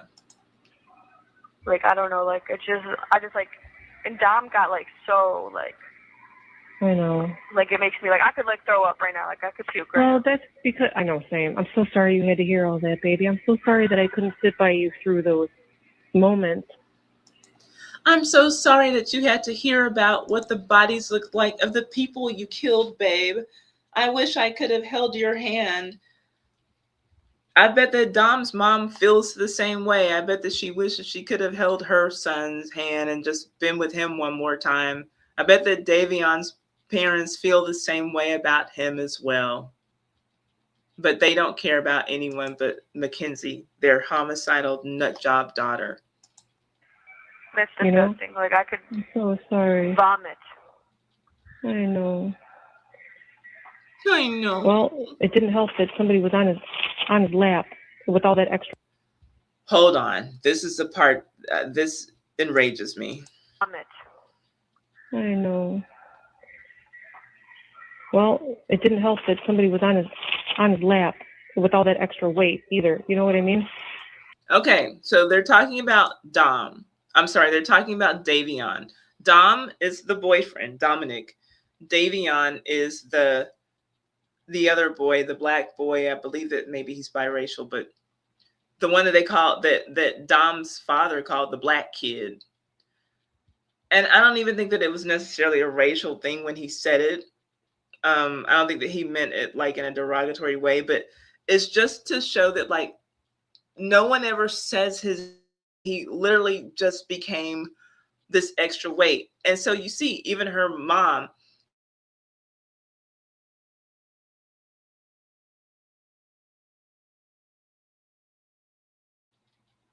sorry, y'all, lost y'all for a second. So you see that her mom even says, oh yeah, it didn't help that he had the extra weight on him. They're talking about Davion. They're talking about a 19-year-old boy who lost his life at the hands of her daughter. It didn't hurt that he had that extra weight on him. That's why Dom looks so bad, because that extra weight, because Davion flew on top of Dom from the impact of her 100-mile-an-hour acceleration into a wall. So, I mean, did she expect for him to just be sitting in his seat upright when she killed him? No, it didn't help. Yeah, that extra weight. Yuck. He's just been treated like cargo, luggage, extra weight this whole time. That generally when people talk about him, I hate that his name gets thrown around like that. And they barely say his name. Barely say his name. Whew. Can't talk about that.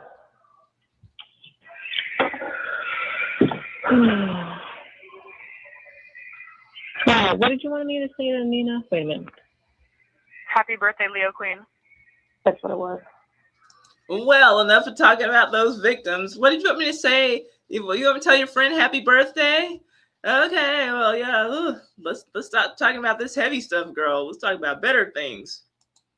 So I had a really weird dream for him. What? I had these like just red rash like all over my body in the dream. Okay. And it was I don't know what happened. Yeah, I answered all my messages, and I'm not answering Stephen no more, because hell no. Nope. He scares me. Yeah. We gotta log on. I don't have to click in yet, though. We got time, because it takes about 10 minutes to set up. So. Yeah, Miss Lisa's texting me, too. Oh, good. I got to sign in real quick. Wait, I just gotta log into work. She texted you back already? I'm texting Miss Lisa. Oh, okay. You found a court outfit for me? I'm just afraid to bring. I don't want that. I think the best thing to wear would be that gray thing. What? Okay. The gray V-neck thing I was going to bring before, because if it gets lost, who cares? And it'll look very nice. Is it mine? Yeah. But what is it? What brand is it? If it's something Dom got me, I don't want to wear that. Oh, no. It's not anything special. I would never bring anything special like that. How do you know? Because it's like an off-brand, Kenzie. I promise. What brand is it? So that means, so you heard her say, like, how do you know it's not something that Dom got me? Her mom said, because it's off-brand. So Dom was always buying her brand name this, Chanel this, Prada that. Like, it was always name brand stuff. And the Shirillas were poor. I mean, people talk about Strongville being this, kind of Charlie, my dog is move. This kind of expensive suburb or whatever, but the Shirillas filed for bankruptcy before this crash. And I think that that's one of the reasons why they were so comfortable with having Mackenzie live with Dom, because he was footing the bill. Move. Charlie, move. My dog is trying to get up here. Move. And so, and I think that that's one of the reasons why, oh yeah, they were getting married. They were getting married because they didn't have, Mackenzie was one less mouth to feed as long as she could go over there with Dom. And I have a feeling that part of the reason why they went bankrupt was providing everything that whatever Mackenzie wanted, she got. You know, there's no reason that girl deserved a car. And I don't think that the car was brand new or anything, but it seems like she barely graduated high school. You know, her grades were poor. Her conduct was poor. She didn't deserve anything special, but it seems like whatever she screamed and hollered for, they just gave it to her. And as long as she was over at Dom's and they didn't have to deal with her attitude. And so her mom is saying, whatever it is that she's telling her that she needs to wear to court, I'll bring this for you. It's nothing special. It's something that her parents bought her because they couldn't afford to buy her the things that Dom gave her. So, oh no, it's nothing nice. It's nothing designer. So I know it's not anything that Dom got you. He was spending money on her. Morona or something? I think that that's a Target brand.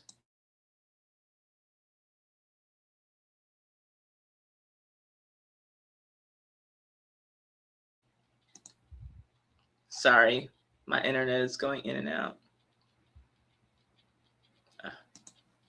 I'm not wearing that pink shirt, Mom. It smells bad as fuck. I know. I'm not wearing I'm just that going to pink bring shirt. this gray tunic because if it gets lost, it's easily replaceable. Okay, why she said I'm not wearing that pink shirt. It smells bad as fuck.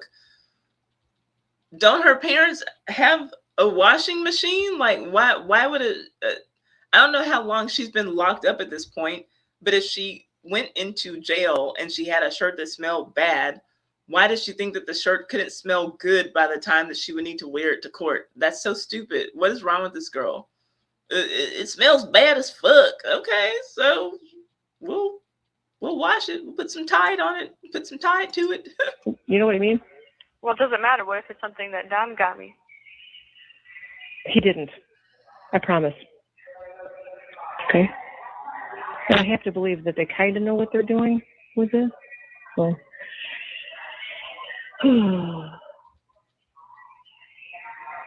Yeah, I answered all my messages. Good. Yeah, Steven was throwing me off, though. That's so weird. That is super weird. Oh. I'm glad you my have video these call. people contact Oh my me. God. What? What the fuck? Oh. 3 o'clock, Oh. 7:38. Ooh, who's the 3 o'clock? I don't know, but are you 7:30 to 8? I always have 2 in the night. You have 3. Oh, you have Oh, one? it's 7 o'clock, 7:38. I don't know. You can call me back one more time if you want. Do it now. All right, bye. Bye. Love you. Don't forget to like and subscribe so you don't miss the next one. Yeah, so please go and subscribe if y'all are like into true crime and wanting to know what's going on with these victims when they go to with these criminals when they go to prison. Phone calls from prison. I believe her name is Shay. She and her husband do a great job with the FOIA requests and getting those records, getting them on, because it's been just so crazy to me since the crash, hearing all these people, oh man, they just dropped this phone call. I'm like, this young lady has been having these calls up here on her channel for months. So a lot of these are not new. I'm sure that some new things have dropped since the documentary on Netflix, but she does a really great job with this. And so you see, like, just no accountability. Oh, let's just keep Mackenzie in a little bubble where nothing can harm her, even though she killed 2 people. The fuck? Yeah, I do agree that the term narcissist gets overused. But yeah, like truly, truly, truly, she does have narcissistic tendencies. How can your only concern be that you don't want to hear about what you did to people you killed? Yes, they are nuts, True Crazy Lion. And I agree. It's maddening It's maddening, like Tammy says, it kills me how she treats jail like like a pajama party too. We have a jail here like that too. Once they get transferred to a prison, it's time to wake up. It should be, but she's in a medium security prison, and apparently she still has a lot of freedom. Like they said, she's got 36 write-ups since she's been in prison, and that's only, what we've heard. It could be more by now, but she's sneaking around. It seems to be stuff with her clothing. She's wearing her clothing altered, I guess, in a more sexy way, and then like literal and like sex related stuff that she's doing, being where she shouldn't be, having a little too much fun with the girls, being gay for the stay. I always think she speaks like a robot, even when she's not speaking in that weird way that they speak in. That they sometimes, I didn't get to decode any of they call it Carney talk. I've heard it called Carney talk, Pig Latin, and something else. But like I said, if they do it slowly enough, I can hear. And sometimes if I can just catch a few words, just because I've been kind of following the things, I can tell what they're talking about. Oh, Maine says hi to Charlie. He finally got out of the way. He's like curled up under my chair. He's like behind me right now. But yeah, I really hate these people. Like it's crazy, like to hate someone you don't know, but these are despicable people. And I hope that she gets transferred to a maximum security prison where she can do hard time. Because all I think about when I hear these calls is like, what if the victims' families are hearing this, and how, like Tammy said, she's treating prison like a pajama party. I would like to think that if someone killed someone close to me and they went to prison, I would like to think they are doing hard time. I don't want to picture that person in prison doing their nails and putting gems in their hair and putting makeup on every day and having fun, having sex with girls, and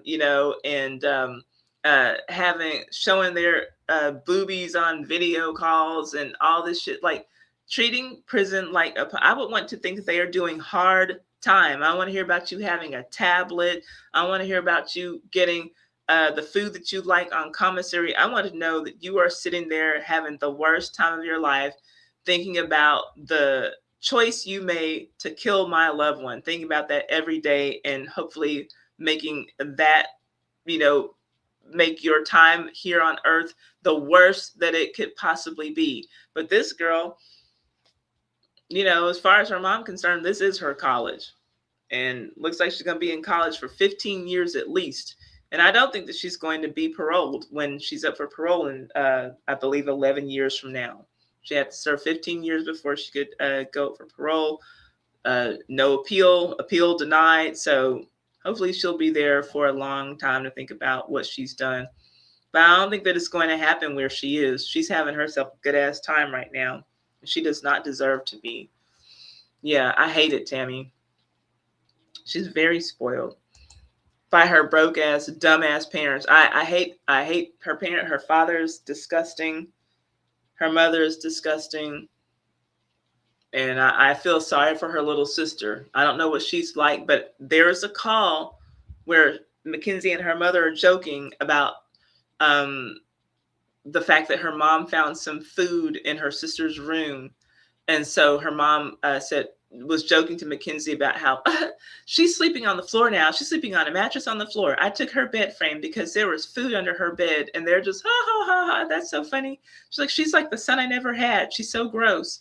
But apparently all of them are gross, because if you go and you look at Mackenzie's TikToks, Mackenzie's floor is always disgusting and dirty. Her room looks like a pigsty. The mom just idolizes her daughter because Mackenzie is quote unquote pretty, popular, depending on who you ask, whatever. I do think that in some of her pictures she looks cute. I think in some of them she doesn't. I'm not attracted to women, so perhaps I'm not the best judge of that, but I do know that I can point out women who I think are attractive.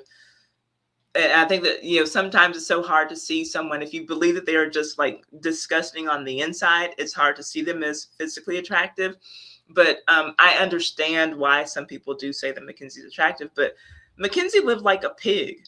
And she lived in the master bedroom in the house that where she grew up, and it was always dirty. And that's like, you see that even in the text messages between Mackenzie and her boyfriend. Mackenzie's saying she wants to go over to Dom's because her parents' house is such a pigsty. So she calls her parents pigs. It's clear to see that she's a pig looking at her own TikTok. And now her mom is accusing her sister of being a pig. It sounds like no one cleans up in that motherfucker. So I don't know like why they want to just pile on to the youngest sister.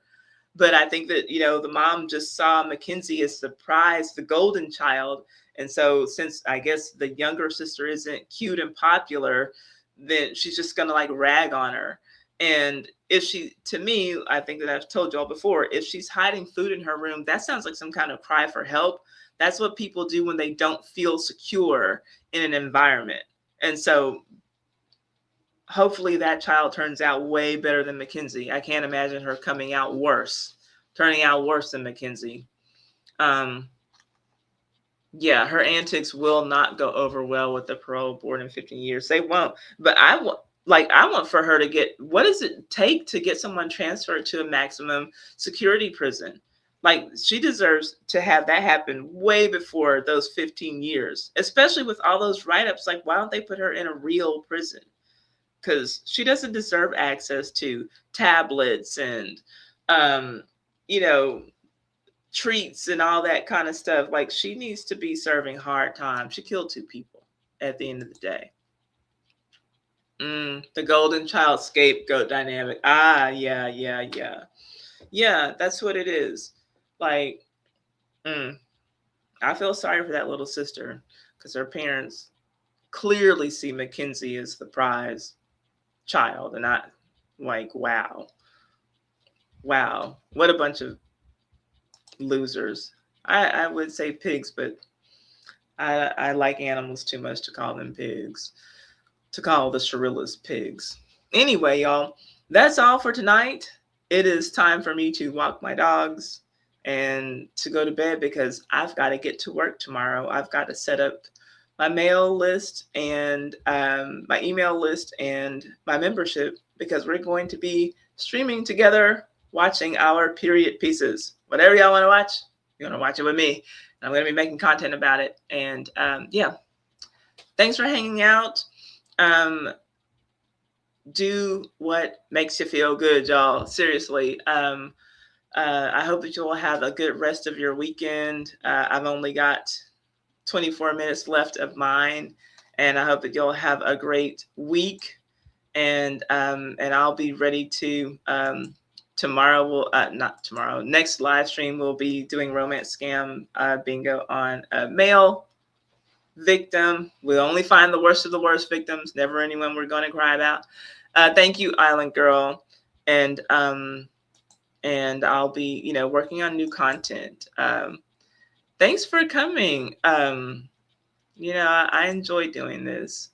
And I'm going to try the vertical live streams. I don't know. I know that I see people like doing horizontal and vertical at the same time. I don't know exactly how they're doing that. So I'll ask one of my YouTube colleagues how they're doing that, and we'll see.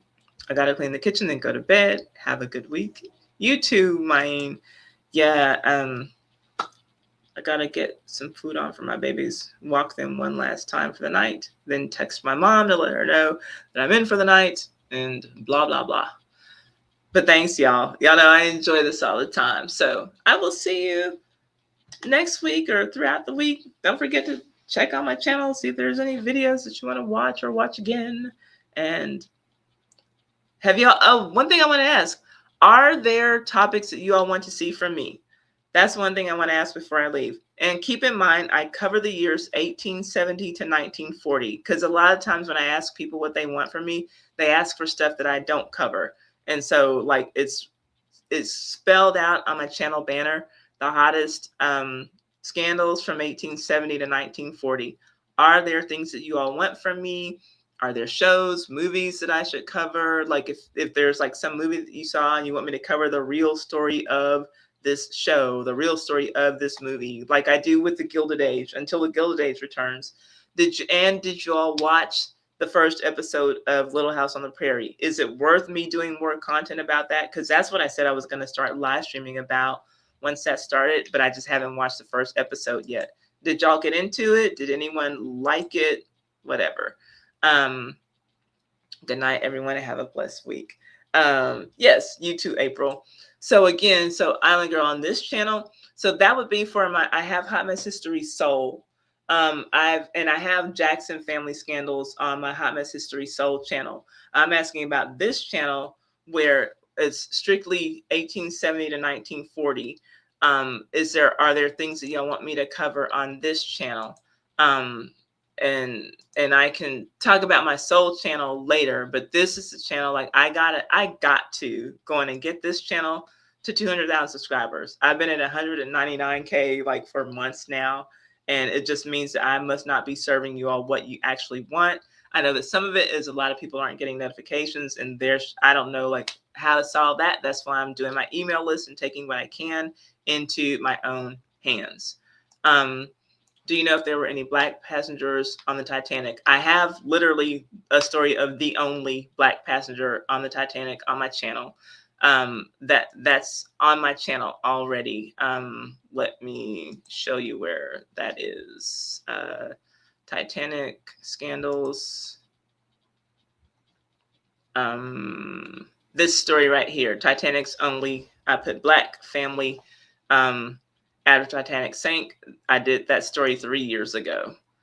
Let's see. Island Girl says, I'll get back to you. Okay, cool. And so yeah, on the Soul channel, I have some Jackson scandals. That's actually the Jackson scandals are what got my Soul channel monetized. So I monetized the second channel just to show the people who I teach YouTube to that it doesn't take years and years to get a channel monetized. And so I covered that story there. I covered a few Jackson scandals there. And then when the Jackson movie came out, those scandals were already on that channel. So those scandals got a lot more views and got that channel monetized in no time at all. And so it could be worth doing some DeBarge scandals on that channel. But for this channel, this is the one I'm concerned about right now, because this is my main channel. And this is like, this channel gives me like almost every opportunity that I get, whether it's to speak on a panel, whether it's to teach in a membership, whether it's to get clients to do work for them, for their YouTube channels. This channel is like, this is what I love.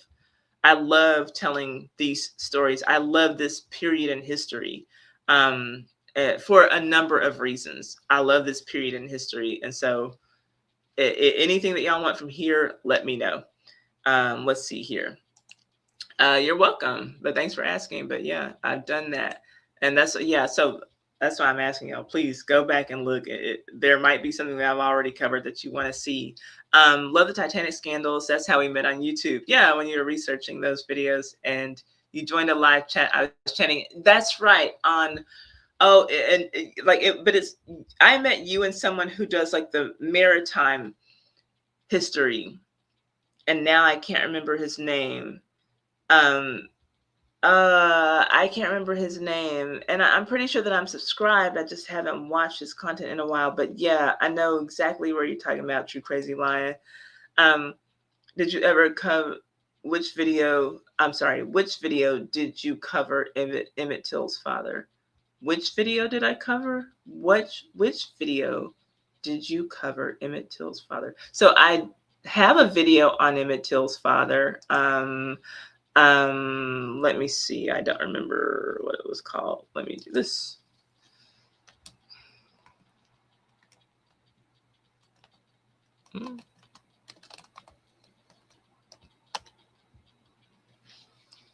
There. It's called Lewis Till, Emmett Till's Father Hanged for Murder and Rape, a short documentary. Another one from 3 years ago.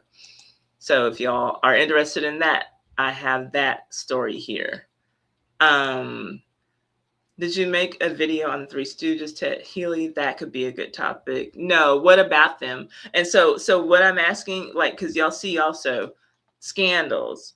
Is there a scandal that you want me to cover? Because I also realized that part of what I've been doing is just telling stories that I think that people are interested in, but they're not truly scandals. And I get views when I do scandals. And that's what I came to tell, not just the history of something. And so like sometimes I'll tell stories that like when I did the video about the real Aunt Jemima, that's not really a scandal. So that was me kind of veering off from what I really do.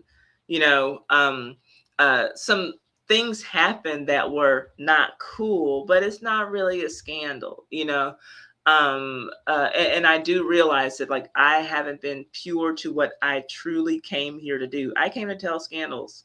And like, you know, my original Hot Mess History, the content that I'm moving over to Hot Mess History Soul, those were just short Black entertainment scandals. I wouldn't tell a person's whole life. I would just tell one little, this crazy thing happened in this person's life, and boy, that sucked. And so that's what I would do. And so now I just do it in a longer form with these, you know, stories that I tell now. And so it could be anything. And it doesn't mean that I'm not telling Black stories anymore. If I go to 1940, that does include the Harlem Renaissance. And so whatever, like y'all, within those years, if there's something that y'all want me to cover, let me know. But Maine, is there a Three Stooges or Ted Healy scandal that you're talking about? Because that's what I need to cover. It was okay. Sam, Historic Travels. Yeah, thank you. I could not get his channel name in my head. Yo, that thing is eerie as heck. Him and his son passed away for the same reason. What the fuck? Yeah, did you watch that? His father was not a good guy. I'm not a fan of his father because his father beat his mother. So what about the Lusitania tragedy? Scandal. So see, and that's the thing. I want to tell scandals because tragedy is not necessarily a scandal. And so that's where like with the Titanic, I don't cover the sinking. Sure, it sank, but I cover the scandalous lives of the stories of the passengers who were on it. If y'all know, like, you know, and I know it like can be easy for it to like get grouped all into the same thing, but I want to look at just the scandals. I'm looking at the scandals. So if something was like the juicy stuff, that's what brings people to me. That's what people like, how I tell those stories. That's what I'm talking about. So I'm open to any topic pretty much. Let's see. Maine says, all I could think of was that Ted Healy was an asshole and Larry cheated on his wife with multiple women. Okay. There was a scandal behind the Lusitania sinking. It was possibly a murder. So that's more conspiracy theory, you know, like, and if y'all notice, like I'm big on research and I only like to talk about things that if I can't find it in at least three sources, I don't usually report on it. Now, if I can find it only in one source, I'll say, I'm not sure if this is true, but this source says, right?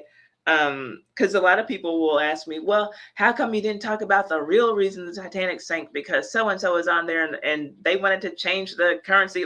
Like I've heard like tons of conspiracies around the Titanic's sinking, but I don't like to talk about conspiracy or, oh, that wasn't really the Titanic. That was the other ship. And that's not the Titanic. That's not what I do. Like, and I get those kinds of comments pretty often too. And so, yeah, like I need something that we can sink our teeth into, you know? But I still like the suggestions that y'all are throwing out because it still gives me something to look into. So maybe I can look into the passengers who were on the Lusitania. Maybe I can look into, yeah, like y'all are still giving me ideas. I appreciate this because like, I feel like my live stream audience, like that's like the super, super core because everyone doesn't come from my live streams, but that still gives me things that I can think of. Because if y'all will come to this and I'm like pretty much talking about nothing, if I can give you all what you want, then that gives me an idea of what lesser engaged people on my channel might want as well. So this is good. I I can't think of many gossip topics. I think you covered them all. Oh gosh, I know that I haven't, but I like that you said that. But no, I promise y'all, I have some more juicy stuff, lined up. Let's see here. I remember you saying in Sam's live chat that you made videos about scandals, and I was immediately interested because it sounded so different. Then I loved your video straight away. That's so British. Straight away. No, I loved your videos straight away, Ty. Have you ever read Black Hollywood Bright Boulevard by Donald Bogle? No. It has many interesting stories of Black entertainers during the 20s through the 60s. No, I haven't read that, but I will screenshot that when I do the playback of this live stream. So I do actually. It takes me days, but I go through the playbacks of these live streams so I can see, can I be more entertaining? Is this boring? Why did they stay for 4 hours? Why did they stay for nearly 5 hours? So I'll look into that. Thank you. If there are any other books y'all want me to check out that y'all think would be good resources for me, let me know. Like I am trying to give you all what you all want. And I'm not running out of topics, trust me. But sometimes, how like sometimes you can be too close to a thing, and I think I know what they want, and I know the kind of I have pages of just topics that I know are good. I know that some of them will hit, and I've got plenty of stuff. Oh, I cannot wait just to get the premiere date for season 4 of The Gilded Age. I have plenty of stuff ready for The Gilded Age that I know is going to be hot. I looked into some stuff and some of the storylines. I think that I have a really good idea where they're going just based on some research that I've done into that time period. So I'm going to do some predictions videos once we get a date for The Gilded Age season 4, and I'll probably be streaming about that. I might stream about that on a daily basis. I'm not going to promise it yet, but I might stream at least twice a week about that. Just talking about breaking up different storylines at a time, but the same way that I covered it last year is how I'm going to cover it this year. Only I'm going to go deeper, and I am going to live stream about it. So no one told me, did any of you watch Little House on the Prairie? Because you all the ones who told me about it during one of these Sunday streams that Netflix rebooted it. Did any of you watch the new one? Because I have a video getting ready to drop about the old Little House on the Prairie versus the real Ingalls. That's the next video that I have is coming out. But did y'all watch the new one? Because that's where I was planning on taking my content next, but I don't know if there's been a lot of buzz about it just because I've been, in DreamCon world. So I don't know like what people have really been talking about. Can you do a Scottish accent? That would be closer to how I sound. No, you're British in my opinion. I don't know how to do a Scottish accent. I haven't heard you try a Scottish accent yet, I don't think. I'm going to have to listen to one and then I'll try. You got me into watching The Gilded Age. I'm so glad. I love The Gilded Age. I really do. I love how they cover everything. You, Real Black One, and is it Hezekiah are up there as the best Black historical archive channels. Good information as always. Thank you. That you put me in some really good company there. I appreciate that. I truly, truly, truly appreciate that. Thank you. I appreciate that. But yeah, if y'all got ideas, let me know. I am open. I just want to, I realize the mistakes that I'm making. If I want to grow, like sometimes I don't mind, like sometimes I just want to make the thing that I want to make. And that's something, who in here is a content creator? That's something that you have to do sometimes, just to, satisfy yourself and the thing that you want to do. Now, sometimes when you want growth, then you have to satisfy what masses of people want.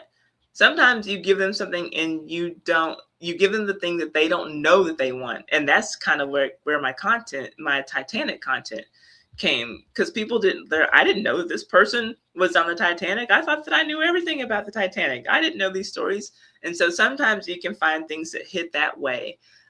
Sometimes you jump on the thing that a lot of people are talking about or have talked about, and like when it's time for growth, then you do those things.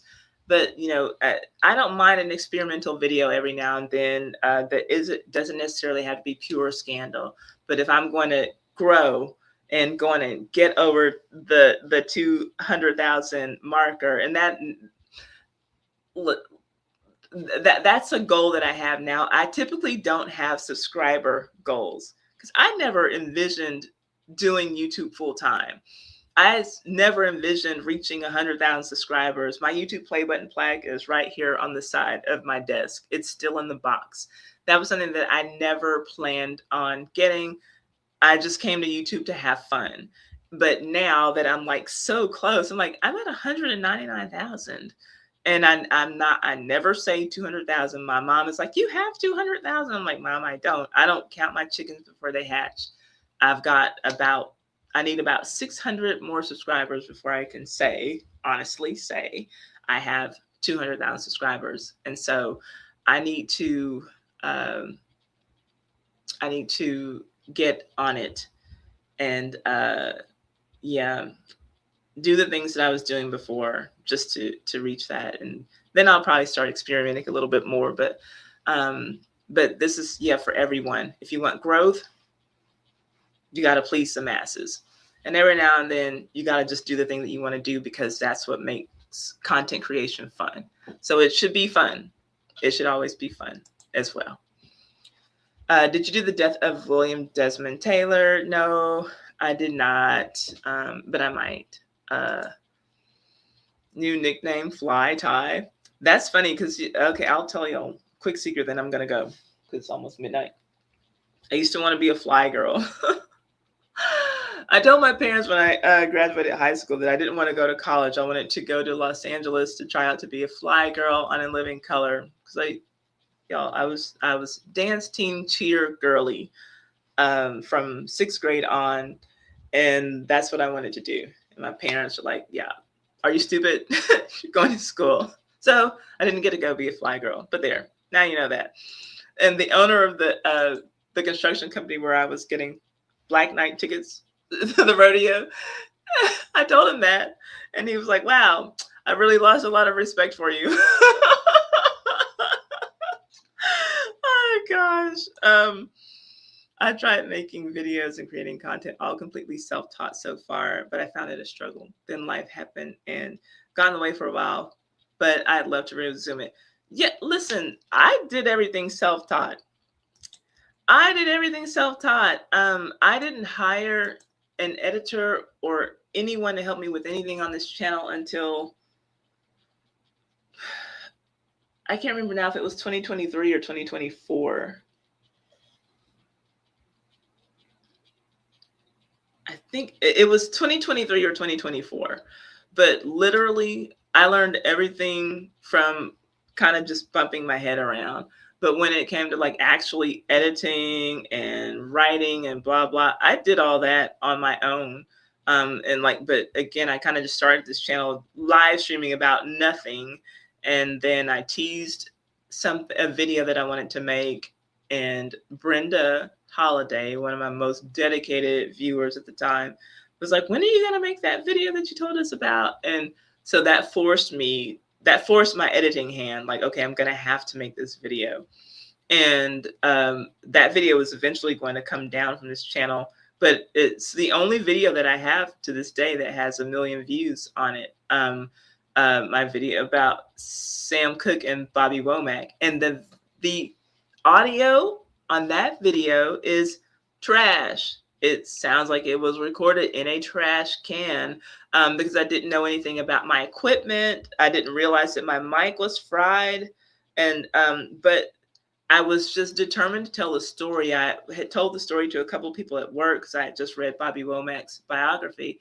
And so this is what I was doing. This is how I grew my channel to 100,000.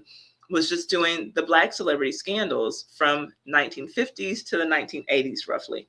And but then I hated a lot of the responses that I was getting, and I noticed it because I don't like to be super confrontational with my audience, but people would get very dirty, nasty, super confrontational with me.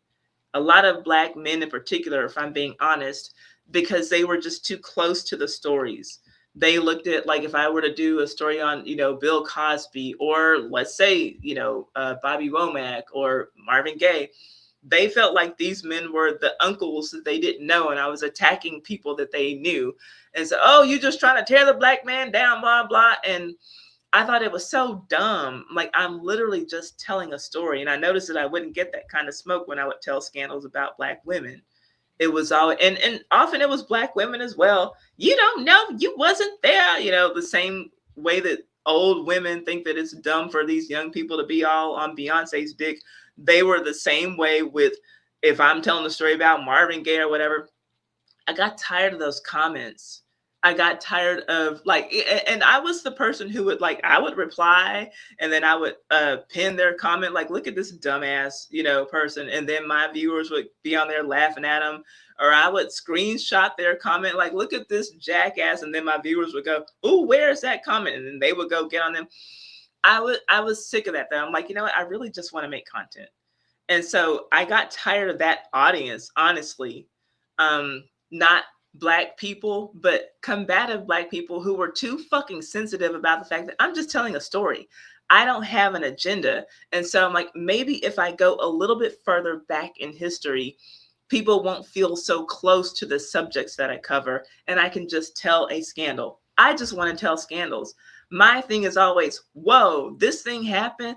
That is fucking crazy. And I just want to tell the story. But people come to my stories with their own agendas. And so then they think that I have one if I'm not telling the story that they like, because it would be so crazy.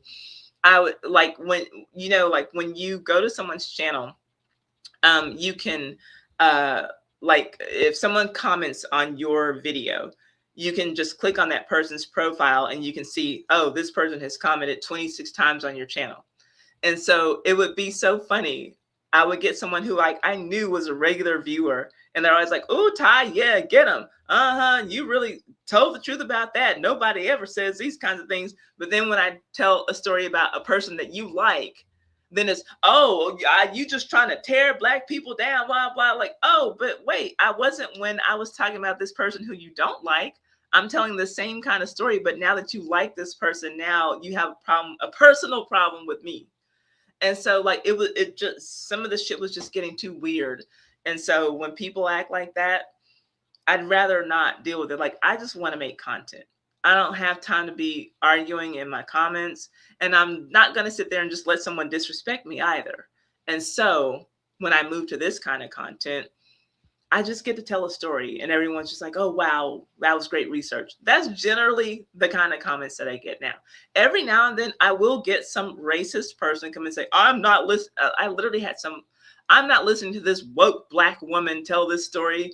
I've had old white women say, I'm not listening to this ghetto Titanic story. What makes it ghetto? The fact that a Black person told it. You don't think that I have the right to tell a white person's story? And that's rare. It happens. It's rare, but it does happen. But it doesn't happen as often as when I was telling the Black stories of celebrities from 1950s to the 1980s. I would get Black people on my ass pretty frequently because I'm roasting people, in their opinion, roasting people who they feel some kind of closeness with just because they sang some good song in the 1960s. And I just don't have the time for it. And that's not my favorite period in history anyway. So it just so happens that when I get to move my content to these time frames, 1870, 1940, people aren't emotional about the subject. They'll just come and appreciate the story. And so that's why I'm sticking with what I'm doing. What else saying? You love the Fly Girls. fly tie with her tie. Yeah, you know, and I keep adjusting it. I haven't dressed like this since I had to work in a corporate office. I hate people who worship celebrities. Yeah, and that was what I had on my banner. No celebrity worship allowed. When I was doing the Black celebrity scandals, that's what I had on my banner. I may enjoy the music art that they create, but there's nothing more than that. Yeah, some people go too far with celebrities. Exactly. Yeah, exactly. I don't worship any celebrity that much. I don't know them personally. Yeah. Yeah, it's just stupid to worship people. I'll roast them for you in the comments. I got you. And I would have that happening. Yep. It's ghetto. It's ghetto. Why? Because I'm Black? What makes it ghetto? My research isn't ghetto. My writing isn't ghetto. So what makes it ghetto? Unless you just don't want a Black person to tell this story. Some people need to check their racism at the door. You know, I'm just here to tell stories that I find interesting, that I think that people will find interesting. And I don't care what color the person is. I just like a good story. Saeed, you're crazy. So I'm going to get out of here now, but thank you all for giving me suggestions about everything. Let's see. It blew my mind when you name dropped me in one of your videos a while back along with the other viewers. That was really sweet of you, Ty. I felt not worthy. Yeah, you know, and I do like to do that from time to time. And I'm going to get back to doing a little bit more of that, you know, when I see a comment that, you know, it just, if it fits into the script in a natural way, I'm going to start doing that. Because I appreciate my viewers. Like, I don't have a channel if I don't have viewers. I need to, to show you all that I appreciate you all, you know. It boggles my mind how people are able to do what we do for a living, and, you know, to be able to be content creators or whatever kind, and then don't appreciate the people who, you know, put them there. Like, I can't, you know, I'm dusting off my resume and going back to construction project management if I don't have people who watch me, you know. I like to show, you know, you all that I truly, truly do appreciate you. And I got to meet a few people who recognized me at DreamCon. So that was fun as well. What is ghetto? That's a good question. That's a good question. You're going to have to ask the people who tell me that, because that's not a word that I use for anyone's content. What makes it ghetto? Good question. I don't know. But thank you all, though. I do appreciate y'all throwing ideas out at me, and I'm not dismissing anything that anyone says. I'll just see if there's an angle there that I can find, like a scandal, you know. But that's all that I got. I've been saying that for the last, 40 minutes, and I'm going to get off of here. So I'm going to get off for real this time. I want you all to have a good rest of your weekend. If you have any weekend left, it's literally Monday for me now. So have a great week. And I'll be working when I wake up in the morning to get email list and membership set up so that we can enjoy, maybe our membership will be called the Time Machine or something, you know, because we're just going to be going back in time looking at period pieces. Whatever y'all want, you know. We can do movies and TV shows. We'll just have a good ass time. Yes, drop those magnifying glasses in the chat. I can't even think of the word. My brain is tired. And I will see y'all soon. Good night, Saeed. Good night, True Crazy Liner. I should say good morning. Good night, Island Girl. And thank you for your suggestions. And I'm gonna look into DeBarge stuff to cover on the Soul channel. I think that's a really good idea. For real this time. Yeah, for real this time. I mean, have a great week. Thank you for the stream. I appreciate you. Thank you for joining the stream. Thank you all. True Crazy Lion says night, Ty, and all. Yeah, I will see y'all. Yes, thank you. Drop those magnifying glasses. That's our mascot here on Ty's Hot Men's History. And I will see y'all soon with some more information so y'all can come a little bit closer. That's me hugging y'all. I'll see you guys. Good night.